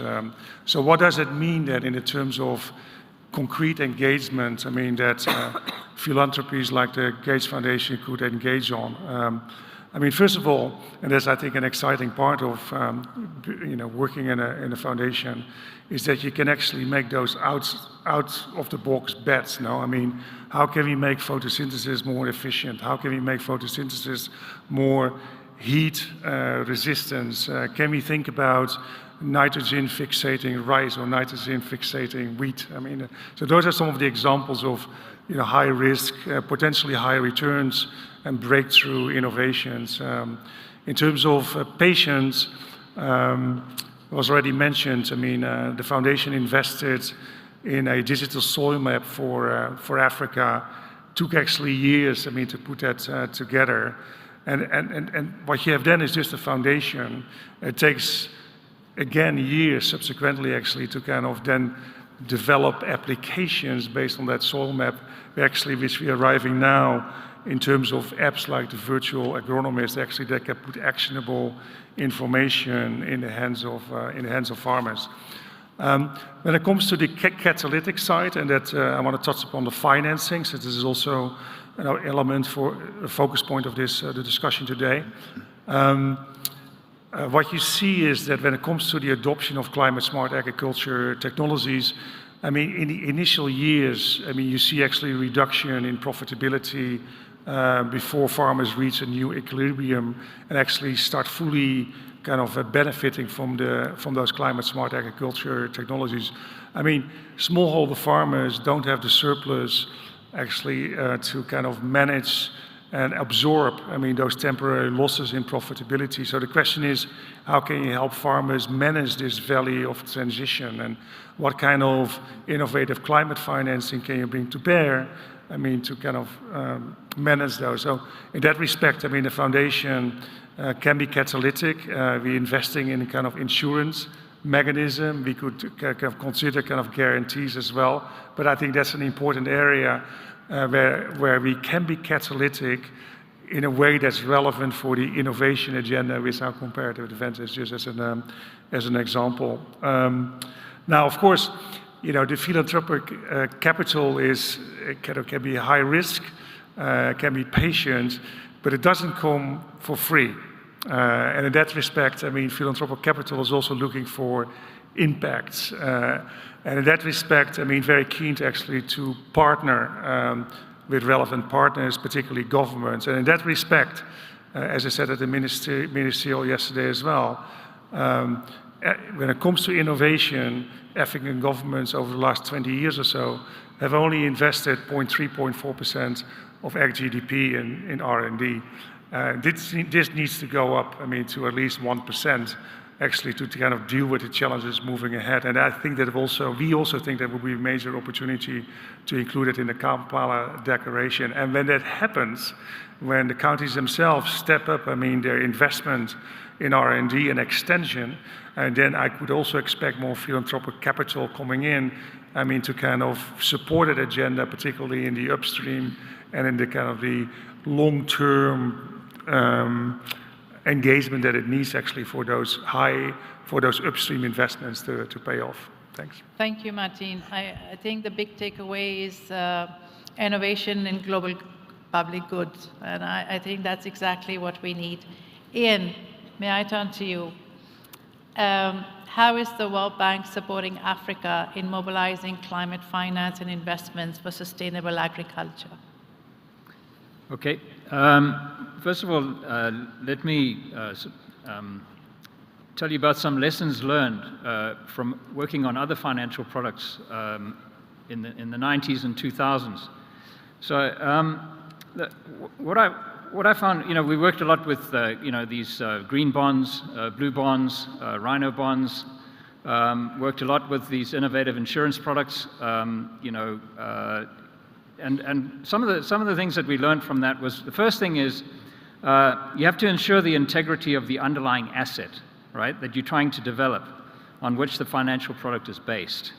The second one is that you have to very quickly move to very standardized products to reduce the cost, right? So everybody understands exactly what they are in the financial market. People are willing to buy them. They get comfortable with them, and then you're in good shape. Third thing is that you have to build in, incentives in your product to ensure that the products perform well, right? So if you have product failures in terms of financial products, somebody doesn't deliver, then that very quickly undermines the credibility of your financial product. So keeping in mind those three points, let's move then to what do we need to do in the climate space, right? So the missing link in many of these climate products is actually being able to measure the asset, right? And in order to do that, you have to have robust MRVs, monitoring systems, valuation systems, and so forth. This will allow you to create your asset integrity that I was talking about earlier. Some examples of this are things that you can measure and create assets out of. One is obviously ERPAs, the carbon sequestration units of measure. We can also get into measuring certain metrics for soil carbon. We can measure vegetative cover. We can measure biodiversity. We can measure even different farming systems from satellite imagery, right? So if you're installing climate-smart agriculture systems, maybe that can be measured, and that can create a product which you can then sell, right? And then the next step is to make these things cost-effective, right? And that's one of the biggest challenges I think we face, particularly in these markets, is many of these MRV systems are incredibly expensive to operate. They require physical checking, ground truthing, and these kind of things. And the degree to which we can use new technologies in order to using people filling in on their phone, doing secondary checking and things like that, or using satellite imagery to reduce down that cost, I think you can quickly reduce down and make those things viable. Second big element that seems to be missing in many of these schemes is beneficiary sharing schemes. You have to create the incentives. This was the last point I made on lessons learned. You have to create the incentives for people to do the right thing. And the way you do that is through having robust beneficiary sharing schemes. Making sure that you are paying people for doing what they're actually doing and not paying people for doing something that they didn't do. So the system has to be robust in terms of paying for concrete results, which gets back to my MRV system, right? But beneficiary sharing schemes are really, really critical in this, and this is often a missing element in many of these climate finance schemes. And then finally, I'll get to the money aspect, right? So, in agriculture, we have to recognize that this is a private sector business, right? And most of the money and most of the incentives are going to come from making money out of growing agricultural products, right? About the bulk of this. And behind that are good policies. Behind that are good government incentives, good investment in public research, and all these type of things, right? So you have to get the environment right, to get the incentive structures right, before you can have too many of these sophisticated financial products, right? It's the first step in getting anything done. Then you can go to what Martin was just talking about, which is dealing with the public good elements. Agriculture produces many good things, but it sometimes produces these externalities. Some of these externalities are local externalities, and some of them are global externalities. And we have, in addressing these problems, we have to tease out which ones are which, and then figure out what is the minimum amount of money that anybody has to pay in order to provide the incentives to the people that are going to correct these externalities. And so why don't I stop there, as Martin has sort of covered the public goods elements of what needs to be done. So thank you. Thank you, Ian. And as our first speaker, Maria Elena, said, one of the good things about philanthropy is it creates partnerships. And I think between public finance, development finance, and philanthropy, you've just created for innovative finance for Africa. Honorable Minister, what role does Rwandan government play in effectively enhancing climate resilience in agriculture and livestock sector? Thank you very much. The government of Rwanda is doing quite a lot in this space, and even outside agriculture and livestock, there's quite a lot. But for the purpose of this discussion, I will touch on the initiatives that have been designed and implemented in the ag sector. I think the first one, as most panelists have touched on, for us, the first step was having a comprehensive policy framework which sets out best practices on what to do for everyone, for every actor along the food systems. And that has been captured very well in the strategic plan for agricultural transformation. It's a 5-year strategic plan for the next 5 years, where we are putting a lot of emphasis on climate-smart agriculture for crop production, for crop diversification, for land management, water conservation. So these are things that we have been able to craft very well, and they are key priorities for us to address moving forward. The other aspect still reflected in this strategic plan is creating awareness for everyone, for every actor, including farmers. Farmers, they suffer a lot from these calamities, from climate change. And so as we encourage them to do whatever they do in terms of farming practices, we have got continuous programs to create awareness on the dangers of that, so that whatever they do, they bear that in mind. And that has been very helpful because we have seen, for example, cases where we establish large-scale schemes where you resettle people, you do terraces, you plant trees for agronomists, and then you help them to do crop intercropping. That can only be done if the farmers have got buy-in in order to protect those incentives and those initiatives. So farmers' awareness has been very helpful in dealing with this problem. The other aspect is the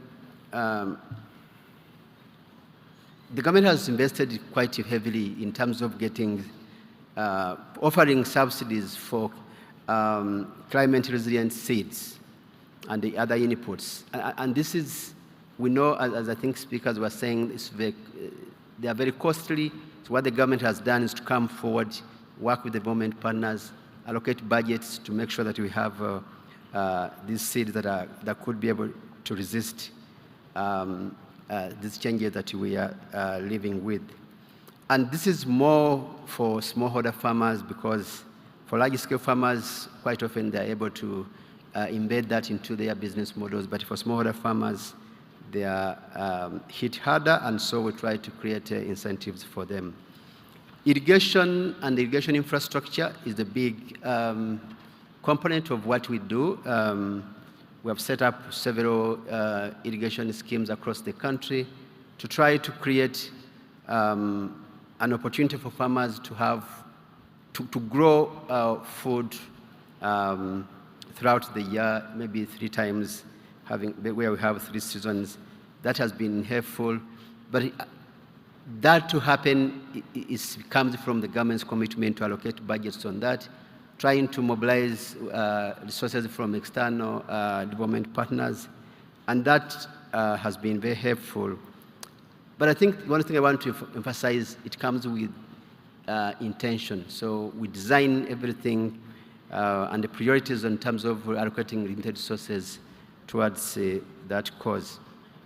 If I had time, I would go into some of the examples of the projects, but I think in the interest of time, I will leave that. Another initiative that we think is very helpful is climate information services that we try to, on my phone I get every day messages on where we expect rainfall or temperatures, and that helps a lot farmers to plan and adjust the activities based on that. Weather forecasts, zone predictions, we have leveraged on technology to ensure that we bring this information to the actors to make decisions when to plant and when to carry out other activities. On the side of, that's more on production. On post-harvest, we have had big challenges where we get good seasons, good harvest, but our losses in terms of food and wastage has increased because of either too much rain, because we didn't expect it, even when you had a good season. So the government has invested a lot in warehouses and silos to make sure that we reduce on that. It's still work in progress. On the side of livestock, resistant livestock management practices, we have made bold decisions to try to encourage, to discourage open grazing, but try to do zero grazing for both direct, but also for like poultry.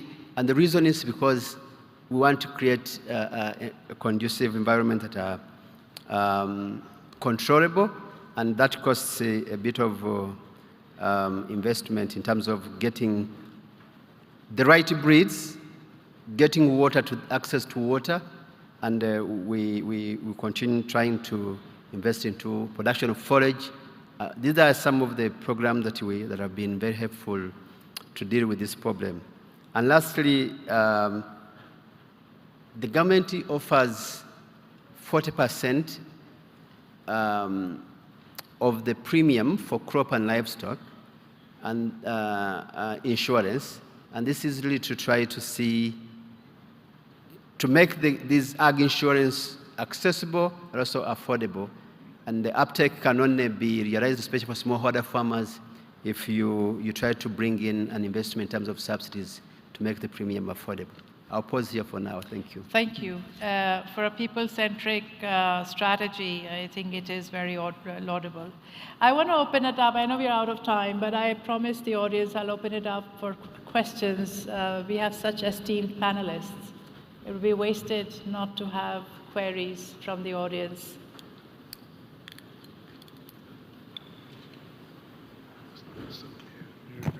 Okay, we just give a big round of applause.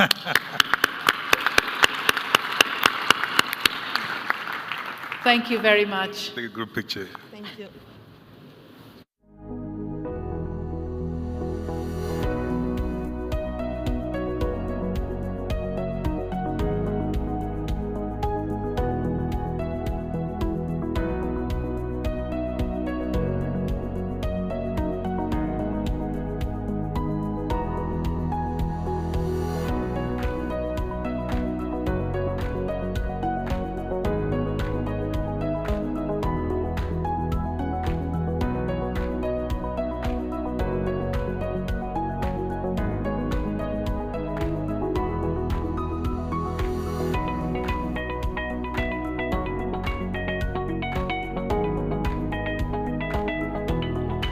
Okay, my friends, let's move to panel 2.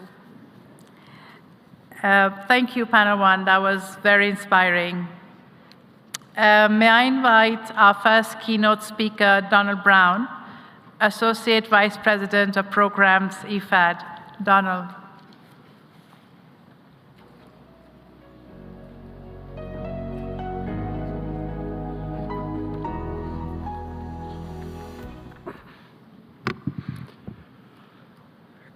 Good afternoon, Excellencies, colleagues, all protocols observed. It's an honor to be here today and on behalf of IFAD to give a few introductory remarks as we discuss one of the most pressing challenges of our time, the intersection of climate change and food systems, and particularly looking at the issue of finance. So on today's roundtable, focusing on climate and environmental finance, it presents us really with a unique opportunity to tackle some of the financial disparities that hinder our collective ability to adapt to climate change in the context of Africa. But it's not only an African issue, it's a global issue. We must acknowledge that Africa, despite being one of the most vulnerable continents to the impacts of climate change, receives less than 5% of global climate finance. And this gap is not just a financial shortfall, it actually represents a critical failure to support those who contribute least to climate change but suffer most from its consequences. And as we meet here today, we see the droughts in Western and Southern Africa that have devastated so many small farmers who are reliant on rain-fed agriculture. And then in other parts of the continent, such as East Africa, we see unprecedented flooding that has displaced hundreds of thousands of people. And at the center of this are small-scale producers who produce 70% of the food in Africa and 1/3 globally. They are at the forefront of this struggle. They are key to global food security. They are key to food systems transformation, and yet they receive less than 0.8% of climate finance. And this discrepancy highlights a glaring inequity that we really must try and address. By 2030, 53% of the global population facing hunger will be concentrated in Africa. The global community needs to do more to direct climate finance to Africa's food systems that many would argue are the most vulnerable to climate change.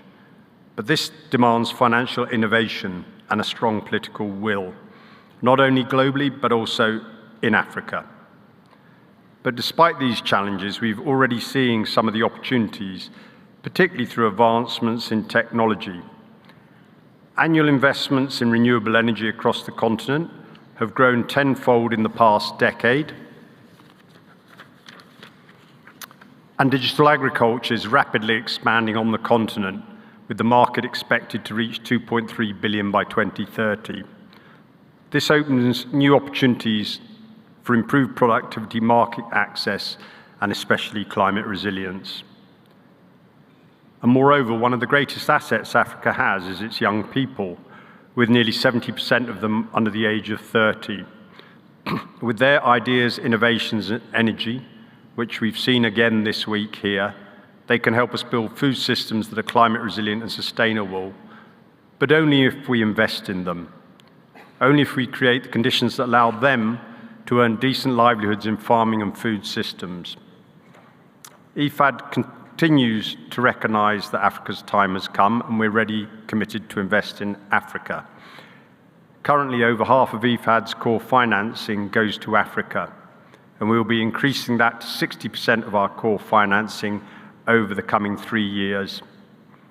We've also committed to increase the share of climate financing in our projects to 45%. But financing is only transformational if it's invested in the right priorities and it benefits the people and the places that need it most in a sustainable way.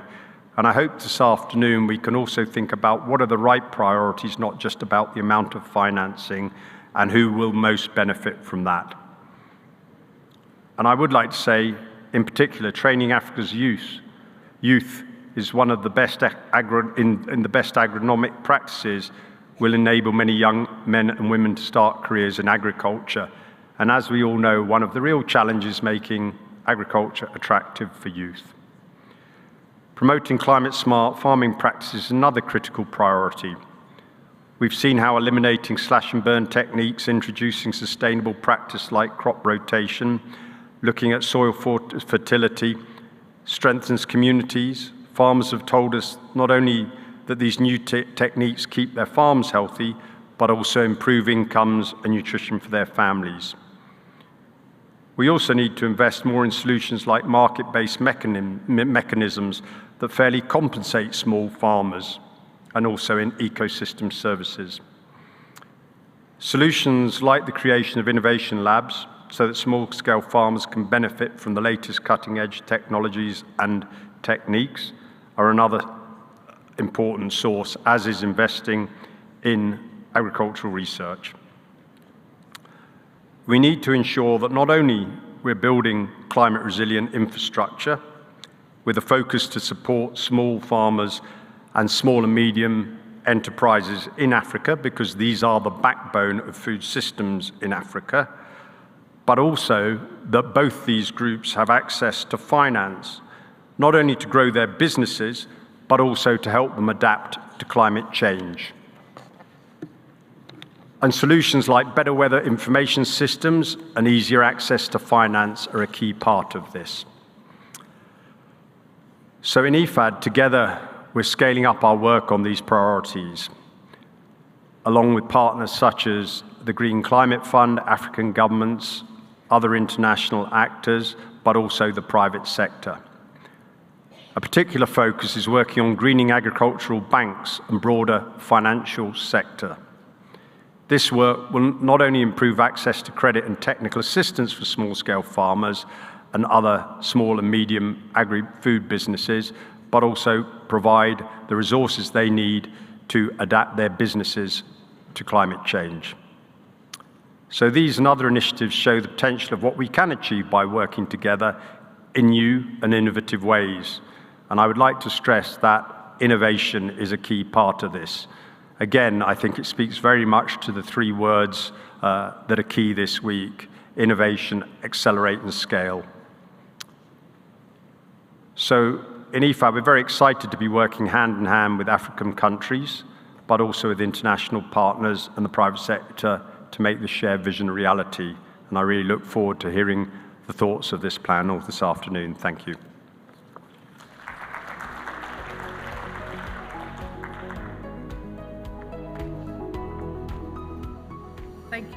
Thank you, Donald, for setting the stage for panel 2. It is my pleasure now to invite Ms. Teddy Mugabe, CEO, Rwanda Green Fund. Welcome. May I invite Ms. Dina Esposito, Assistant to the Administrator for Bureau of Resilience, Environment and Food Security, USAID, and a partner in crime on many things we do. It is my pleasure to invite Mr. Mohamed Bakar, Manager, Integration and Knowledge.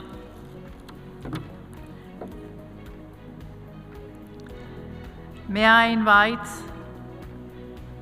another partner in crime, Ambassador Hans Huvegen, Independent Counsel Chairperson, FAO. Welcome, Hans. It is my pleasure to invite Ms. Monica Freuler, CEO, Ban Ki-moon Center.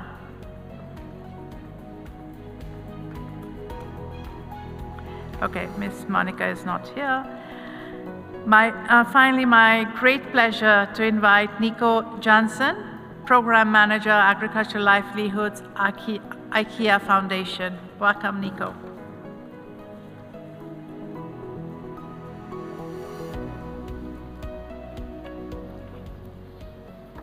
We had a great first panel, and now we are following up with the second. And I promised you that it would be very exhilarating and a great afternoon conversation. With that, let me first open up to Ms. Teddy Mugabe. Rwanda Green Fund has done some very innovative financing. What are some examples that can be scaled up across the continent? Good afternoon. It's a pleasure to be here to share what the work we're doing in Rwanda, specifically with the Rwanda Green Fund. But I just wanted to put something out there before we answer the question. I know we're here to really explore and think of innovative financial solutions that we can come up with and deploy to address the food systems issue. But I think there's another conversation we're not touching on, which is access to finance. So before we can be innovative, before we can come up with the innovative financial solutions, we also do need to acknowledge that access to climate finance also is quite challenging. So now back to the question, and I'll come back to this. In terms of innovations that I believe can be scaled across Africa, I think first is the Green Fund itself. So the Rwanda Green Fund was established by the government of Rwanda, and the whole essence and reason why this was established is that as a government we believe that climate change is real, and we also do believe that we need to develop in a climate compatible manner. So we have clear strategies, we have policies, But we also do acknowledge that if we don't have the financing, it's going to be very hard for us to translate all these policies into action. So that's the whole idea of why the Rwanda Green Fund, which is a national fund, was established to really play the role of resource mobilization, but also act as a financing vehicle, through which financing flows the finance can flow. And it's back to the question I started with. I think we also need to be thinking, how do African countries actually access this finance? And having a national fund in place has enabled us to access some form of finance. So up to date, we've been able to raise $300 million over the last 10 years. I know it's not enough, but at least it's something. So that's one. Now, the second, and I'll get to that to the answer.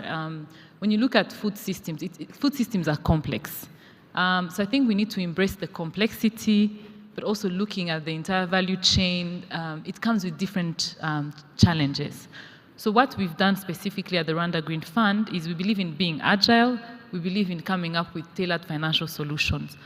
So at the moment, the Rwanda Green Fund, in partnership with our development bank, we launched a private sector a financing facility, which is called Ireme Invest. And the whole reason why we thought it was really important for us to set up such a facility was to be able to avail a diverse range of financial products which can address challenges. So this is across sectors, but climate-smart agriculture being one of them. So really understanding what are the different challenges, what challenges are being faced by entrepreneur. An entrepreneur will have different problems compared to an SME, compared to a big size. So through this, we've been able to use a blended finance approach where we've mobilized a mix of grants and concessional financing. And now through this facility, we've now also launched dedicated programs. We recently, in partnership with the Gates Foundation, it's very good to hear someone represent the Gates Foundation, we've just launched a program on climate-smart agriculture, and this will be providing a mix of grants, recoverable grants, and so on. So the idea is, again, to say, if there's a challenge, you can't just have one solution, that addresses all the problems. So that's what I would say. I think it's really the need for us to continue being agile. It was highlighted before. How do we blend finance? How do we work with both the public sector, the foundations that can avail patient capital to address the needs? We talk about the need for research and development. That's where I believe grants can play a role. How do we make sure that we're training farmers to test and use different crop varieties, and so on? Last but not least, we also believe in flagship projects, again, because some of these, these are new, to farmers. If you talk about climate-smart agriculture, they actually do understand it, but we also need to make sure that we are testing, different crop varieties, different seedlings. So we also believe in big flagship projects, and there's one called Green Gicumbi. So we've been able to access the Green Climate Funding, and through this project, we used an integrated approach where we're using climate-smart agriculture practices, sustainable landscape restoration, but you do really need to have a whole integrated approach if we really want to produce food. Thank you. Thank you very much. You're right, it is a very complicated story, and access to finance is as important as financing mechanisms. Dina, USAID has been working with many national governments and partners. Can you give us a sense of how USAID is working on particularly very ambitious climate-resilient food systems with partners and national governments? Thank you, Geeta, for so expertly moderating us and for your partnership in all manner of things related to climate resilience at the bank. A word about how we're organized first at USAID. I'm leading a new bureau called the Bureau for Resilience, Environment, and Food Security that's bringing together the team of people that run the global hunger initiative we call Feed the Future. They're experts in agriculture, nutrition, food security in general, with the climate adaptation and mitigation teams and the biodiversity teams, all under one leadership structure, really trying to signal the intent that we need to break down the silos between agriculture and food security, nutrition, and biodiversity and climate if we're going to show up with innovative solutions as a development partner in this space. And it really is a reflection that we have to be thinking about win-win solutions.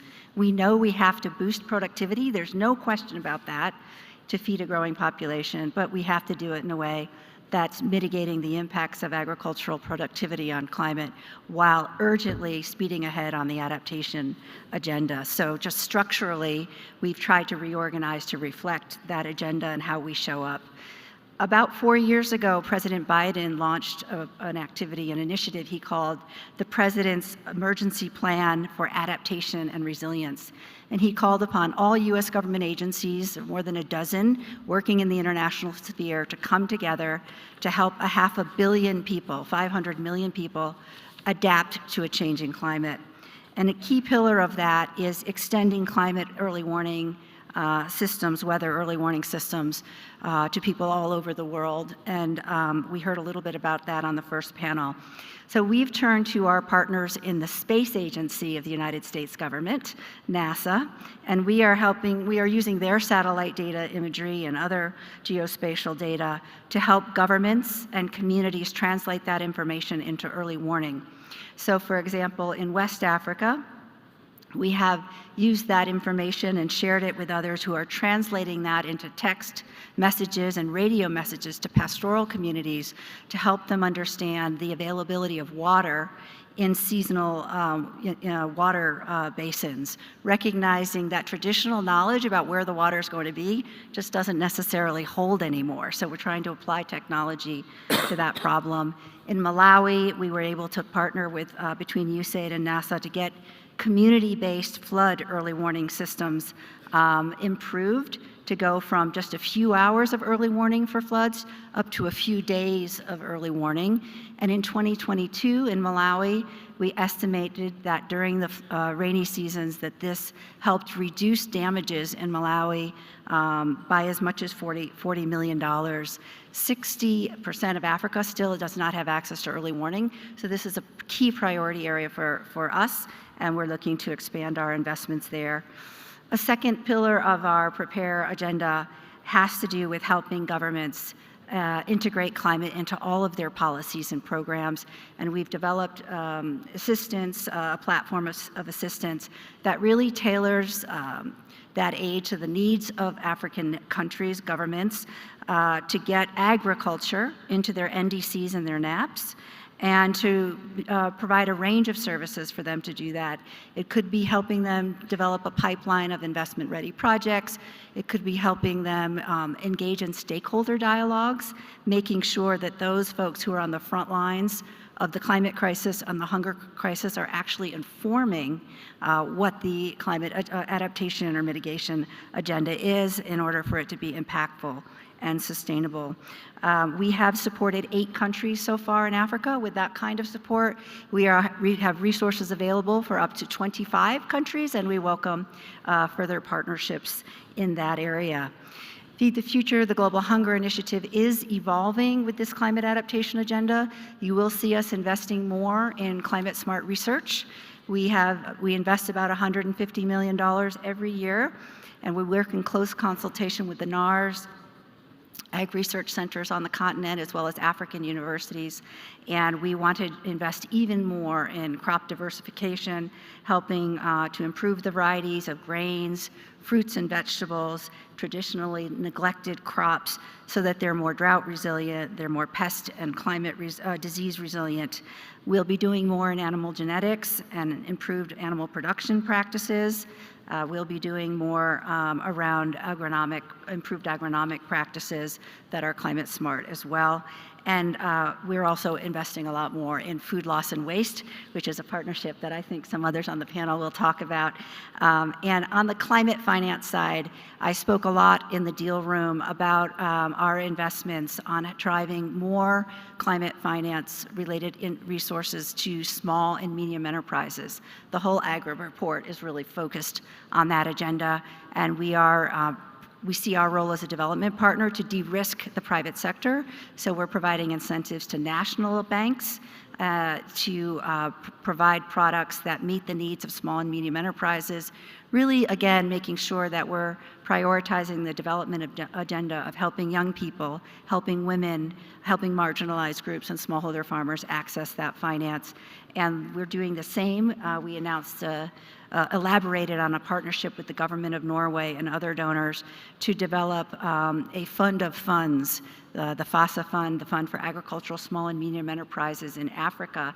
And that fund is capitalized so far at 70 million. We aim to get to 200 million and hope to unlock 5 times as much through attracting global capital into small and medium enterprises investments on the continent, again, with a climate smart lens.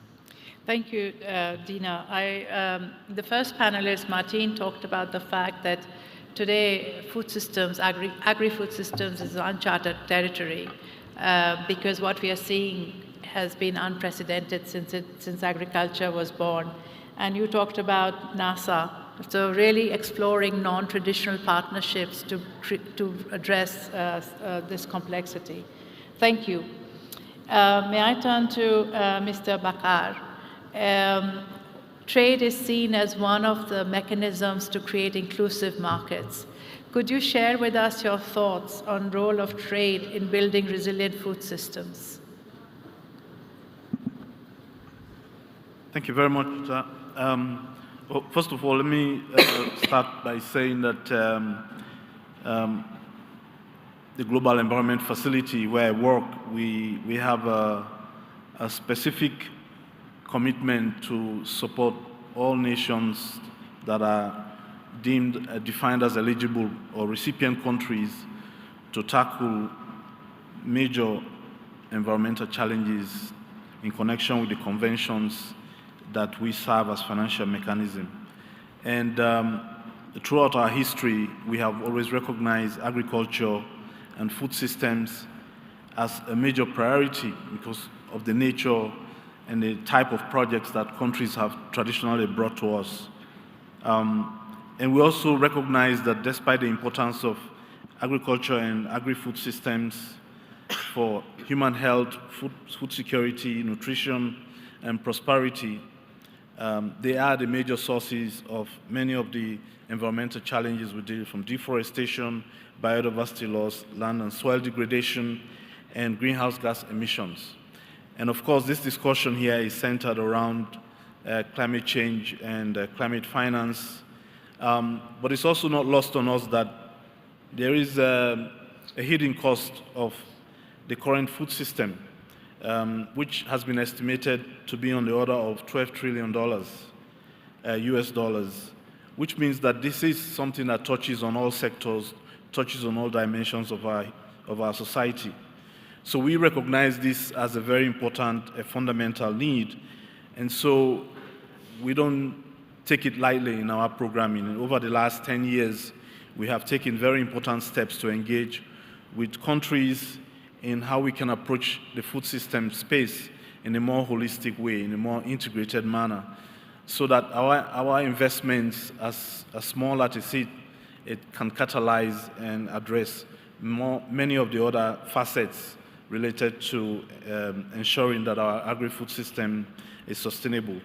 And as some of you who were in the room yesterday, our CEO had a dialogue with the ministers, and he made it very clear that the food system, agri-food system issue is not just a technical one. We've heard a lot about the technical merits of transformation, but it's also a political one, because at the end of the day, it's a sovereign issue. Countries have a lot of authority over the choices that they have to make from both the production, but also the nature of the value chain and the overall policy environment to support those activities. So what we have embraced in the GEF is to emphasize both the integration in the spatial sense, but also in the vertical sense. And I think that's where the trade dimension comes in.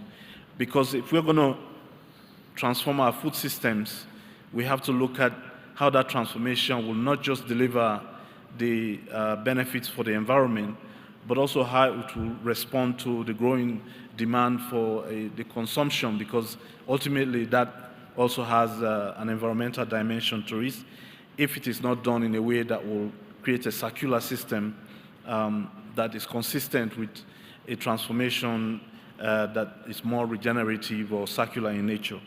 And so over the last year, 10 years, we now have programs that are under implementation, one of which is actually led by the IFAD and the FAO, which is about to start this particular year. And through those programs, we have countries designing projects that align with their national agenda to integrate both spatially and vertically.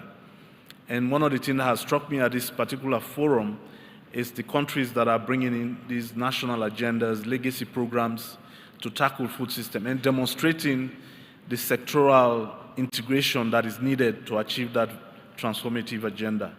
And to us, I think this sends a strong signal that if we're going to deal with climate finance, we need to take it seriously at a national level.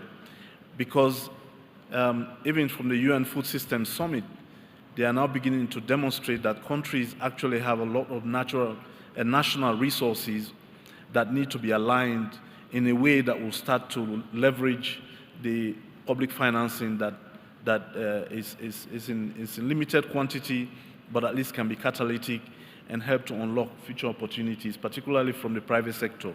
So from a trade standpoint, I think this is where the challenge is. How do we create a whole of a government approach in countries to allow them to leverage public investments and unlock private capital, which can then help address all of the different dimensions of the agri-food system. So to us, I think this is what we envision going forward. Thank you, Mr. Bakar. Hans, let me turn to you. You're the co-chair for Champions 12.3, which is the SDG 12.3 supports halving food loss and waste globally. You've been in many conversations with countries and private sector. Can you share with us what is the vision and ambition and action that countries and private sector are demanding? Thank you very much, Rita. Great to be here, ladies and gentlemen. And it's great to see that finally the climate arena is embracing the food systems. But let's also face the uncomfortable and immoral truth. In 1996, we had the first World Food Summit. We were discussing an action plan for 800 million people in hunger. Now, 27 years later, we're still discussing actions for 800 million people in hunger. And it's clear that we have to go beyond our commitments. It's clear that we cannot fight climate change if we don't find solutions for the food crisis. The World Bank has stated that 1% increase in prices will lead to 10 million people extra in hunger. So we are now going to the worst crisis ever on our planet Earth, is that if we don't act, we will have in 2 or 3 years 1 billion people in hunger. So, ladies and gentlemen, we know the solutions. We know the challenges. We have our commitments. We have Agenda 2030. We have the climate agenda and commitments. We have the World Food System Summit's agenda and action plan. And I thank again Agnes for her leadership in this regard. But what about the how? How are we going to implement? And then often it becomes silent in the room and it falls apart. And that's where we need to have the change. We have to start implementing the ideas. Even the panel gave, for example, by Donald Brown, gave answers about what we can do, but we have to go to do it. On finance, I think it's perhaps also said already, perhaps finance is not the problem. The problem is, do we have the right partners and do we have the right commitments? What I miss in the discussion is leadership given to the private sector. Only if we give leadership to the private sector, we'll get the necessary investments and we get the necessary commitment to act on the ground, because we have to go to the country level. And that's why, for example, low-hanging fruit is food losses. In Africa, 70% of the produced food is lost. And we have the solutions. And it's great to see that this morning we agreed to implement the solutions in 7 African countries as a start. We have a successful project in Nigeria, and I'll come back to it later. It's a Nigerian program on investing in concrete losses, for example, in the dairy sector in Nigeria. A $50 million program was started by a company, Friesland Campina, last year. This is the example how to combine finance with the right program, because often we don't have the right programs. But I think if we give more leadership to the private sector, of course, supported by governments, we can find solutions for post-harvest losses, for processing, for cold storage. And it's there. And it's great to see that we have now the commitment to start this year and in the first quarter of next year to concretely implement 7 programs in those countries. And next year we hope to show you the results, that commitments can lead to action, to results, and less people hunger. Thank you. Thank you, Hans. And it's very powerful that the point you made that the leadership to the private sector is quintessential in this conversation to action. Nico, may I turn to you? What are the key insights IKEA Foundation gained from its Agricultural Livelihoods Program that could be used to effectively scaling climate smart in Africa? Yeah, thanks, Gita, for that question, and thanks to all the panelists to highlight already a lot of the concrete examples that are ongoing. And I think one of the cruxes there of what we're learning as well is, and it's been said many times here already, is no one can do this alone. If we don't start to collaborate better and put our own self-interests aside, we're not going to find the solutions in time, because time is running out, the clock is ticking. So that's also the theme of this panel. And I think first and foremost, I have to thank all our partners who are actually doing the work on the ground, the hard work on the ground, and to thank the SMEs and the farmers who are willing to go on the journey with us, to learn rapidly how things can be done different, and to do that in an as responsible and risk-free possible setting as it is. Because it's a lot about prototyping new things. It's a lot about action research. It's a lot about building the right, also local community coalitions on the ground with farmers, with local businesses, with research, with universities, with national research, to really listen to the people doing it actually, and how can we serve and support them. Because if we cook up our solutions where we sit in the Netherlands or others, behind our desks, I think we're going to make the same mistakes as we've always done. And as Hans said, that in 26 years we will still be ashamed of talking about the same thing. So I think that's first and foremost. What we see there actually is that there is a big enthusiasm and willingness and actually action among farmers to embrace regenerative agroecological practices, because they see that crop diversification, that working on the soils works. But it also poses challenges. And it poses challenges also outside their own direct reach. I think it poses challenges also on new system innovations. How do we reconfigure parts of the system? And we're coming also out of a cycle of quite linear value chain thinking. But actually farmers are involved in multiple value chains. That also means that they need to engage with multiple private sector actors. So how do we reconfigure and orchestrate that and help them with that? That's part of the challenge and the learning that we're seeing, and we're still hopefully rapidly learning forward and not standing still. I think a second part of what we see as also a huge opportunity is the opportunities in the circular economy for food. Yes, we have to do a lot about reducing food loss and waste, but there is and there will always be streams of waste in that. And we were visiting Rwanda city dump here. I was visiting Arusha city dump a while ago. 70% of the volume that goes in there is organic waste. We can reuse that. We can reprocess that. And actually Kigali is working on that. Congratulations on that. I think that's a big step forward on seeing how we can repurpose that organic waste into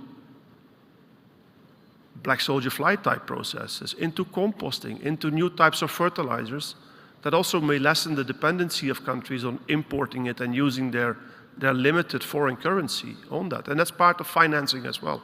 I think trying to find innovations of what can you do yourself. And there's a huge role for SMEs. I think we learned yesterday or Tuesday in the Africa Status Report how much Africa depends on micro, small, medium enterprises. But it also means possibly that we have to rethink part of our enterprise growth strategies. Are we growing enterprises, or are we growing the space for enterprises to function in? And I think this poses new questions to us also at IKEA Foundation of how do we do that. And an important part in doing that, I think, is also to bring the ag-energy nexus much more to the forefront. Agriculture, as we know, is depending for a huge part on energy. But it's also, in a way, only through energy use, a major contribution to greenhouse gas emissions. So how do we make the big jump to using renewable energies in that space?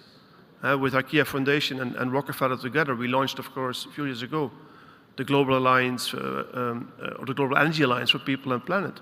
But we're also looking with partners on how to address on the ground this energy nexus. Solar irrigation, we heard Ifat talking about it. Cold storage, all these kind of technologies.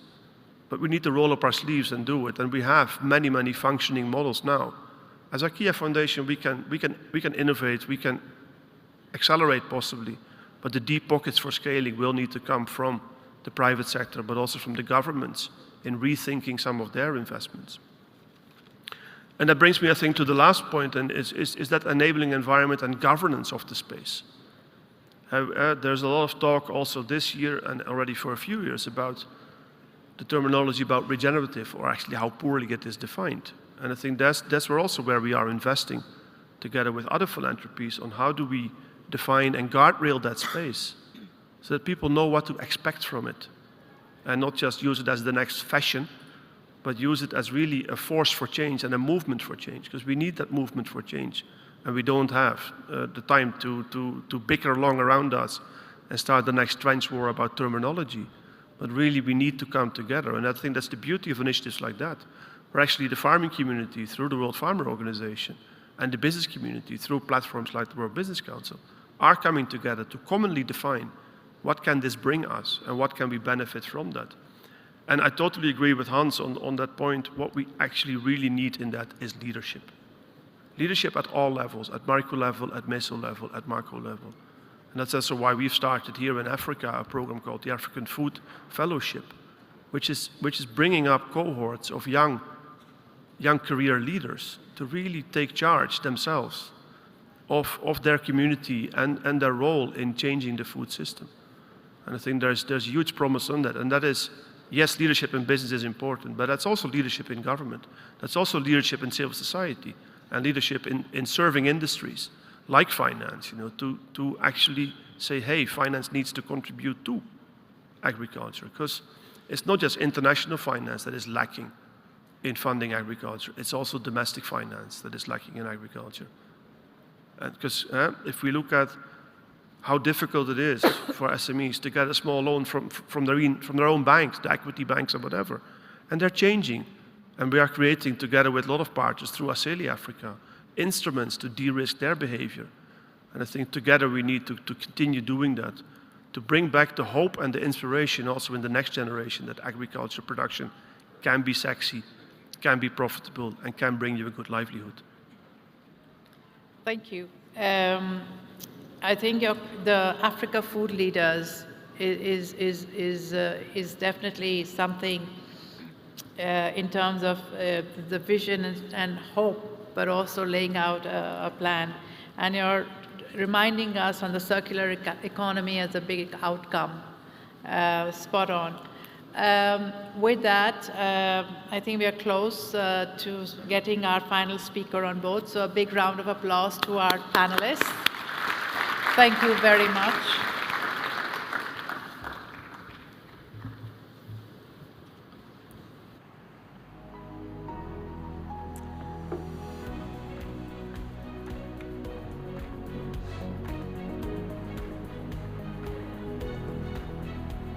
May I invite Honorable Dr. Valentine Umar Naria, Minister of Environment for Rwanda, for closing remarks.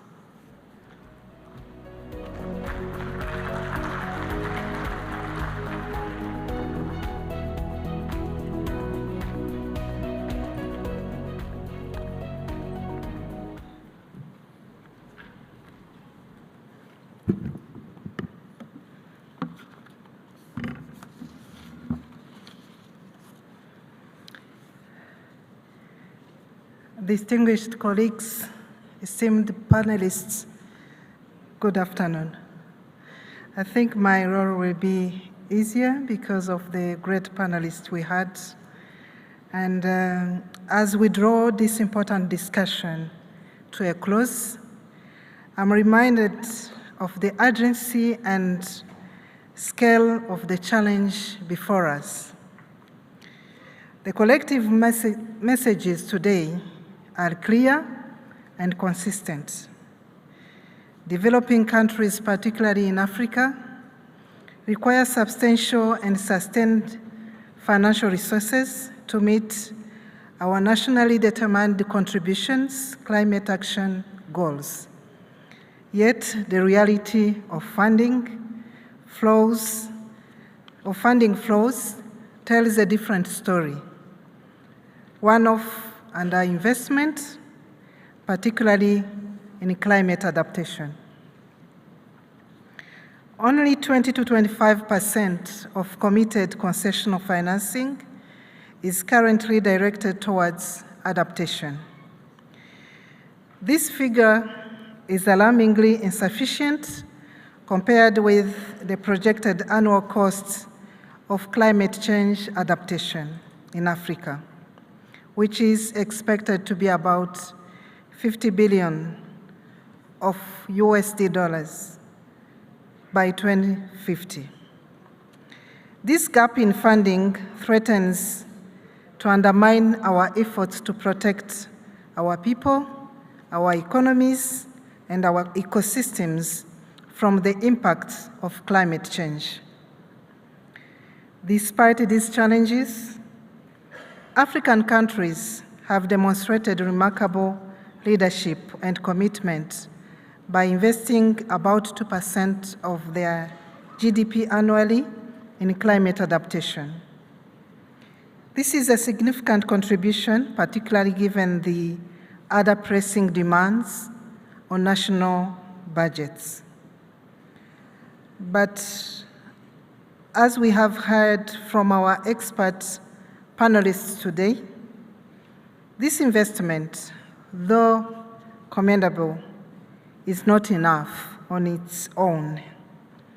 Many of our NDCs do not fully specify the costs associated with adaptation in key sectors like agriculture, which creates uncertainty about the scope of required actions and the financial resources needed to implement them effectively.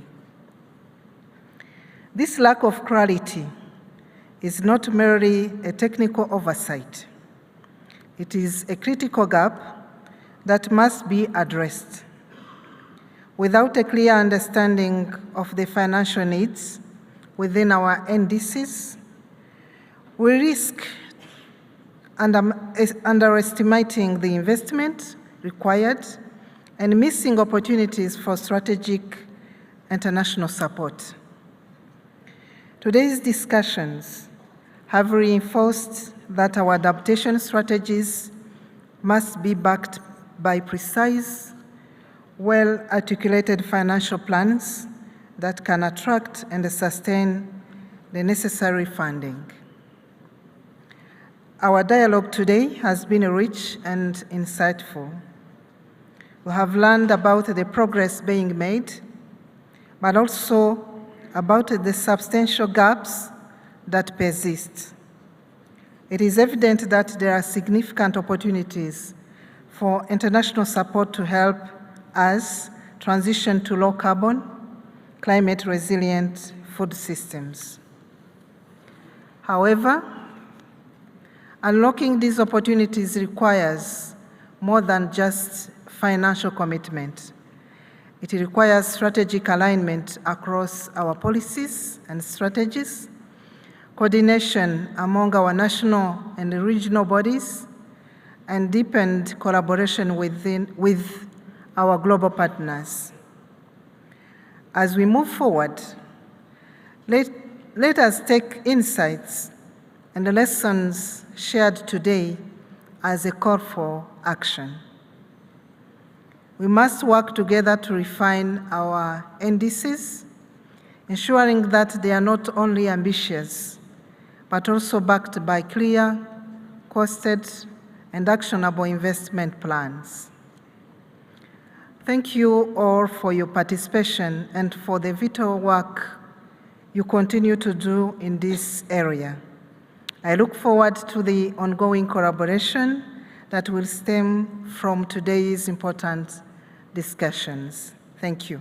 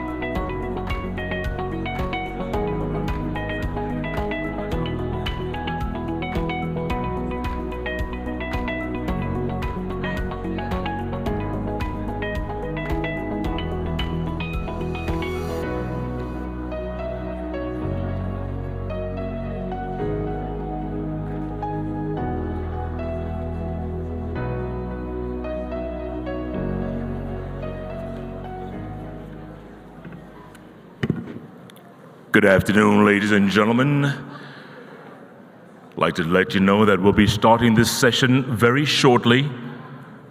And they always say you save the best for last. I know it's the last session of the day. We've had a really busy day and week.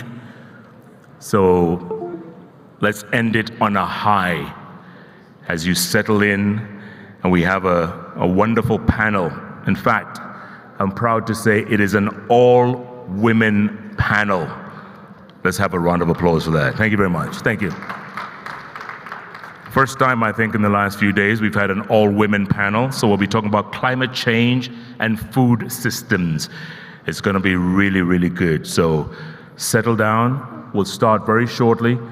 And then make sure that you end on time so that you can go on to your gala event afterwards. Thank you so much. My name is Jeff Koinange.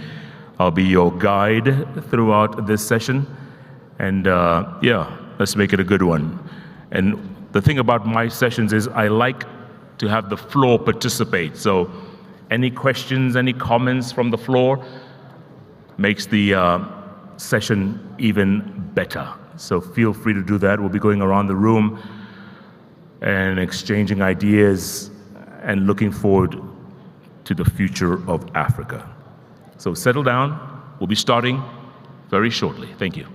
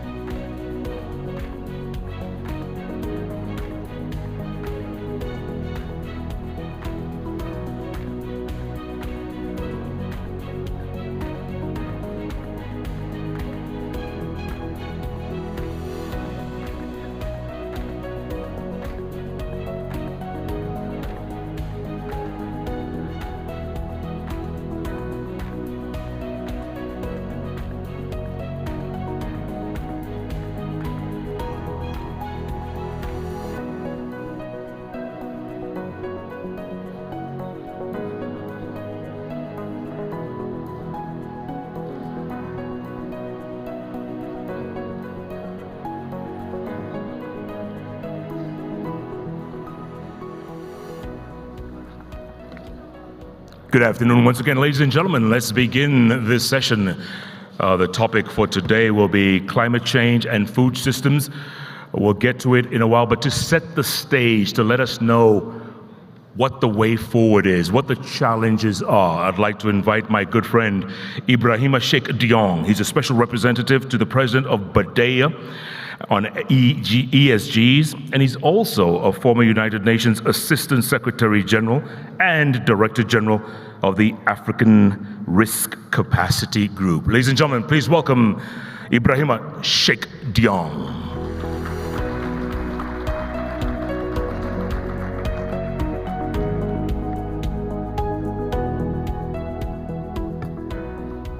So Jeff, before you arrived, I had the deepest voice in this room.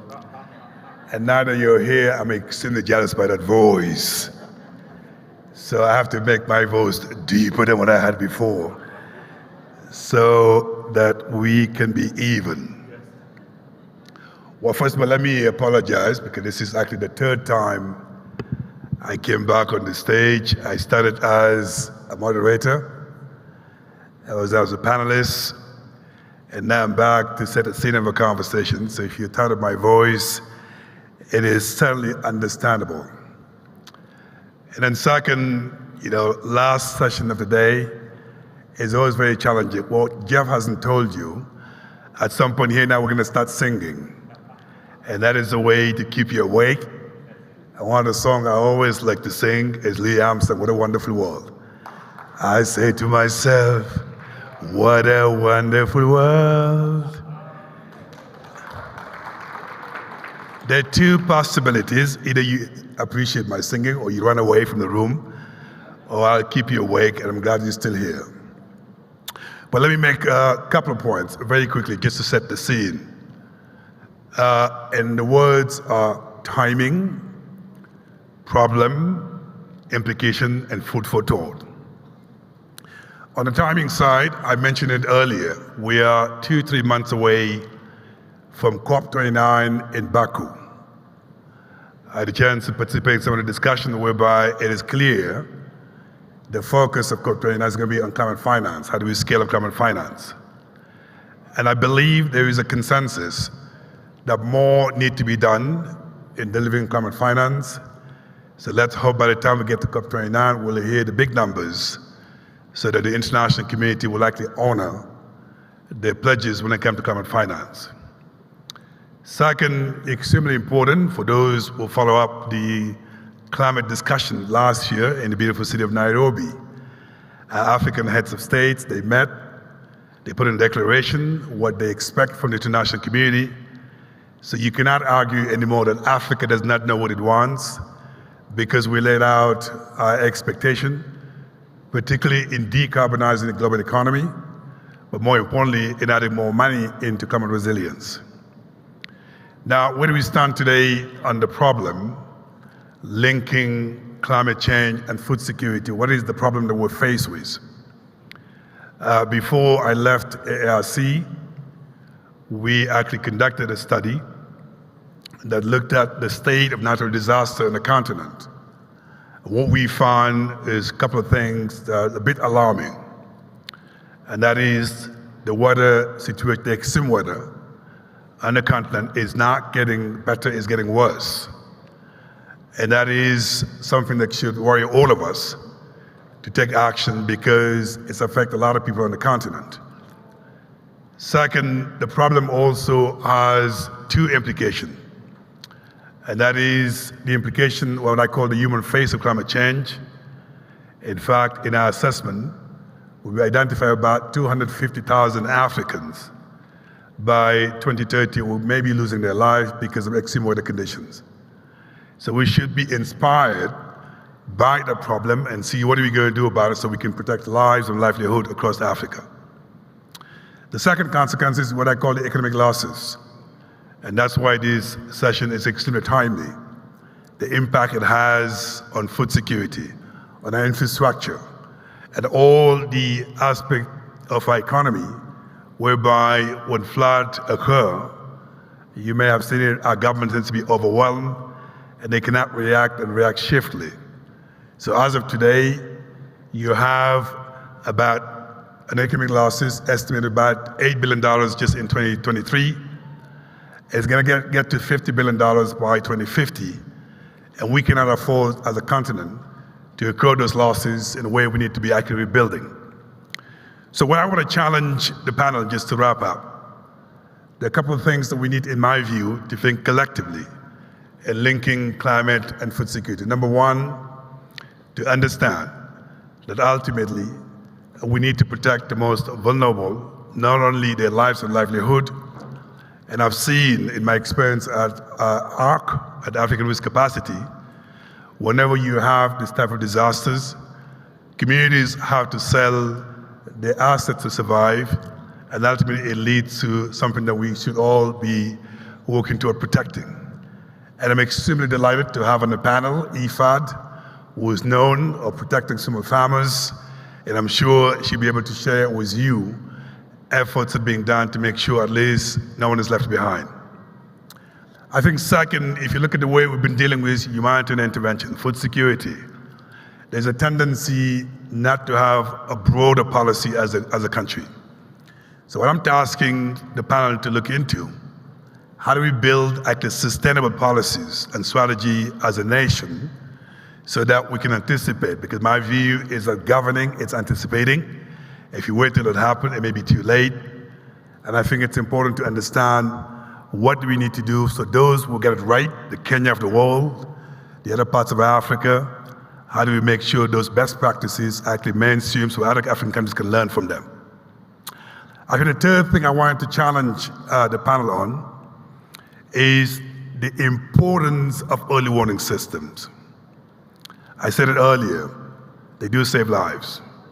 When government have access to information, to data, they can make informed decisions and make sure that no one gets harmed. And I think I've talked about tropical cyclone in Madagascar, but you can say the same thing about flood that we have across Africa. And that's why I'm delighted at the African Union. They set up what they call a flood situation room, which gather data and allow African government to at least see what they expose. So maybe the panel could also discuss how do we actually mainstream the early warning system in a way policy making are made in Africa on the basis of data as opposed to general actually decision without data. I think the last two things I wanted to also put on the table. It is important for the global community to come to our rescue because, as I often say, the global climate crisis calls for global solidarity. But we as Africans, through our government, need to also demonstrate our political willingness. And how do we do that? And make sure that in our budget allocation, we also allocate resources for disaster management, for food security. And the way when the rest of the international community come to our help, we're in the forefront in the solutions. In fact, there's a very popular expression at the African Union called African solution to African problems. So it'd be interesting to see in the panel what does that entail as we reach out to the international community. Now, the food crisis and climate, it's not just about resilience. It's also about providing opportunities for private sector to get involved. We had that conversation earlier. It'd be interesting to hear the views of the panel. What are some of the policies we need to put in place? What are some of the incentives the government need to put in place? But more importantly, what is the framework we need to put in place and make sure that agriculture is seen as a business and something that can be cool enough. You don't just go there when everything fails, but you go there as a way of creating jobs, contributing to GDPs, but more importantly, agriculture become a sector that's vibrant, particularly given a number of young people here who want to get into agriculture.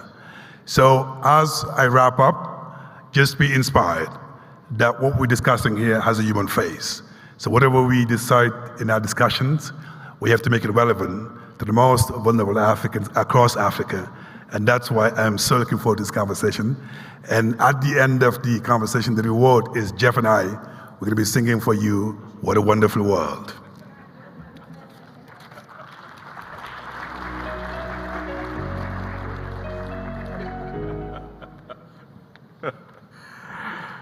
Ibrahima Sheikh Diong. Another round of applause for him, ladies and gentlemen.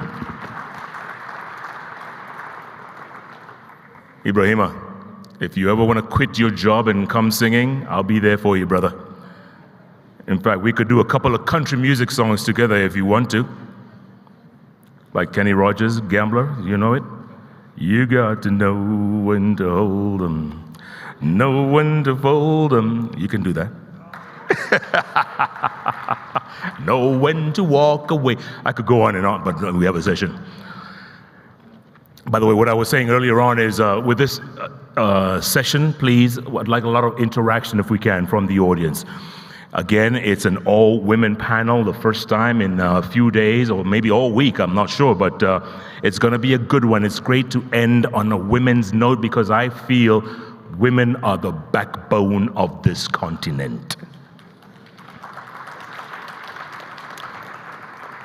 Without further ado, I'd like to welcome on stage Michaela Tomasella. She's the head of cooperation for the EU delegation to Rwanda. Round of applause for her, please. Right behind her is Sarah Mbogobunu. She's Director, East and Southern Africa for IFAD. Last but not least, Hindu Umaru Ibrahim. She's the president for the Association of Indigenous Women and Peoples of Chad, otherwise known as AFPAT.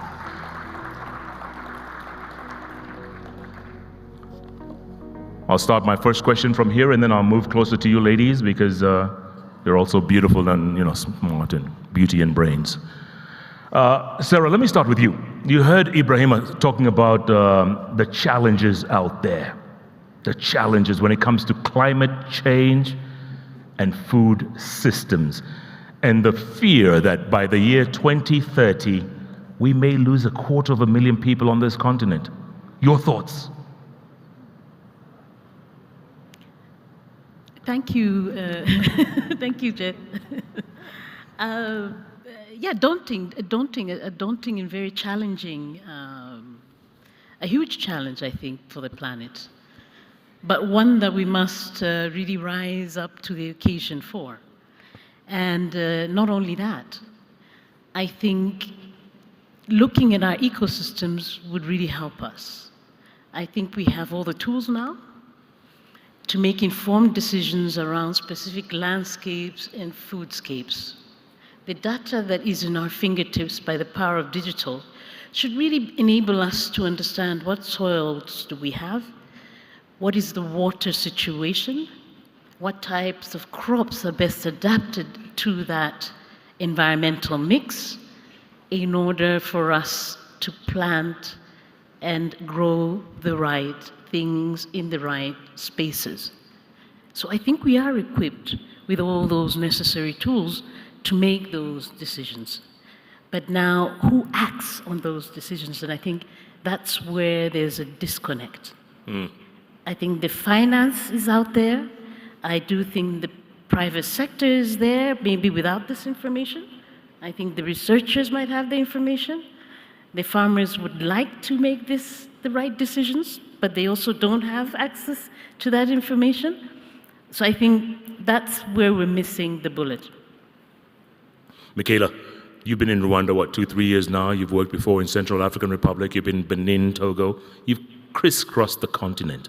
The challenges that you face out there, that farmers face out there, that food systems face out there, what are they? The challenges are enormous. We already know that. We talk about that all the week. Many representatives from around Africa are here and knows better than European Union which are the challenges around the country. As European Union, we try indeed to support the African country autonomy in food security. We try to accompany, we try to invest, attract invest. Green Deal and Global Gateway strategy are there to attract invest in the continent. Attract invest also in food security. We, as European Union, decide to put a very huge package of support in grants. We commit for 4.5 billion of grants during the last African Union, European Union summit for the period 21-24. And I want to say you things. We are not going to fulfill this commitment. We are going to be to commit more than 4.5 billion on that. That's in terms of challenges. Clearly, food security, agriculture includes also food security, but food security is not a sector in alone. We have to work on value chain, we have to invest on productivity, we have to invest on trade, and we found that the missing part is really to attract investment, to scale up the investment in the country, so to attract private investor, also member state, European member state investment, and EFI investment, bank investment. So putting together all these tools, all these possible resources, I hope we will be really able to reply to the needs of the continent. Yeah. Hindu Umaru Ibrahim, you are on the ground, literally. You're on the ground in Chad and across the continent. Are you feeling the love, for lack of a better word? Are you feeling the help from institutions and organizations like this? Well, thank you very much. Firstly, let me recognize what a voice. What a voice, Ibrahim and you. I hope that the room is full and just so we can listen from your song. I hope that you can keep your promise at the end of this panel, right? If Ibrahim is here, I don't know if he's here, we are going to sing. He's there. Okay. Great. So, joke aside, I'm really very grateful to be in this room, and thank you, Agnes, that I'm seeing you joining here for organizing all that. Coming from the ground, as you said, many things have been said all the day, but let me put it as an Indigenous woman. As an Indigenous woman coming from the ground, and when you talk about climate change and food, we know that. We are not reading that in the book. We are not watching that in the documentary, but we are living that. Climate change impacts our life as coming from nomadic pastoralists. Our livelihood is dependent from the rainfall. And you well said, Ibrahim, how we are getting impacted by the floods and droughts. Currently now, my home country, Chad, is facing unpredictable floods. That's all the crops at the communities can be roots, and we are facing the food insecurity. But we are facing that since a decade.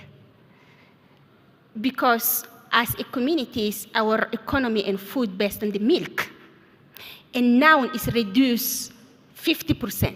And when I say 50%, it is not any study come from outside to do that, but it is from Indigenous communities observing their livelihood. We used to milk 2 times during a dry season, but now we milk only once. And we leave the par for the baby cows, for the veals to have their par. So that's reduced our food on 50%, and it's mean reduce our economy in 50%, in addition to all the climate impact that we are facing. And this is the reality of not only my community, but so many Indigenous communities around the world, because we live and depend from the nature. We are the people who are hunter-gatherers, or who are pastoralists, or who are farmers. And when the rain is not coming, or when the drought is accelerating, so that means we cannot get our life and livelihood. And it is not a surprise when we see the food insecurity increasing around the world, even we are fighting it.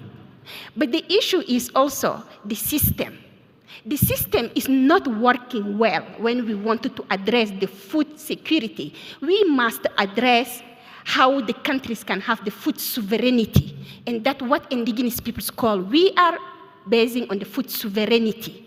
Now in the world have only 3 crops who are in majority: the wheat, the rice, the maize. And at the end of the day, it's destroying the land. It's becoming a big food. And when there is a drought or floods, all over the world can getting the hunger. But if we decentralize that, we support the Indigenous way of food productions, I think we can minimize the food insecurity around the world. And that's what Africa knows, why we cannot go back to our grandmothers and grandfathers' knowledge and just to support them and get the food insecurity out, but having the food sovereignty on the ground. Absolutely, yeah, good point. Sarah, food insecurity, food sovereignty. Do you see that where you are out there from your listening post?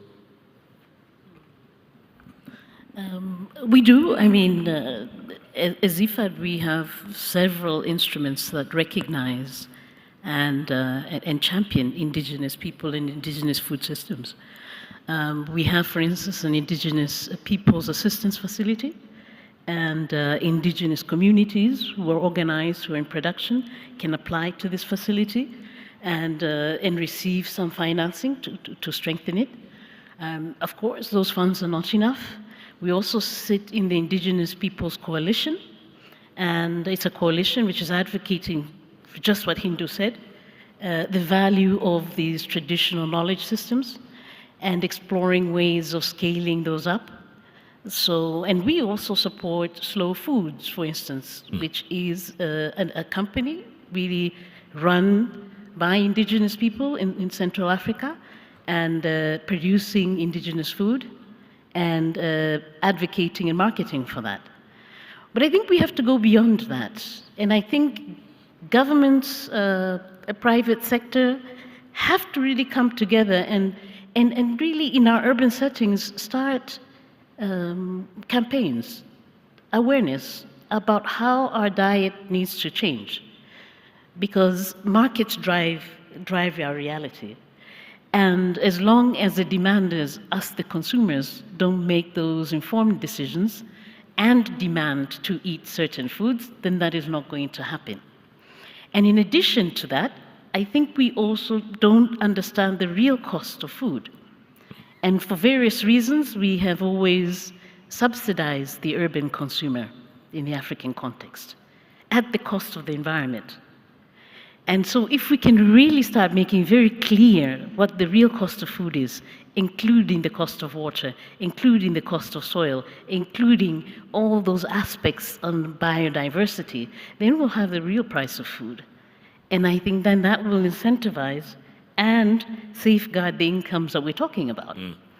So I think we, as I said before, I think we have the tools. For instance, if we're talking about the shocks, there is insurance. But why isn't that at scale? Governments provide all types of subsidies, but they're not particularly smart. But if we introduce those types of smart subsidies that actually prepare farmers, incentivize them to invest, even in a climate of shocks and bumps and uncertainty, then we'll start seeing a different dynamic. And to Hindu's point about learning from our grandfathers, from our forefathers, is that valid now? Is that relevant in this 21st century? It is really relevant because we actually have the tools, digital tools to document that. And through even all these social media platforms, we can actually share that. So there's nothing prohibiting us from actually taking those steps. But I think there isn't the will or the know-how to go to Hindu's community and say, okay, how do we document this? And how do we actually make this information available to big players on how you actually use this and your practices and the tools that you use, and then infuse that with all the new stuff that we have. Because I think that's those endogenous innovations is what is needed. So we can't go back to using, let's say, the same technologies that Hindu's community has used, but we can adapt them and infuse innovations and modernize those systems, but remain integral in what we want to achieve. And I think that is, and so if we put in the hands of indigenous communities those technologies, then they should be able to adapt and share and grow and change that. Michaela, the tools that Sarah talks about, do we have those tools to scale up? Do we have them?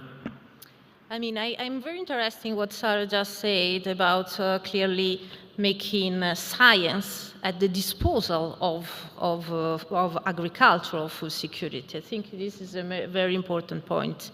And indeed, for guaranteeing and transforming food security, we need to be open to innovation and how we can be able to innovate, even using very traditional, innovate in the traditional way of make.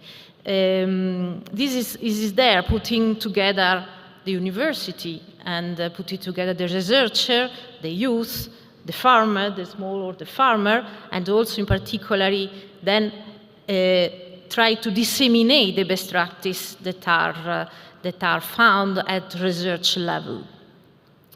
As I like being very operational, and I like to see how we can do it, let me mention one of our projects as European Union we work with across the continent is DESIRA. And the scope of DESIRA is really to find this link between science, food security, agriculture, how we can apply science in these sectors. We have just launched a DESIRA Plus, 100 million just for the continent, and we, again, grants. So we really looking for using these tools to scale up the use of research of science in the continent. And to make exactly what Sarah was mentioning, this I think we are really in line in terms of scope, in terms of objective. Hindu, I saw you writing some notes very rigorously. Yeah, actually, I wanted to react to what Sarah said. Firstly, on the private sectors and government, I do not see them like saviors. Private sectors, when they invest on something, they're always waiting to get back some revenue. They do not invest on something who do not give them +1. So they cannot be saviors of us. They cannot be saviors of the food insecurity. Government, if they wanted to serve peoples, they wanted to save their seat for the next 5 years election, if there is one. So they are not the saviors. So they can be partners, okay, but it has to be driven by the people, by the communities. Listen, when climate change comes, and when it is like a big hit, the private sectors and government, they have the AC where they can sit there. Who is suffering? The communities who have no electricity. When it is cold, they do have their heat. Who is suffering? The community. Food insecurity, it is the same. Most of them do not know maybe how they grow up the crops. They do not know how the meat is coming through the process. They are very scared about that. So what we want as communities is how the private sector can take the responsibility to put back what they get from the ground to be rich. They have to reinvest all the money to protect the nature. They have to go carbon neutral, not for us, but for themselves. Because if there is no sustainable land, there will be no sustainable business at all. If we do not produce food to put it in the tables, they will be running up to hunger. And for the government, they need to change the policies to make indigenous peoples, and you said well, Sarah, to make indigenous communities to be in the tables to take the decisions. Why we cannot take the decisions? We are protecting 80% of the world's biodiversity. We are protecting, I read an article today, 37% of the land who is fertile right now in the earth. So that means we can feed the peoples if we sit in the tables and take the right decisions with them. And finally, the financial institutions, they need to change their system. You know what? It's less than 1% of the funding going to the climate change. And this 1% is less for 1% going to the indigenous communities. They always wanted to give us small projects. I really appreciate IFAD, but you also is still in the small grand projects. EU, the same. You have your NGOs who can come and manage the money for us. At the end of the day, we manage 80% of the world's biodiversity. Why we cannot manage billions? Because we cannot manage it the way that you want because you went to the school. So this needs to change. We need a small window, a direct access finance to the communities. Finance who is flexible, where my grandmother, my cousin who are protecting the nature can really invest on it. And I wanted to give you concrete examples on how we do that. My non-profit organizations, who is Indigenous Women and People Association of Chad, with less than $100,000 a year, we do manage to protect a land right for women that are doing agroecology. For the first time, the women get a land right, and my representative of government can say that. And then those women, they produce the food not only to sell, but to feed their families, to send their children to school. They do it in agroecology with the traditional knowledge, to restore the ecosystem, to replant the indigenous trees. So that is where we wanted to have the money. You give $1 billion to the government, it's ending in a big car, big house, meeting, traveling. No. So we want this money to go back to the ground. You are not a savior. You are investing. You are paying back what you get from the ground. And we are there acting. So stop talking, go acting as what we are doing. Whoa. Instead of talking the talk, it's time to walk the walk. That's what you're saying. Yes. Wow. I told you, all women panel, ladies and gentlemen. Doesn't get any better. Sarah, another point that Ibrahima Sheikh Diong made earlier on is making agriculture attractive. I think what he was trying to say is making agriculture sexy. That's what I think he's trying to say, but he was being very polite. The average age of the African farmer, as of a couple of years ago, if I am not mistaken, was around 60. How do we attract the majority of the African population, 75% of whom are youth? How do we attract them? No, I think that's a good question, and it's a slight move away from what Hindu was saying, and I would like to come back to that. But I think, when governments realize that they're really exposed and vulnerable to shocks, floods, droughts, locusts, like in the case of Kenya, then they take very seriously the fact that they have to invest back in nature. And even as we speak now, we are just about to present a project to the IFAD Executive Board. It's one of the largest we've actually designed. It's 180 million. And basically, we designed it with indigenous communities around water towers in Kenya. And the whole objective of that program is actually to repair aquifers and to protect water sources through agroforestry, but not only that, in other approaches. So I think there is this very clear awareness that if you don't have the basis for production, you won't be able to grow food for the future. And so this is, I just want to reassure Hindu that this is actually happening, and these things are changing. The other example I like to bring is the example where we have understood, I think the whole world, including all of us sitting here, that fast fashion has impacts. And we've been talking to the Yaras and the Zaras of this world. For many of you who have teenage or Gen Z kids, that's where they like to spend their time.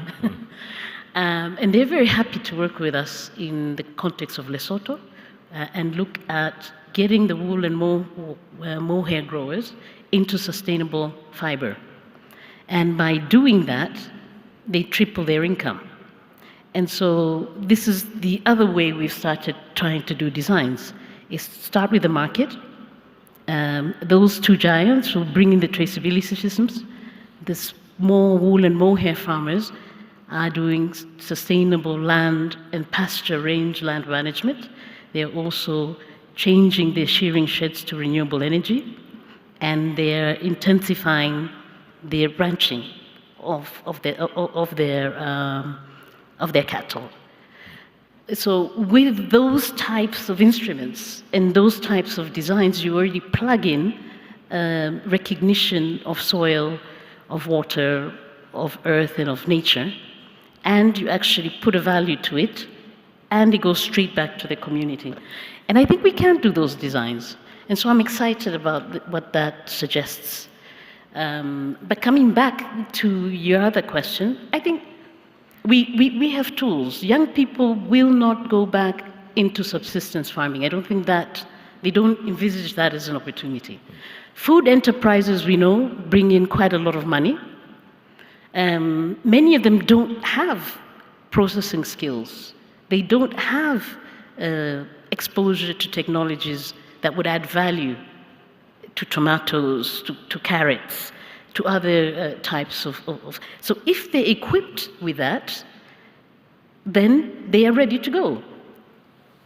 It's as simple as that. I've seen young people, once they're given a shade net, they're exposed to horticulture, they are given a market, they're into it. And they're very, very successful. And they just need to see other young people practicing commercial, sustainable agriculture, and they will, and they take off. So I don't think they don't want to get into the agri-food space. I think they don't know how to, and they don't have access to productive capital. Those are the two things. And in many, many rural areas, they don't actually access the land until their parents are there or they inherit it. And there is fundamental need to change how we view land in an African context. We should be looking at land tenure systems creating spaces to rent and lease land instead of thinking about, I just need to own this land and look at it and not make it productive. Michaela, you agree? I wanted to recall what Hindu said just before, because I want to reassure her about our way to work. As she was exactly saying, why you work with grants, why you work with NGO directly and only. We should work, donors, DPs, through development partners should work directly with the population and make the change there with the small farmer. And I have a good news, because indeed, as the European Union, we work also with the small farmer. We do not work only at government level at all, but we try to go small. How we go small is, again, when I mention grants, doesn't mean that grants goes to NGO, right? Grants can also, as we did in the country, if I'm talking about the Rwanda, we publish a call for proposal. It was for cooperative, it was for little association, it was for local association, but also international association, that's true. So we can have a series of a way to work in the country. That doesn't mean giving the money to NGO and not giving to manage to people that are living in the country, because when I say local associations, clearly is all of you. Then if I come to your question about the population, clearly Rwanda, 70% of the population is living on the agricultural sector, and 70% of the population is young, is a youth. So it cannot be that in Rwanda people, the average is 60 years old, because clearly you can make easily the calculation that is not possible. So indeed, it's a difficult sector where to attract youth, and we try to communicate with. I think that is important is the consultation, and so the communication that we can have with the youth community. And there, the communication, we are also trying to build new tool to have a clear understanding on which are the will, which are the hope, which are the needs of youth in the country. We mentioned before the youth sounding board between us, right? And I think this is something that I'm proud to mention it today, because we are launching a youth sounding board in Rwanda, and that will be really our tools to communicate and understand better what are the needs of the youth population in the country. Okay. Hindu, humor me. What's the average age of the farmer in Chad? Yeah, and you know, when you said how we can make the agriculture sexy, and I hear also very well carefully from Sarah and from Michael. So from my perspective, we have to change firstly the narrative.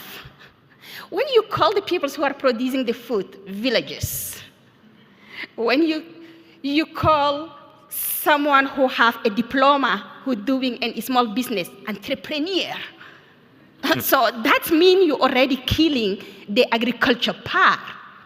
So this narrative needs to change first. You wanted to make it sexy, give the respect. These villages, he is a big entrepreneur. He is a big business person, not because he do not know how to write his business model that in the paper, that he's not calling like a CEO. He is a CEO because he is a chief ecological officer. So this narrative needs to change firstly. Secondly, the term donor, because we know all Africa is full of youth, 70% of the youth, and most of them wanted to look their future outside, Europe or US. And then like, why you are going? And then European like, no, close our border, why you are coming? But no, our government need to change also the narrative, as the government other side need to change also the narrative. Without African, the other side cannot also survive longer. That we know that. But in Africa, we need to change also the way of others, how they are calling. So when they wanted to invest on the youth, what they say, they call themselves donors. And when someone calls himself a donor, that means you are beneficiaries. So that means he's here and you are there. He have to give you, you have to receive. So this terminology have to change.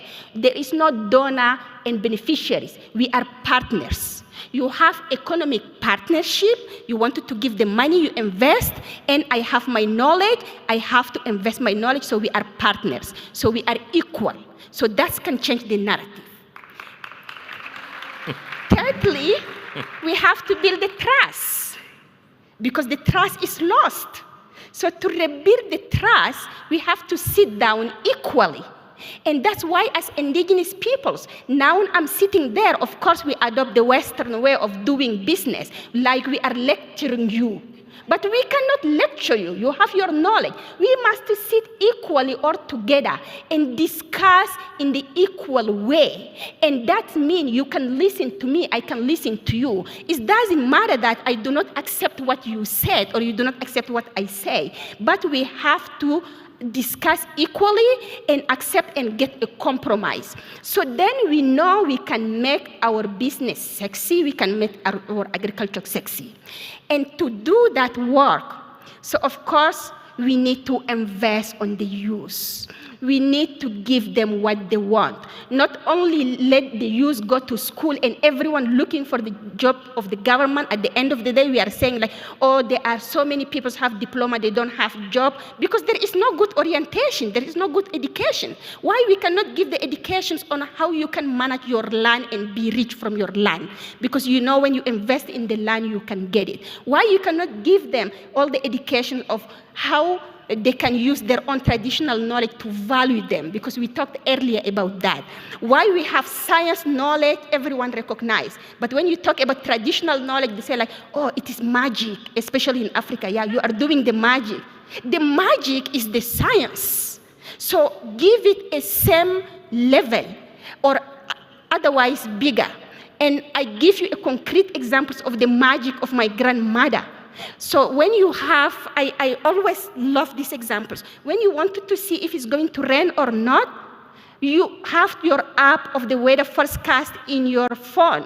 But my grandmother, her best technology is just looking the sky, looking the cloud position, or looking the birds migrations, or just looking the trees, the flowers.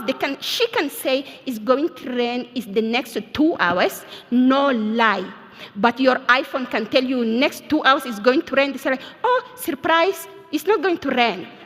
So who are you going to trust, my grandmother or your phone? So give my grandmother the same level that who create the iPhone or who create the weather. So value this knowledge. When you value the knowledge, you value the youth, you invest on them, of course agriculture will become sexy and you can feed your populations and you can have the variety. And actually, government and business will run after those people to get them in the office. But it's not the opposite. Like now, what's happening, you have diploma, you don't have the job. The job is outside, valued, recognizing it, and that can work. So, Michaela, over to you. Are you a donor or are you a partner? Yes. Good question. We are a partner. You know, we change even our name, International Partnership. We are a partner, right? But we used to be called as donor, as when you give the grants, you give money, we attract investment clearly, then the donors work come again. But indeed, the mandate change, and I'm really agree on the fact that we should see each other more as a partner than this difference between when you say donor, beneficiary, etc. This is a whole style way to define the different the different partners that are around the table. So I confirm, we are a partner. We make partnership with African Union and all bilateral partnership with the country around the continent. And indeed, the idea is really to pursue the same scope, the same objective. So we align with the priority and the policy of the country. in Rwanda, for example, clearly the Vision 2050 is our reference. NST2 now, and the National Strategy for Transformation, will be our reference in the coming months because it has been just approved by the cabinet. So we align with the priority of the government to make our partnership stronger. Otherwise, it's not imposing something that you obtain the objective that you are looking for. Sarah, someone once said that the definition of insanity is doing the same thing over and over again and expecting a different result. COP29 is a couple of months away in Baku, Azerbaijan. What are we going to learn from it? What did we learn from the last COP? What did we learn from the other 28 COPs? I'm just throwing it out there. I'm playing devil's advocate here. Yeah, very good question. Very good and very tough question, Jeff. Yeah, I think, the COP collectively, as people travel to wherever the venue is, emits lots of carbon. That's true.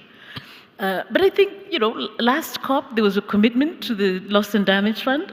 I think that was something that, was called for, and now we have a Loss and Damage Fund, which, speaks again to the whole question of insurance and what can we do with that loss and damage fund. So recognizing that climate change is real, I think that's one specific outcome of the, let's say, the last COP.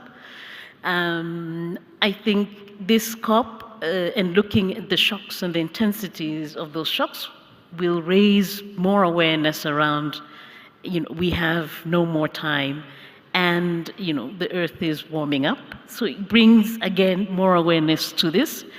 But I think for us, as a collective, I think we need to go there with very concrete proposals. And that's what we don't do, I think, at the COP. I think there's, it's knowledge sharing. Lots of people are coming in with, this has worked in a very small scale somewhere. And it's not very clear what types of cases are being made, what type of money is being put on the table, and what countries come back with. And I think we don't prepare enough in advance for it. Yeah. And what I would really like to see in this COP is countries really saying, okay, I would like to take these landscapes, these production basins, this is the sort of money that I need in order to transform the way that we extract, the way that we're going to produce.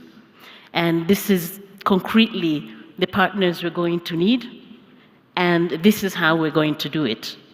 And then really challenge those who want to invest, and we're talking about investment, to put the money on the table.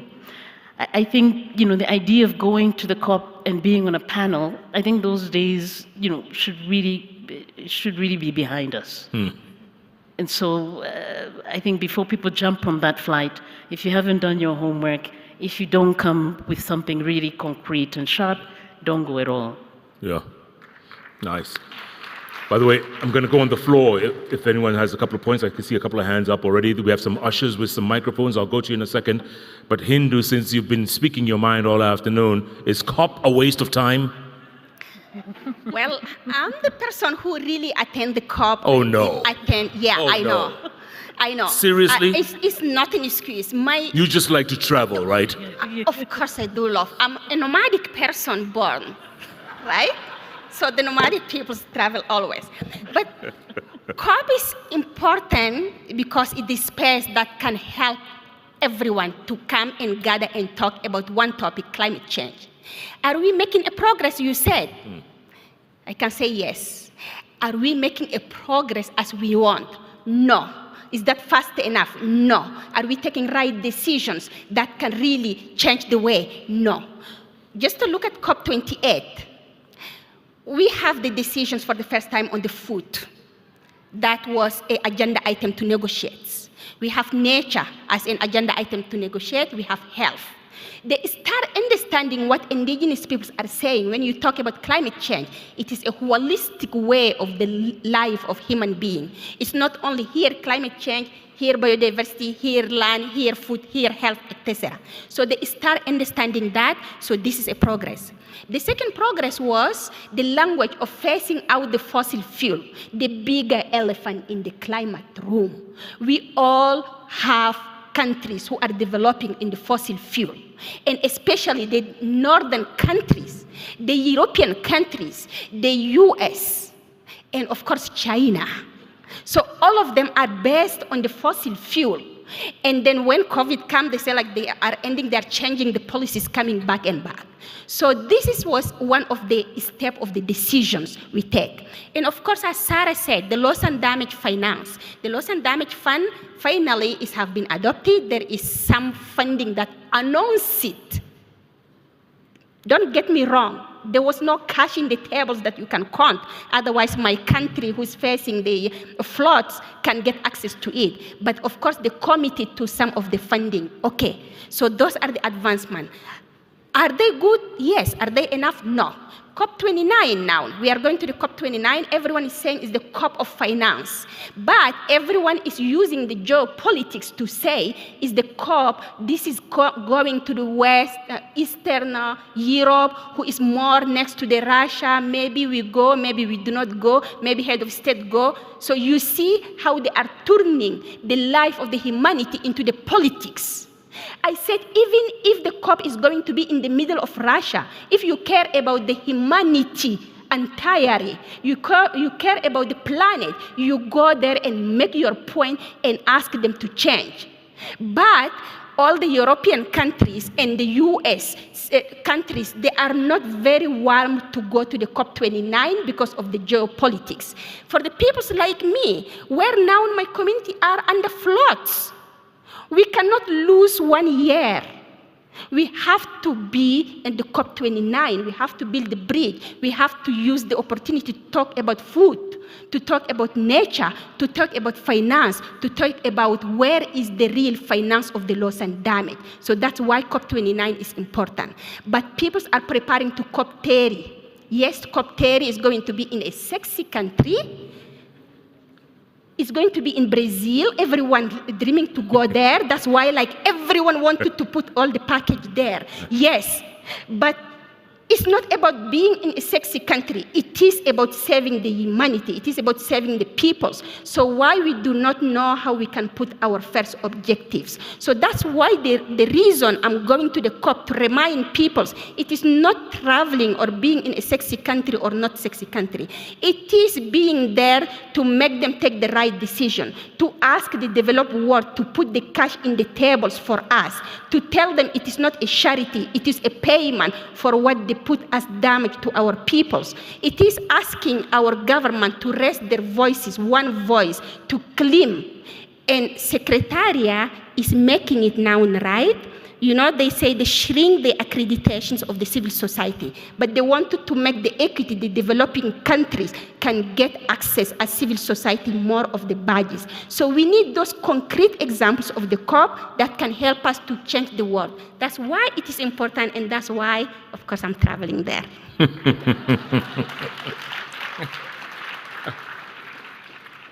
I am starting to regret using that word sexy now.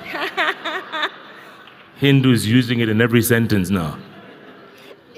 Questions, comments. Tell us who you are, who you represent, and if there's a question to the panelists, who it's directed to. Sir, I think you're up front, yeah? Second row over there.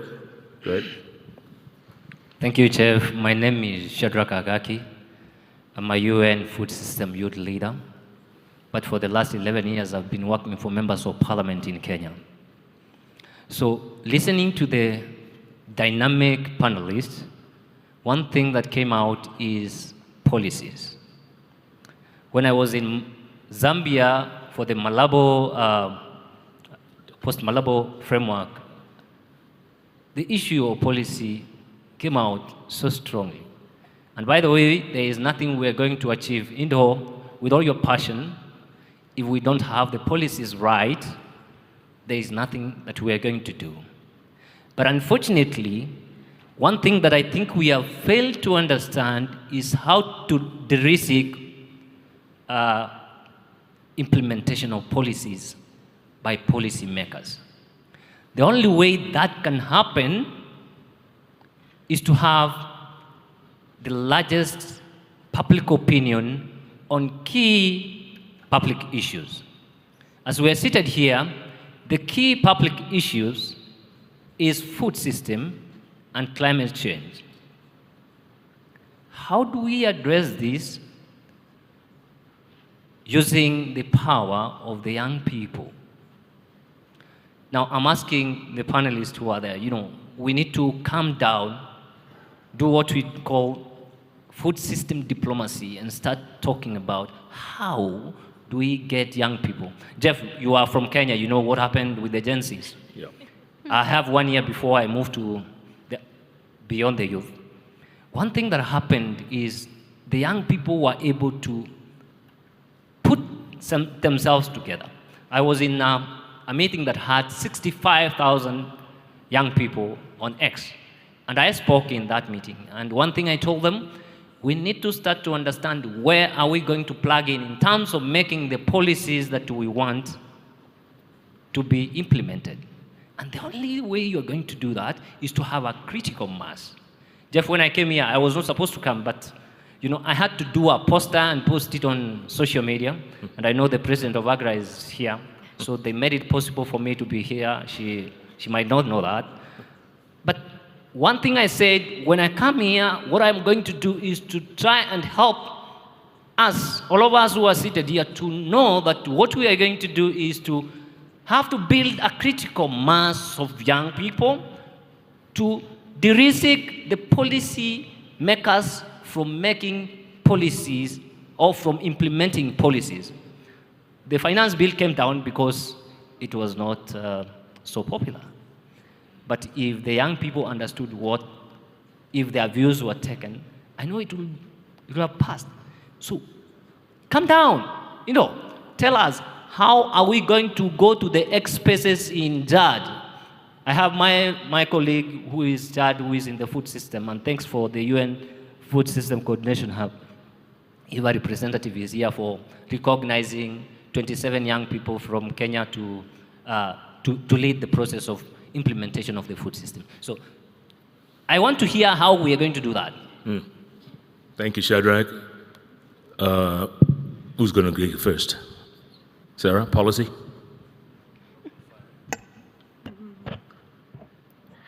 Well, I think young people, I think the Kenya case is very, very specific, and I think a lot of young people are looking and learning at that experience. And the very fact that the finance bill attempted to tax the internet, I think, made them respond, since Gen Z lives on their phone. And many of them actually do business on that phone. And they just did really see their income at risk, and this galvanized them. And so if we understand that Gen Zs are on the phone and they use digital, maybe we need to see and find ways of harnessing and allowing them to participate in those conversations, and also be represented when the decisions are being made. I think there are youth representatives in many parliaments in and around Africa, but whether they're actually effective, whether they're using these types of platforms to actually get input and feedback from their colleagues is not clear. But I think in the case of Kenya, where there is connectivity, there is digital, this was possible. In many other contexts, digital literacy is much lower. And so maybe that could be a barrier. And maybe this is one of the things we can take away and say, okay, in fact, digital infrastructure, digital literacy, connectivity, all of that is really, really important as a means of getting youth to engage and ensure that they participate, but also how do they hold those making those decisions accountable. I think there was one step in the right direction, being around the table, being able to protest, etc. But at the other end, the accountability mechanisms are not necessarily there. And I think that will close the loop for me. So we're still on a wait-and-see mode. It's one thing to be able to interject, but to get them to actually change course, own up to what has happened, that's something else. I just want to add one other point.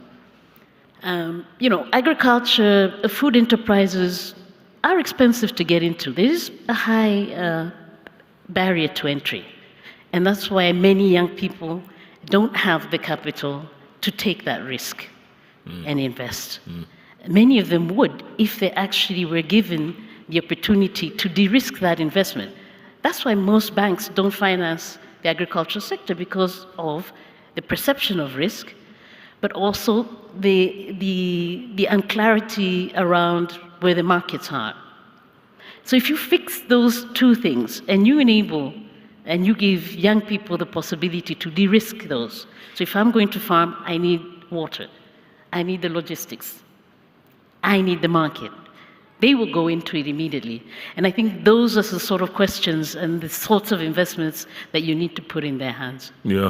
Michaela, you were saying the EU gave grants of what, 4.5 billion euros the last 3 years, right? 2021 to 2024. Is that access to capital there? I mean, are they getting the access to capital? And are the youth accessing it? So indeed, this is a very good point, because for young jobs, youth, having an increase of jobs in a country, you need really to first try to eliminate every barrier. And barrier can be infrastructure, as was said, but also the access to finance is an important barrier. So access to finance for youth, access to finance in the sector. How can youth can access these credits? So indeed, in the European Union tools, there is also a way to guarantee the credit line of the banks. And this have immediate impact in the field, because, for example, we make an operation here in Rwanda with the Bank of Kigali via our European Investment Bank, where credit lines are open, and this credit line are dedicated for 70% of this credit line that for the agricultural sector, and 30% for women.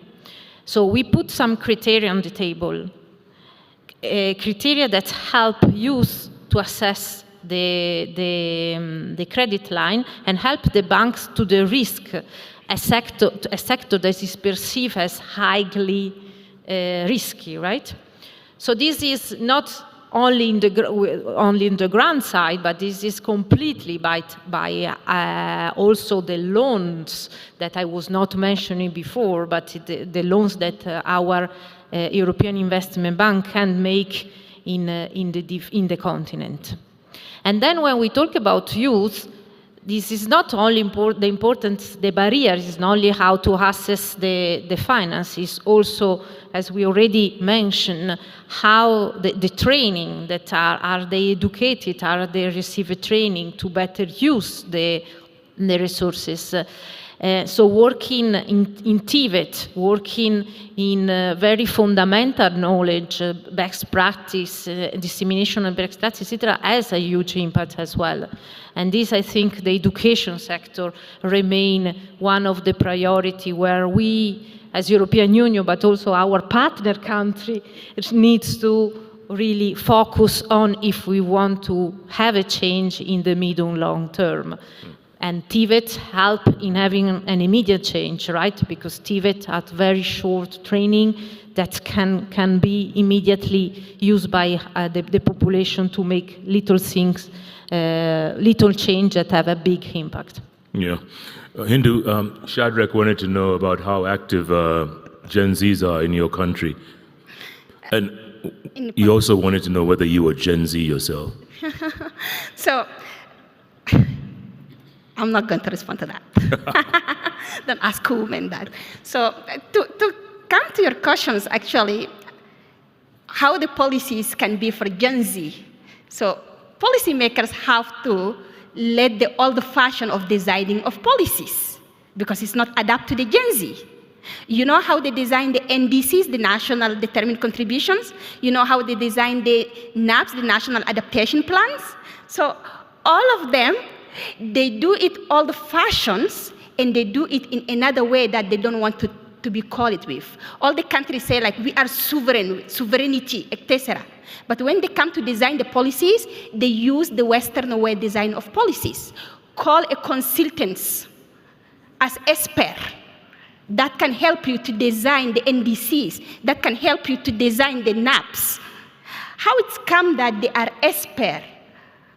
Because they went to school, because they are talking another language, rather than all the populations that, as you said, the broader populations who are getting impacted by this climate change, impacted by the food security. So they need to change this way of calling experts to design the NDCs or NAPs. And the consultation that they do during NDC and NAPs and holding a workshop of an expert peoples, that also need to change. So they have to make a new mechanism of involving Gen Z through the social media. Even you can go in my nomadic community where there is no electricity, but you can find a young people who have fun, who are exchanging through WhatsApp, through the voice message, etc. They wanted to get informed. They wanted to get communicated with. So they can make a survey. It's easy. Make a survey of 2-3 critical points on climate change and food, on adaptation and food. Send it outside. You can get a response from the peoples. And they can be also aware about what is happening. And then the Gen Z can be informed about that. And not only design the policies right, but the implementation, and you said, we really love policies. We have a lot when we look at. But when it's come to the implementations, not. They implement the workshop who can work. It is easy. But when they have to implement a real project impacting, they start telling you a statistic. Tell me how many people you impact. Tell me how much is going to benefit. And when you talk about climate change impact, you do not get the positive immediately. You will fail. And when you fail, they don't want to fund you because you are failing, because there is no statistic positive that they wanted to show. And there is no a long term also of implementation. They wanted to implement the project of 2 years or 3 years. But it cannot be showing the result on 2-3 years. If you wanted to plant a tree, you cannot plant your tree today and you have it overnight. The tree needs a time and day to grow up in order to get entered to the carbon market or whatever. So there is all this process and mechanism that need to be respected in order to get the Gen Z to understand and to be also part of all this process of policies and process of the implementations. All right. The clock is telling me the amount of time, but I think we started 10 minutes later, so I think they owe me 10 minutes. You agree, ladies? Agree. So, any other questions or points real quick before we wind up? I see some hands over there, is it? Woman. Give somebody a mic, please.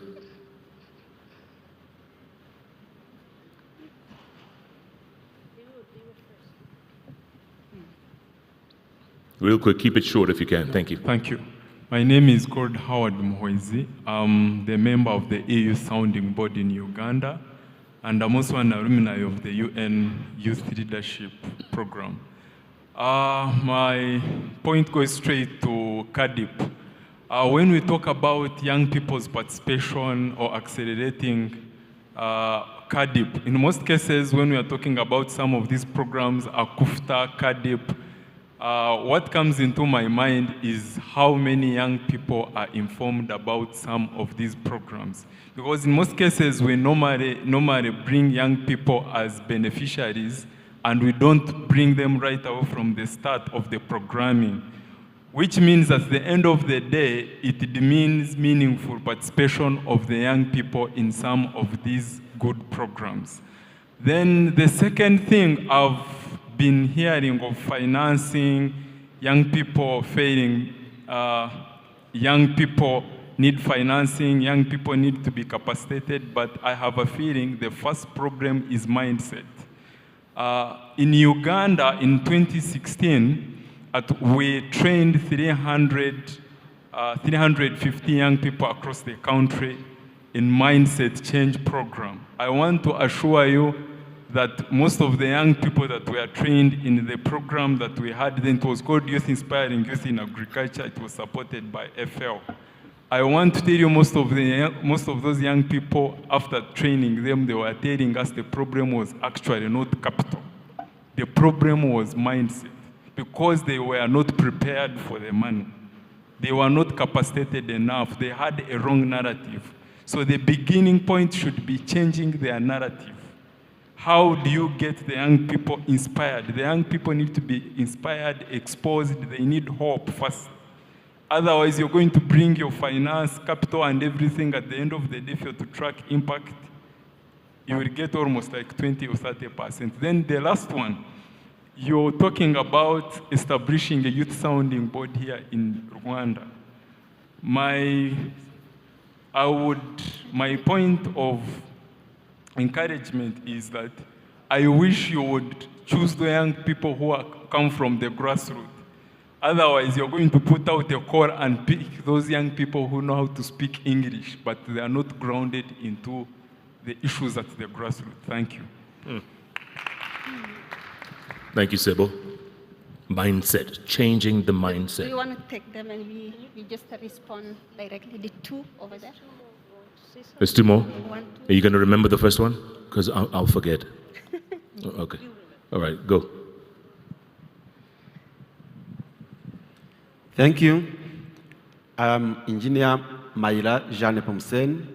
I am Head of New Business and Development at Drone Analytics Africa. As youth, we have contribution to Africa food system to overcome different problems. Our solution, we are about to set drone factory here in Rwanda, agriculture drone, which will benefit, which will help our farmers to benefit from saving life. Nowadays, when our farmers go to pit fertilizer, pesticides, and other agriculture input, they use the stressed pump. They get backbone injuries, respiratory diseases, but by drone, we spray with drone without getting contact with these chemicals. Other thing, we are going to save time. Our drones has capability to cover more than 1,000 hectares within 3 hours, which is, and the question, here we are going to save time, saving money by targeted spraying. Our question is, how are you going to support or to promote this program in all of African countries for this project? Because we are focusing on youth in general. Thank you very much. Okay. So you're looking for money? Yeah. No, not for money. Coordination. Okay. Okay. The woman. Back there. Good evening, Nanette Etoyehene, Converge for Africa. We have a conference for the youth coming up in Kigali, November 21st to 24th. Anyone interested, you just come to me. My question is the question I have all the time. The youth are saying they're tired of programs. They're tired of programs. Because when the program is gone, the baton is dropped. So my question is, how do you keep the baton going to the point where the youth is gainfully employed or their business has gotten to the point where it can scale? All right, should we take those three? Yeah. Should we start with the youth are tired? He knew the youth are tired of programs. Yeah, they're tired of the talk that you're talking about. Absolutely, and I think like both of them get the response from what she said at the beginning. They are organizing a youth summit here. You wanted to have partnership, as you said, you can get there, and you can have more youth that can support you. And get business cards. If you don't want to have money, as he asked you, get business cards you can get to share across Africa. And for my brother over there, where you said, like, address the young people on the ground, that's what we are asking for. It's not everyone that speaks English, French, Arabic, or whatever. Like, I'm coming from a country speaking French and Arabic. I mean, I grew up in my mother tongue, but I went to the school in French, and then I just played with the people who speak Arabic, and then at the end of the day, climate change. Everyone speaks English. No one speaks any other language. I'm like, okay, I'm nomadic. I have to go and speak English and tell them that I have to make my way. So, of course, we have to adapt all our program to the young people on the ground with their language. But at the other hand, if you wanted to make your voice to be here, you have also to adapt to another language just for communication. That's how I use my English for communication. That's why also, like, I can make mistake, but I'm like, I'm fine. If you understand what I say, I'm fine. Coming to the most important, to my sister, what you said, how you change it from the program that when the program ends, then it's end. We have the same proverb that we say. When you wanted to give someone who is hungry a fish, don't give him the fish to eat. Help him how to fish, so when you are not there, he can continuously fishing. So all the system is designed that to give us from day to day. That's why I say the narrative have to change from the donor to the partners. It have to change from beneficiaries. It have to change the way that they are designing the program. They say, we are coming to help you. You want to have money? Make me the project. I can help you. How long, even if you have a 5-year project, they want to ask you, like, what is your delivery, what your whatever, and you have to produce this paper as they want. When the project ends, you close the door. We wanted to have flexible funding that can allow us to do a sustainable activities. When you leave, we know that the activity continues. And in order to do that, you have to listen from the ground. If you have funding for the water, and the people have already water, they don't care about water, they want to have maybe food. And then as they want to have your money, they accept just because you wanted to give them for water. So at the end of the day, you are not making any progress. We need a flexible funding that can adapt to our needs. And when you leave, our project will continue. And that has to be changed in all the financial system internationally. And I will be so grateful if you take that to the EU, to stop telling us what we have to do, but to start listening from us what we want, and then giving us the money, not as charity, but as partners. To the UN, all the UN program, to stop telling us this program is doing this, doing that, but start listening from the communities, what the community needs, to adapt their program to the communities.